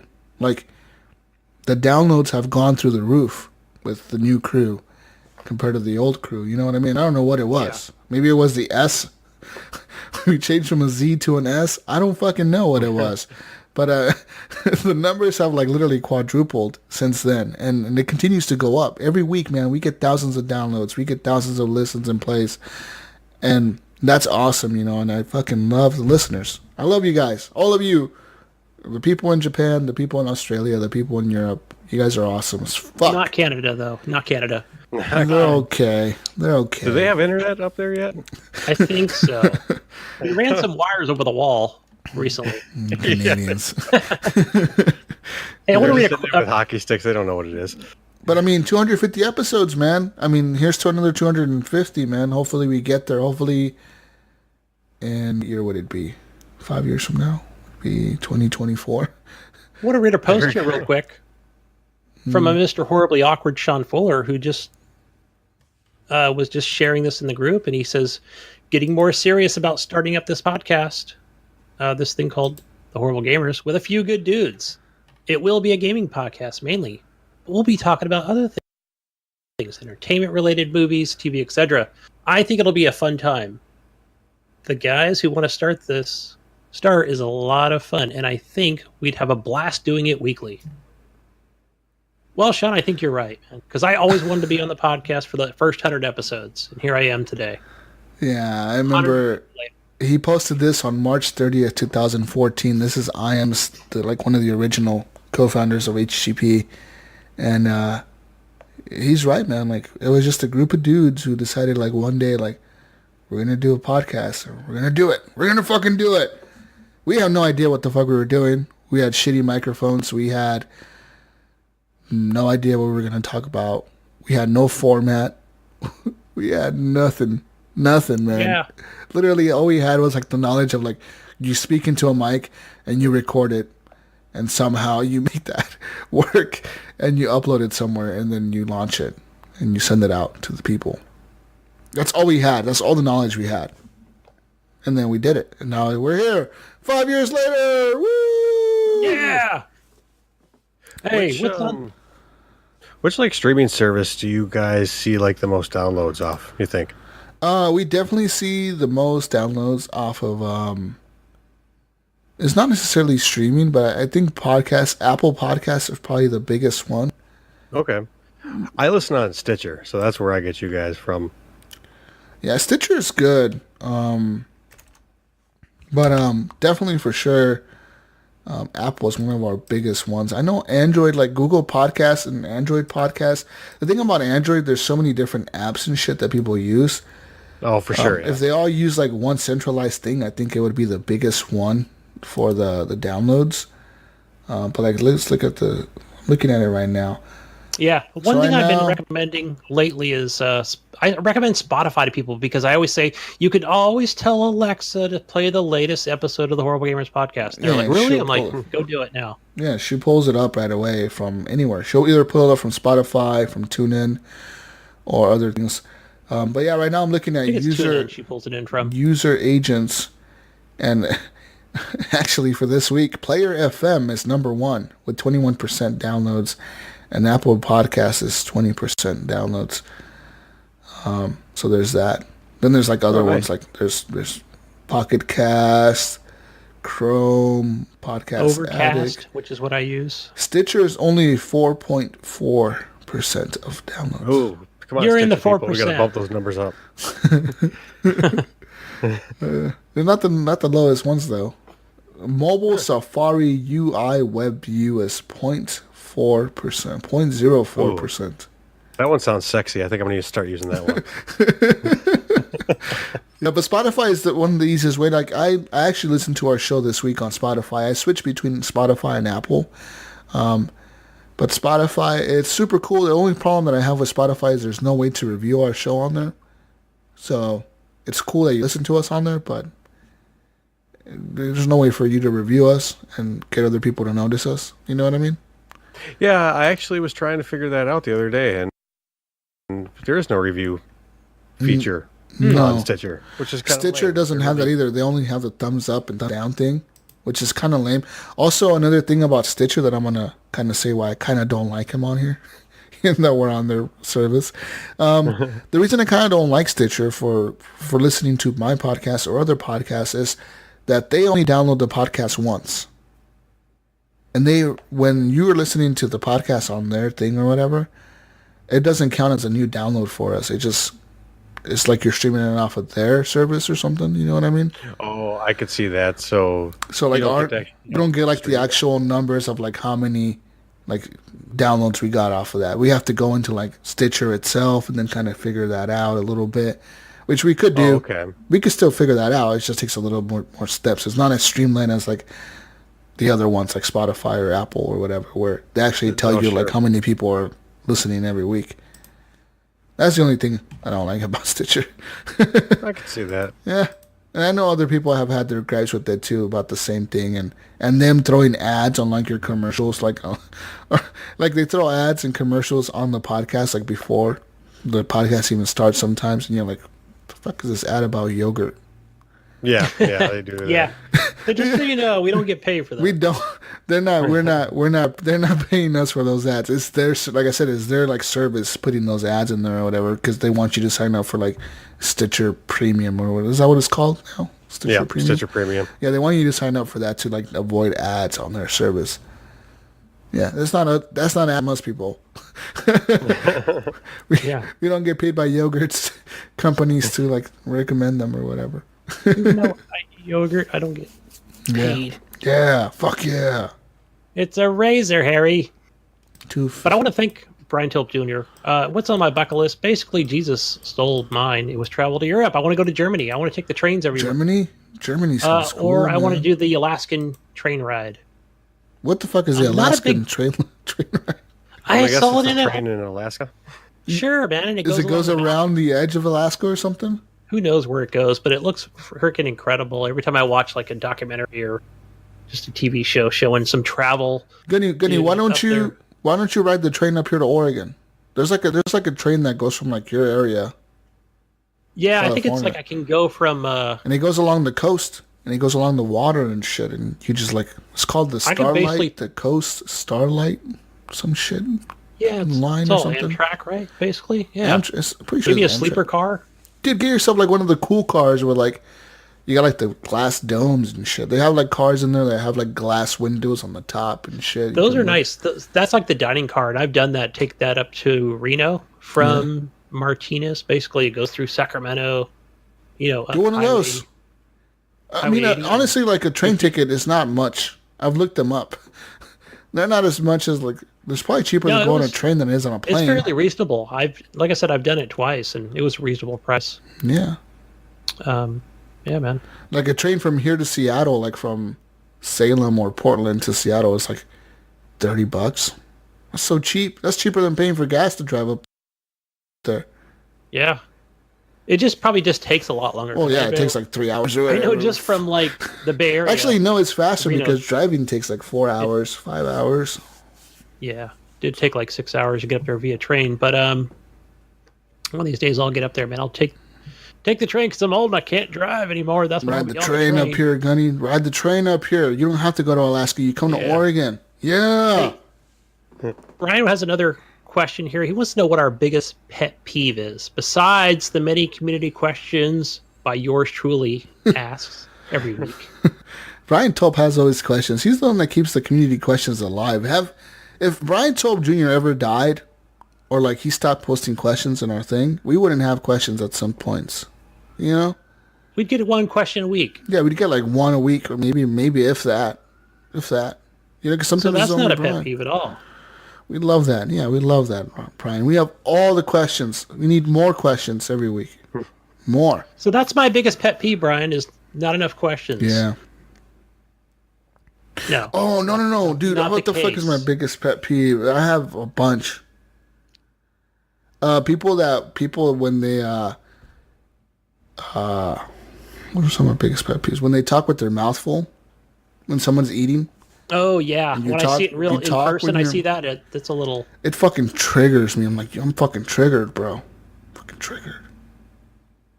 You know what the one thing that gets me more than anything else is when somebody's at a grocery store and they put their they empty their cart into their car and then they just leave the cart right next to their car. And the other car or just like in front of their car. Yeah. It's just that one. I just want to scream at them every time I see it. And it's like, you piece of shit. Just walk 5 feet and put it into the thing. Yep. Oh, that's true.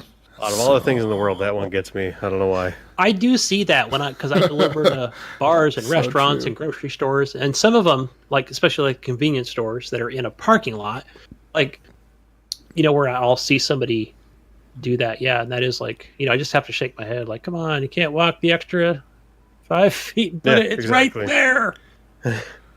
Yeah. Yeah. And as a driver, obviously I have some of those where I see people that do things stupid, but related, I guess it could be work related. Why not? Like, be anything. I guess so. When I get people at a customer stop that they ask me who I am, What do you mean? Like, who do I work for and why am I there? But it might be like somebody, I guess, like that I've seen there for the last like 8 years or 11 years, really? Whatever it is. Like they've seen you come every week, and who the fuck are you? Yeah, but I have to remember that. Okay, well, maybe today I'm wearing the like when you wear a hat, you look different. It totally changes your looks. Yeah. So I get it, or I haven't shaved all week because of Division 2. Yeah, that one kind of gets me a lot because it'll be like, or I hate it when they just try and, I don't care if they don't know my name, but when they guess, are you Young's Market? Are you the plumber? I'm just like, I bring you alcohol every week, Yeah. So, and I have to tell them, the only thing I say now is just 11 years. What? 11 years. And I just keep doing what I'm doing. 11 years. Yeah. Who are you? 11 years. That's what I say every time. Who do you work for? 11 years. Just walk away all fucking quiet. Pretty much. Yeah. Just like look at them straight in the face. 11 years. Just like turn away and walk away. I'm not the plumber. I'm here to deliver your bows. Damn it. Your pipe. Yeah, I have lots of pet peeves. I hate when people when people don't put their carts away. What else is my other pet peeve?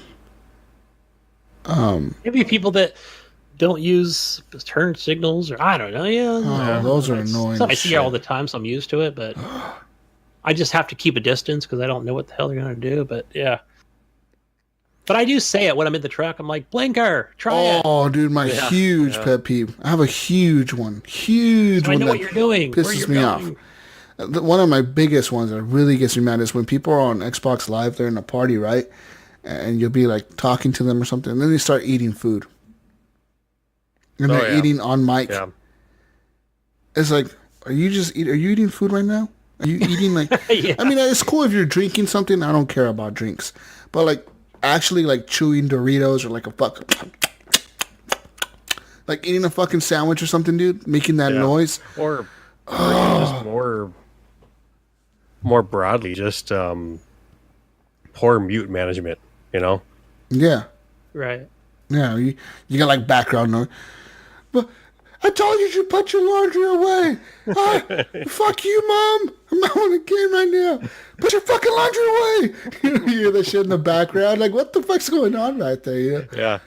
Sorry, guys. Like that. Or my thing is like related to that is that's not as bad as them playing some shitty music in the background. I was just about to say music. Shit, music is probably number one in the because they're like, this is a dope track. Everyone's gonna love it, but they don't understand that it sounds like shit through the headset. It does, right? It could be a good song. Yeah, it could be a good song, but it's like, really, it sounds fucking terrible. Like you're playing it through the phone speaker. Yep. I think I'm cool because I'm blasting this song. Yeah. People are gonna like me more. No, we're not. Oh man, but yeah, fuck yeah. I have lots of pet peeves, man. Little ones, like people piss me off sometimes. Like they don't common sense shit sometimes really pisses me off. People don't have like common sense these days. They just don't. You know, people don't say please or thank you and shit like that. Doesn't affect me much, but like it goes a long way. You know what I mean? Like I have literally had people tell me, and like for example, gas stations, because in Oregon you can't pump your own gas. Yeah, like, you got like people that come up and pump your gas for you and shit. So like, oh really? Weird. Yeah. People always say fancy that. Out there. Yeah. Oh fuck yeah! We pull up and get our gas pumped. Mm-hmm. Yeah. Hey there, Claire. Go ahead and pump $5 into my gas tank. but yes, no. Like for example, like I had one of those dudes one time. Like I was on my way to work one morning, and it was like 5 a.m. I stopped at this gas station right down the street of Fred Meyer one, and like the kid was pumping my gas. You know, it's like fucking freezing, dude. It's like morning time. It's freezing, and he's out there pumping my gas, and I'm like, all right, like thanks, dude. You know, like I told him, could I please get like $20 or whatever, regular premium or whatever the fuck I was putting in my car. And I was like, he's like, okay. And then like giving my card back, I was like, all right, thanks, dude. Like have a good day. You know, like I told him, like just I hope you have a good day, dude. You know, like thanks. And he was like, you know what? Thank you. And I was like, yeah. And he's like, no, but seriously, thank you. I was like, okay, what? Well, what the fuck did I say? And he's like, no. He's like, honestly, like I appreciate that. He's like, no one ever says thank you to us, or no one ever says please to us. You know what I mean? No one like is ever like appreciative of like me pumping a fucking gas to their car. It goes a long way. Yeah, he's like, you literally, he's like, you made my day by saying thank you and please to me this morning. I was like, cool, man. You know, I didn't even think about it. I just said it. I was just saying it, you know, just like out of habit or out of manners, I guess. And, no, it makes a huge difference. I get that a lot at work because I think, you know, I'm very, like you just, I'm very polite and, you know, and thank you and you're welcome. And yeah, it makes a big difference when there's certain stops I can go to that I already know they're going to be assholes or whatever. I just don't say anything at all. You know, like I already know they don't like it, man. They're offended by it. Really? You know?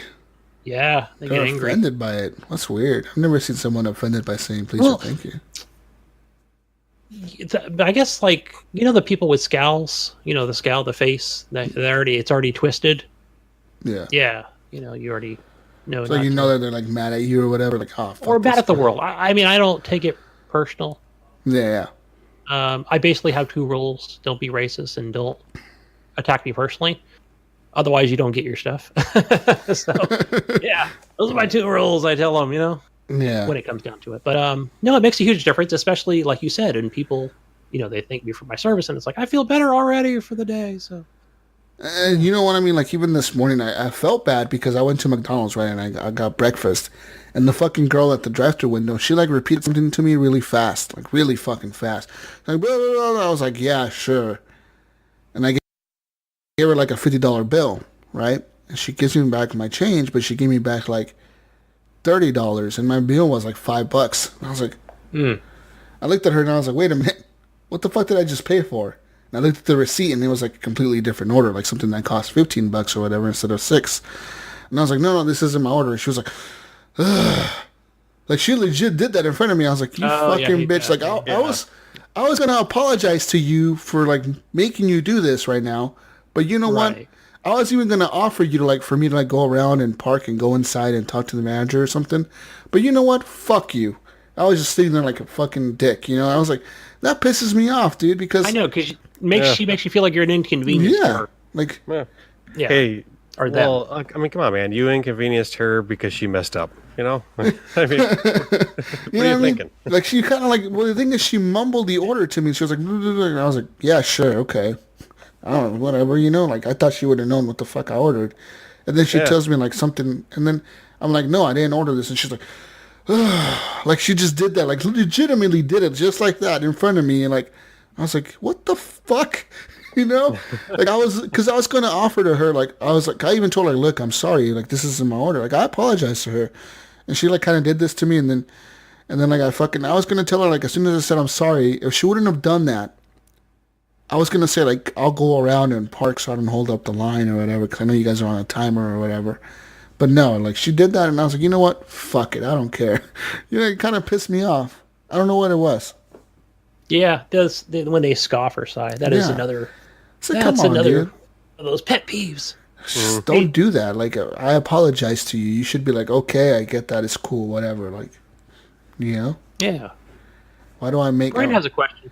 Brian has a question for What's the you. next Are you question? on Tinder or Grindr, and does it work? No, no. What's Grindr? I know Grindr- he's asked that before. What is Grindr? Grindr is the gay version of Tinder. It's for gay people. Uh-huh. Yeah, if you are... Is that what gay people identify in? Did they say they were gay or did they say something else? I think it's gay. I think it's gay, right? I think so. I don't know. Hey, you know what I just learned? Because listening to the video, I learned what the furry is. Oh, yeah, I've known what furries are. You don't know what Yeah. furries are? Yeah. Well, now I do. Furries are a group of people that dress like animals. And act like animals sometimes. Right. So, I And mean, I one thought of it the was good things for that that guy to come animals on and like to explain do. that it's not all about bestiality or something. But yeah, No, then it's totally not about that. I mean, it's kind of. You know, some people are into that. Some people have sex with their outfits on. I mean, have you ever wanted to fuck a panda, Gunny? no, not a No? panda. Not a panda. Okay, what kind of animal would you have sex with? Whoa! What would make you assume that? I'm assuming How about there's no an animal you would have sex with if they were dressed as a human was dressed as an animal. What animal would you pick? Oh gosh. What would it be? That's a little personal question there. It's not personal. If Put me a on the spot woman, here. if a hot, okay, well, we'll make this a hot woman for you, since you're a straight male. Okay, a hot woman is there. How She's about a dressed as an possum? animal. You want her to dress as a what animal do you want her dressed as? Raccoon. As a raccoon? I don't know. That might work. Sure. A raccoon. All right, Gunny's into them raccoons. You know what I'm saying? I like the marsupials, those, Fucking possum. late night animals. Fucking possum, really, dude? Possums are ugly as shit. It's like the ugliest animal in the animal kingdom, aren't they? Well, hey, I'm feeling like that's your opinion. I don't think so. Oh, you like them? Whatever you're into, Gunny. It's Dude, cool, man. tell you what, I was at Vision 2 today. You saw a possum? No, it was a raccoon. And I had my pistol out at the time, and I was like, "You just go, little buddy. Go find your home." Oh, dude, I saw a cat in that game. I seen a deer. I seen dogs. I shoot all the animals. Did you see mostly. that? Like a dog, white wolf. I saw one. It was like the first time I've seen one. Might have been like a wolf or something, but it was white. And I was like, no, that's not the normal dog that I've been seeing. Usually I'm seeing like a hound or something. No, I like see deer regular all the dogs. time. Deer all the time. Yeah, little like raccoons and shit on the ground. Anyways, let's talk about community questions. More questions here from the Discord. From the Discord, Gunny. You're not doing your job right. Nipron. What do you see for gaming in the next 5 years? What do you mean? Where do I see gaming in the next years? I mean, I see so much things. I see VR thing. I see streaming being a thing. I see crazy graphics being a thing. Yeah. You know what I want to see, what was kind of scrapped was, remember, I don't know how many years ago it was, Microsoft came out with that Illuma Room. It was like That the was VR cool. without the VR headset. That's so cool. Just kind of fizzled out. I think it was too, because it was a series of projectors and a series of Kinects put together. I think it was just too expensive, but that is what I wanted to see to go to. That's what I want. Like being a fucking, That would have been real nice, like a yeah. cool, Yeah. like holographic fucking room of being in the fucking game. Oh man, That's what it's going to become, I believe. Like maybe not in the next 5 years, but that's what it'll be. Is you just press a button on this little cube on your table, and next thing you know, you're completely immersed in your room. Yeah. You know, that's what's going to happen. That's going to be amazing. You're going to get one of those little VR, like bowls you can stand in that you can run in your socks, so you can go all directions and shit. You know? Yeah. That thing looks fun. fucking gerbil ball. They put you in a ball. yeah. You run around the ball really fast. It was actually funny because I was actually watching a Shark Tank the other day, and it was like one of the old episodes from like back in like 2008 or something. And there was a guy who made just that, or like in 2012 or something. It was one of those seasons where a guy made a VR like hamster ball for VR, like a huge fucking thing. The thing was big, but you pretty much were like in this ball, and you walked into the ball, and you put on a fucking VR headset, and you can walk inside the ball in any direction, and you'd be walking in the game, in the VR game, and you could run, you can go slow down, you can walk, and it was cool because you were like inside an actual like big ass dome thing ball. You were just walking. Yeah, that'd be cool. And I mean, and that's going to be the future, or like from like Ready Player One, the Oasis, like that right there. That is what they need. That was cool. How cool will that be? Where you could play it safe. You could play little safe games where you can collect all your shit, or you can go for the big one and you risk like everything. You know, that would be fucking baller. That's where we got to get to. You could win $50,000 right now, or lose your money and everything you have. Your whole character could die, but if you one person is going to be the battle royale, motherfuckers. Yeah, oh, that'd be awesome. That would be a $50,000 battle royale. Look, yeah. Oh man, that's a cool idea. Yeah, I hope that streaming takes off. And one of the things I've been thinking about recently is just taking that, an 8K screen, like a larger iPad, the one that, or a larger tablet from Google, and just seeing that in 8K and ray tracing. Wow. Yeah. Man, just sit down on the couch and just click on Metro Exodus or whatever the next game is in technology, and just there it is right there at starting screen. What's crazy though, man? Like, even in 5 years from now, late last night, even 5 years from now, the tech we're going to have is going to be so crazy that we're not going to be able to predict what's going to happen. 5 years ago when we started the podcast, we were thinking ahead on like what we were going to see in the future, man, and like what we see now in games, I never would have thought 5 years ago that we would have got a game like Red Dead, like that looks that good and it's that immersive or whatever the fuck, like that's some next level shit, dude. You know what I mean? Or for example, like we would have never thought like this fucking thing called Fortnite Battle Royale would take over the fucking world almost, or just different things like that. The gaming industry is so cool because anything can change at any given fucking moment. And then all of a sudden, it's like, everything's different now. Whoa, everything's different. Yeah, we're the number one now.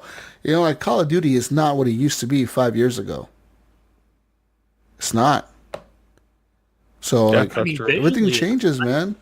Yeah. They kept some of the same core mechanics, but... Yeah. But even Call of Duty itself, look at the jump when Modern Warfare came out. That was amazing looking. I mean, it was so phenomenal. They did that, and they haven't really done that in a very long time. They haven't came out with anything groundbreaking like that. And so there will be a new Red Dead or something like that becomes groundbreaking. And that is the exciting part is, the 8K, the VR, it's going to get really good in the near future. Yeah, I think, for example, like the next big game that we're going to see some crazy graphics out of is going to be Death Stranding. Yeah, I think Death Stranding is going to be amazing looking. That's the game right there makes you want to get a PS4 Pro.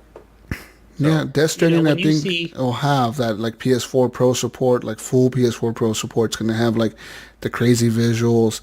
I think we're going to see out of that game, out of The Last of Us 2, it's going to probably like be pushing some of those systems, to really get the most out of them. Because that's the cool thing about coming to an end of a console generation.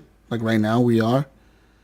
You see tons of games, and you always see like the most being brought out of the system. Like developers do the crazy shit. Out of them. Yeah, you know what I mean? Because they already know how to make games for them.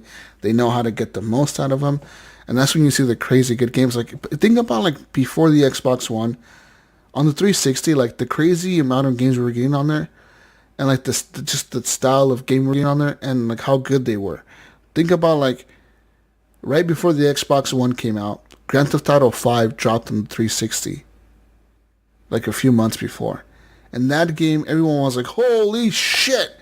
It comes in like fucking, how many discs did it have? Like 4 discs or something? or 3 discs. 5 discs or something. Or wasn't it like 5? It was a lot of discs, wasn't it? I just remember being a lot of discs. It was like 4 or 5, I think. You had to install all the disc and then like switch out the disc and fucking weird shit.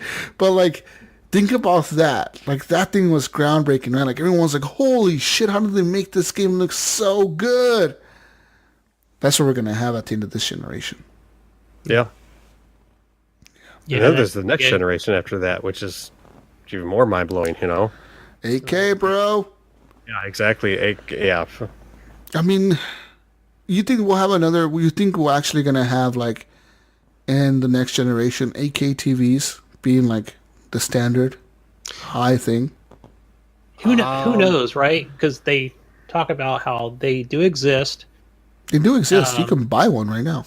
You can buy them. You can buy them. Right? They're expensive. And I think some of the ones that were cool were like the see-through TVs. Like, basically, you can just see whatever's behind it at the moment.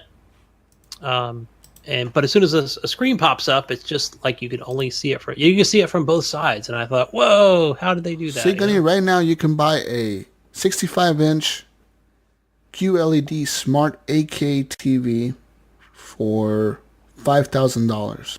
Wow. That's a pretty good price for a 65-inch TV. That's like the top of the line shit at this point. 8K. Yeah, it's not as expensive as I thought it was going to be.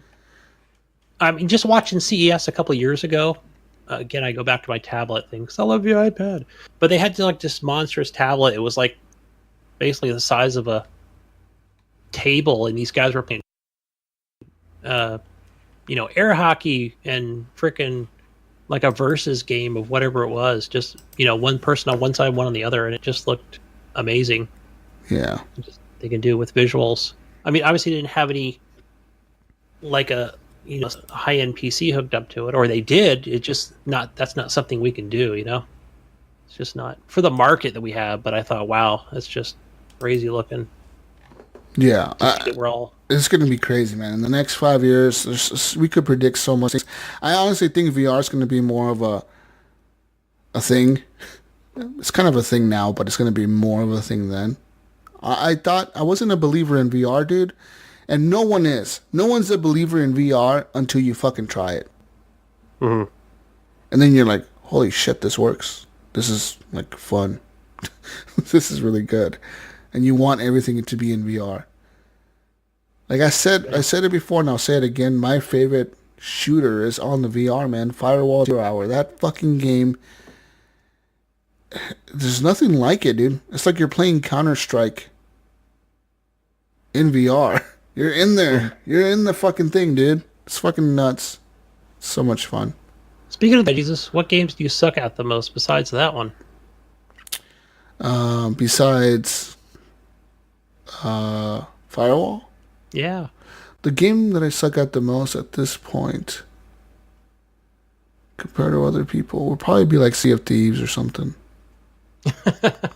I'm not the worst at Sea of Thieves. I'm just not good at it, and I just can't find the fun in playing alone in that game. So many things can happen, right, Porkchop? Yeah. No, absolutely, yeah. They can. What else am I fucking horrible at? I'm bad at PUBG on PC. I'm bad at Halo. I'm bad at Apex on PC. I'm bad at a lot of games on PC. Another I'm bad reason at for Brink not to add me. I'm horrible at PUBG on Xbox. The controller is it's just super clunky. I'm more used to like Call of Duty kind of Twitch controls. Yeah, it is really very complicated on the Xbox. I played a few hours of PUBG and I think I have 2 kills, like completely total. I played a lot of PUBG last year. I think PUBG on the Xbox was my most played game on the Xbox was PUBG last year. Yeah, but yeah, I would I recommend totally getting the Elite controller if you're gonna be playing that on the Xbox. It's so worth it. That fucking Elite controller changes everything, man, on that console. It is so much worth it. Like, that's probably one of the best investments I've done in a long time. It's just really expensive. $150, dude. That's insane. That's a lot of money for a controller. Yeah, I think I paid $99 or whatever. May have picked it up on sale. I got it. Something that's going to last you. I got it for $55 when Target fucked up and did a bunch of mispricing calculations or whatever. Right, but I'm saying it's going to last you, so I think it's still worth the price. It might last me. I don't know. The And first didn't one. Wingman say he picked up one recently? Like he waited all this time, but finally Got one? I think so. Correct me if I'm wrong, Mark, but I thought he said he got one. Damn. I don't know. Yeah, Took him let's long find enough. out. Those controllers are worth it though. They're good controllers, but at the same time, the build quality of the first one that I got, the fucking grip started coming off because the way you grip Yeah. the controller, your hands are warm. The glue started coming off of those fucking grips. So like you got the grips peeling off, and then Mine are the definitely bumper- peeling. I even put super glue on there and it still came off. the bumper button broke on mine. I had to buy like the replacement bumpers and fix it on my own. It was kind of shitty. So Yeah. I ended up buying the new one and I actually fixed the old one. I bought the bumpers because I had already bought them. So I just fixed it and I gave it to my brother and he uses it. He likes it. And he's like, yeah, whatever. He's like, it works just fine. I'm like, okay. Cool. Anyways, what game do you suck at? Porkchoppoo? Oh, definitely PUBG. That's definitely the worst one. That's modern. PUBG. PUBG is Yeah. hard, man. Going back to that thing on PC, dude, those fucking guys are good. They're shooting me from a Yeah. mile away. I'm like, I don't see you. Where did you shoot me from? I don't know. Yeah. That's half You know- the problem. Is I just turn a corner and bloop, dead. You know. Yeah. Yep. That happens to me, Xbox and PC. Mm-hmm. Luck of the draw, but I know, Jesus, me and you are in that same PUBG group on Facebook. And, people post their videos there or videos of other people. But it has to be Xbox. That's the rule. But I guess you can never really tell unless, you actually see some of the controls on there. But, yeah, some of those guys are really good, man.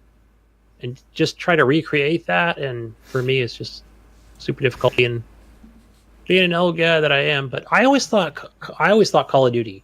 That's why I think I gravitated more to the battlefields where I could be in a tank or, in a plane or something. Oh, you think you suck at Call of Duty? Yeah, I always have. Oh, yep, I always suck at You don't want No- to none in come at me, particular. bro. 1v1. Let's go. And Rust. So it's all your fault, Eric. You're the one just. That's why I'm so salty playing that game. It's all But yeah. it's all Epic Eric's fault. That's all we have for questions. Okay. Anyways, that's all we have for questions, people. That's all we have for questions. It's time to go to sleep and go to bed. We're all tired. Yeah, tired. Yeah. It's a good podcast, though. Thanks for having me on, though. Thank Thanks you for for being coming on, on. Appreciate Thank it. you for coming on. I appreciate you coming on. The Pea Soup Bandits. Find them on Twitch.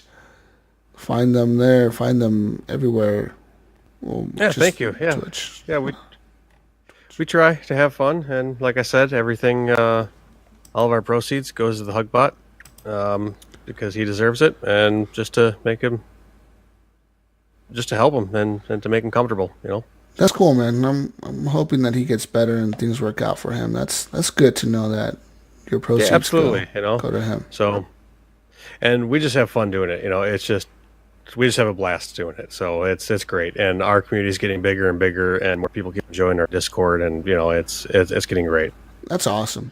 Yeah, I'm glad for that, and hopefully this will grow your community just a little bit more. Maybe some of our listeners will be like, I like watching streaming. I'm gonna go watch these guys stream Sea of Thieves. And Sea of Thieves, like I said, it's a fun game to watch. It really is.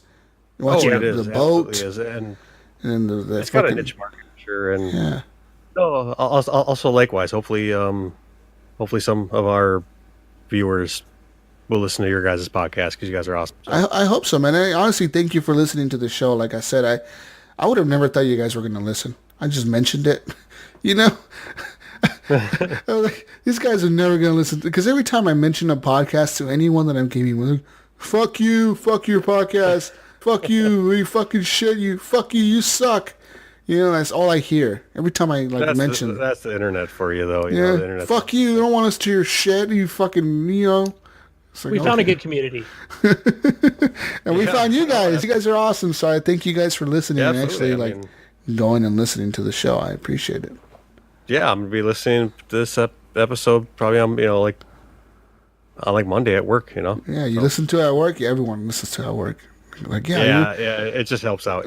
Your shows Breaks get up us the through work. It's like, man, that's crazy. If I get you through work, fuck, you must have a really fucked up job. I mean, I don't know. I could barely get myself through work. Shit. I don't know if I want to listen to Gunny. I've actually been going back and listening to old podcasts. If you got, like I try to go find a game I'd be interested in, or just listening to old podcasts. So I enjoy going back and listening to, the ones that aren't super relevant like right now. Oh, that's cool, man. How does it sound? Are they funny? Are they good? Are they still good? Oh, yeah, they're great. How's that Yeah, Ryan they're all guy great. sound? How's that Ryan Canadian guy sound? He sounds. Well, he's Canadian, so we'll give him a pass, I guess. Yeah. He probably doesn't Yeah. know much, but yeah, The good thing we got rid of him, yeah. yeah. Another guy. His name starts with E. But yeah, man, like, honestly, thank you for listening. And like I said, hopefully if I remember to keep doing those Twitch Prime subscriptions, I'll keep handing them to you guys. Cause why No, not? thank you. Because honestly, we don't appreciate subscribe to no one. I just had them because I have Prime. Yeah, you get one a month, every single month, so might as well Yeah. use it. Might as well use it. I don't know how much does that like give you guys out of like $3 is it? Yeah, I think it's like just under half what we get, something like that. And then, like if we get up to like the partnership level, then I think we get more out of that chunk. So yeah, something like that. I'm not quite sure. Okay, I not just fired bad. up the Twitch app. And 'cause I Amazon can't Prime, find it. It doesn't let me. Amazon Prime is super cheap, man. Like I'm paying like It's like $13 a month, isn't Yeah, it? 12, 13 a month, and yeah. it's great because, I mean, just like you guys probably, I use Amazon so much, and I love that 2-day shipping. Oh, that's what happened. Helped me Yeah, fix my that is stupid awesome. washing machine today. I bought the parts on Amazon because guess what? Home Depot didn't have any in stock. So Yeah. if I would have had to wait for Home Depot to get it in stock, it would have taken them literally till like April 10th to get the parts. I was like, what? Makes no sense. Fucking Amazon, we have it 2 days. We'll be there. We'll be there for you no matter what. Oh, absolutely. Yeah, they're fucking the shit. So Amazon, we love you. You're the shit. Yeah, thank you.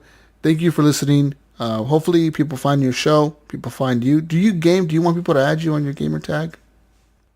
I mean, they can, but I pretty much play with the P's. I mean, I don't really go play a whole bunch of other games. So I don't have a whole lot of time with that and work. But yeah, absolutely. I mean, game is different right now. My name on Xbox is Me Dumb Send Food.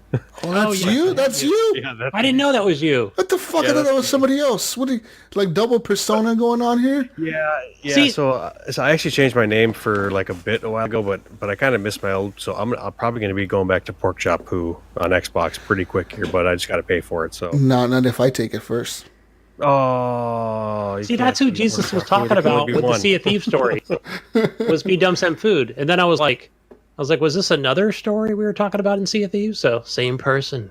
Yeah. That's another reason why I want to change my name back. 'Cause it's just it gets confusing too. Because I gotta explain to people I have two names. I don't want to do that. I just want one name. Yeah.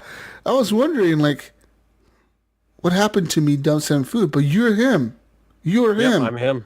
I Holy am him. shit. The man, the myth, the legend. Surprise. You are surprise. him. What the fuck? This whole time I've been sitting here like, maybe we should have Me Dumb Send Food on the podcast one time. And it's you. What the fuck? In the flesh.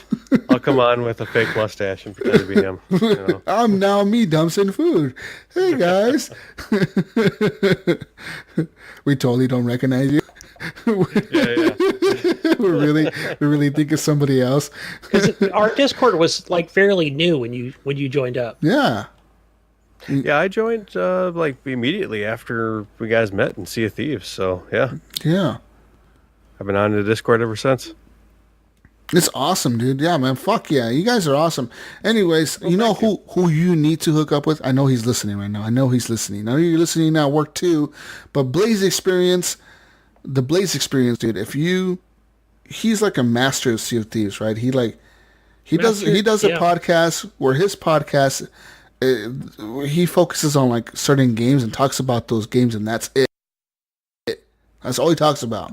So for example, Like he's done a series of episodes on like State of Decay 2, and all he talks about is State of Decay 2. He's done a bunch of them talking about Sea of Thieves, and he only talks about Sea of Thieves. He talks about the expansions, the ships, the combat, etc. And like that's how I knew him. I actually listened to his podcast, and then he like Gunny was like, "We're gonna have this guy Blaze Experience on the podcast as a guest," and I was like, "Huh, that sounds familiar." And then when he was on the show, I get clicked in my fucking head. This is the guy I listened to on a podcast. So it's pretty cool having him on and then like realizing that. But I think him or you being on his podcast would be super fun for him and for you. And I think it'll be interesting. Awesome. Maybe you get you guys linked up here sometime and mention you to him. Check him out, Derek. I know he's listening. Yeah, and I mean that goes for you guys too. Like if you guys ever want to play Sea of Thieves, we'd love to play with you guys, and we'll give you all kinds of plugs and shit. And when's the arena opening up? Oh shit, when is it? I'm not sure. I'm not even sure if it's even announced yet. I think they're just kind of waiting. That's like the PvP, right, where we get like ships and fight each other. Yeah, and they're still not quite sure what it's all going to be about. It might be some kind of battle royale kind of looking thing. I'm almost positive it's going to be like that because battle royales is the new zombie mode. Everyone has to. Yeah. But it makes good way to put it. It makes sense in Sea of Thieves because 100 ships drop on an island. Yeah, maybe in this case, they all blow each other up. I don't know. Yeah, you could put a bunch of ships together. Hey, but since we're in the plug section here of the show, now you want to do a plug, huh? The GFNG podcast. All those guys. This Jonathan Hall and Alan, maybe speaking of the Sea of Thieves here, but they have slapped us with the glove. Whoa. Yeah, we've been asked to duel. What? In the new Sea of Thieves arena. They want to get wrecked? Dude, I'm going to called out the Horrible Gamers. I want to like pull out a fucking like special card and like have the pea soup bandit show up in our place. With the Blaze Experience. There we go. Yeah, and the Blaze Experience will be on our crew too. Like, what's up, motherfuckers? You want to fight with us? We will roll the seas together. Yeah, fuck yeah. We're going to have mastered, like, the fuck, dude, they're going to be getting destroyed. They stand Get no wrecked, chance. GFNG. Yeah. Get wrecked. Fuck GFNG. GFNG can go fuck themselves. Yeah. No, I want to give a shout out to them, too. They're a new podcast that kind of branched off of our podcast. They're kind of our listeners that did their own show. They literally just started like a week ago called GFNG Podcast. Good Effin' Games podcast. They talk about kind of like the Blaze Experience. They talk about certain games only. So we'll see how that goes for them. Hopefully success goes their way. I wish them success in that, and I hope that one day I'll get on their podcast 5 years from now and be like, episode 250. Yay! Pow, pow, pow, pow. One day, right? Someday. Anyways. People, you can find Porkchoppoo on Twitch, but on Xbox, he's Me Dumb Send Food. Me Dumb Send Food. Me Dumb Send Food. Yep. Just like I'm also Porkchoppoo on PS4. So. Oh, you locked that in. You locked that into the PS4. I'm Porkchoppoo on everything, so I take Porkchoppoo. That's me. Except on Xbox. Except on Xbox, but I actually So I'm weird like that, and I was so fearful that somebody's going to take it that when I changed my name, I actually made a new account and took Porkchoppoo. Oh, so shit. nobody would take it. Oh, shit. But you're that guy. So that means if I want to get it back, I actually got to play on the alt account, which I don't want to do, or I got to change 2 names to get it back. Yeah, you got to pay to change the other one to a different thing, and then twice. pay again to change $20 to get Porkchoppoo back. Yeah. Fucking Xbox, you reeled me in. Yeah, like they make money off of that. That's a fucking racket right there. Yeah. Fucking this guy wants to change his name really bad. How about we charge him $20? Sure, you could change your name. $20. Yeah, you could do it. No big deal. You want to change your name twice? Go ahead. We'll let you. Damn, that sucks. That really sucks. I'm sorry. Yes, sir. Anyways, Find them on Twitch, and hopefully, like your crew, man, we can get them one by one or all of them together on a podcast one day. Would be fun. I would love to talk to Mr. Robot. I think we would love to do that. Hugbot Robot. I would love to have him on here with his robot head. That's awesome. Yeah, he is. He's definitely a character for sure. So, Hugbot was the shit. That was the coolest thing on your stream. I'm not gonna lie. It's amazing, and it's also like I see that mask and shit in my nightmares too. So, I want to it's see a double-edged sword. that Hugbot. That mask is kind of scary, but when he goes into kill mode and his eyes get red. Oh that's shit! creepy looking. I haven't seen that yet. I need to watch the streams more to see him go into kill mode. Yeah. So it's pretty That's cool. fucking legit. You know what, Porkchoppoo? I haven't subscribed yet with my Amazon Prime. There you go. I want to see the posting note on the forehead. No, Gunny. Gunny, you got to do it. You got to do it when they're gonna fight something. Well, that's what I'm gonna do. That's what he told us. Remember? Yeah. Find the absolute worst thing where if you thought to myself, man, I would really hate to have to stop right now. Like do something else completely different and have to write someone's name down. Do it, Gunny. Do it. Oh, fuck yeah. Yeah. Try to break our spirits while rising us up at the with your subscription same time.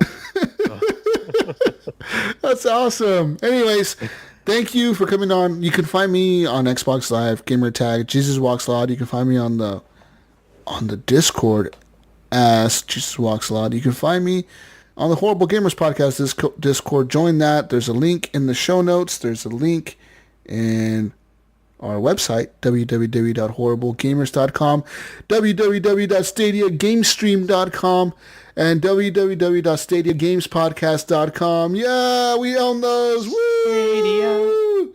Stadia. That's gonna be awesome, man. You guys are gonna. What kind of sports cars you guys gonna buy when Google wants those names? Google wants the names, but the thing is, I think I bought it through Google Domains. I used to be like, you know what? Something in the contract you sign with us lets us know, lets us take these names back because we own them. We're going to give you 1 month of YouTube music for free, and we're going to take those so we can get our $1 billion. Exactly. Oh, we wanted to start a gaming podcast about our new platform. How about you give us that website back? How about no? Oh, shit. How about no, Google? Oh, man. We're going to have to fight Google, go to court or something. How about that Ferrari, Google? I'm also suing Sony for not letting me use my real name and my gamer tag on there. I heard about that too. That's Jesus. Yeah. Sucks. I'm offended that other people are offended that you can't do your name. So exactly. Sony. Yeah, my first witness. I'm calling him to the stand. The very credible Porkchoppoo. Anyways, you can find me on PlayStation Network, GSUS Walks a Lot. That's the letter G and then SUS Walks a Lot because fuck you, Sony. Don't let me use my real name. Full of shit. Hashtag fuck Sony. Not letting me just use his name. I want that to be a hashtag. That's a long hashtag, but I don't care.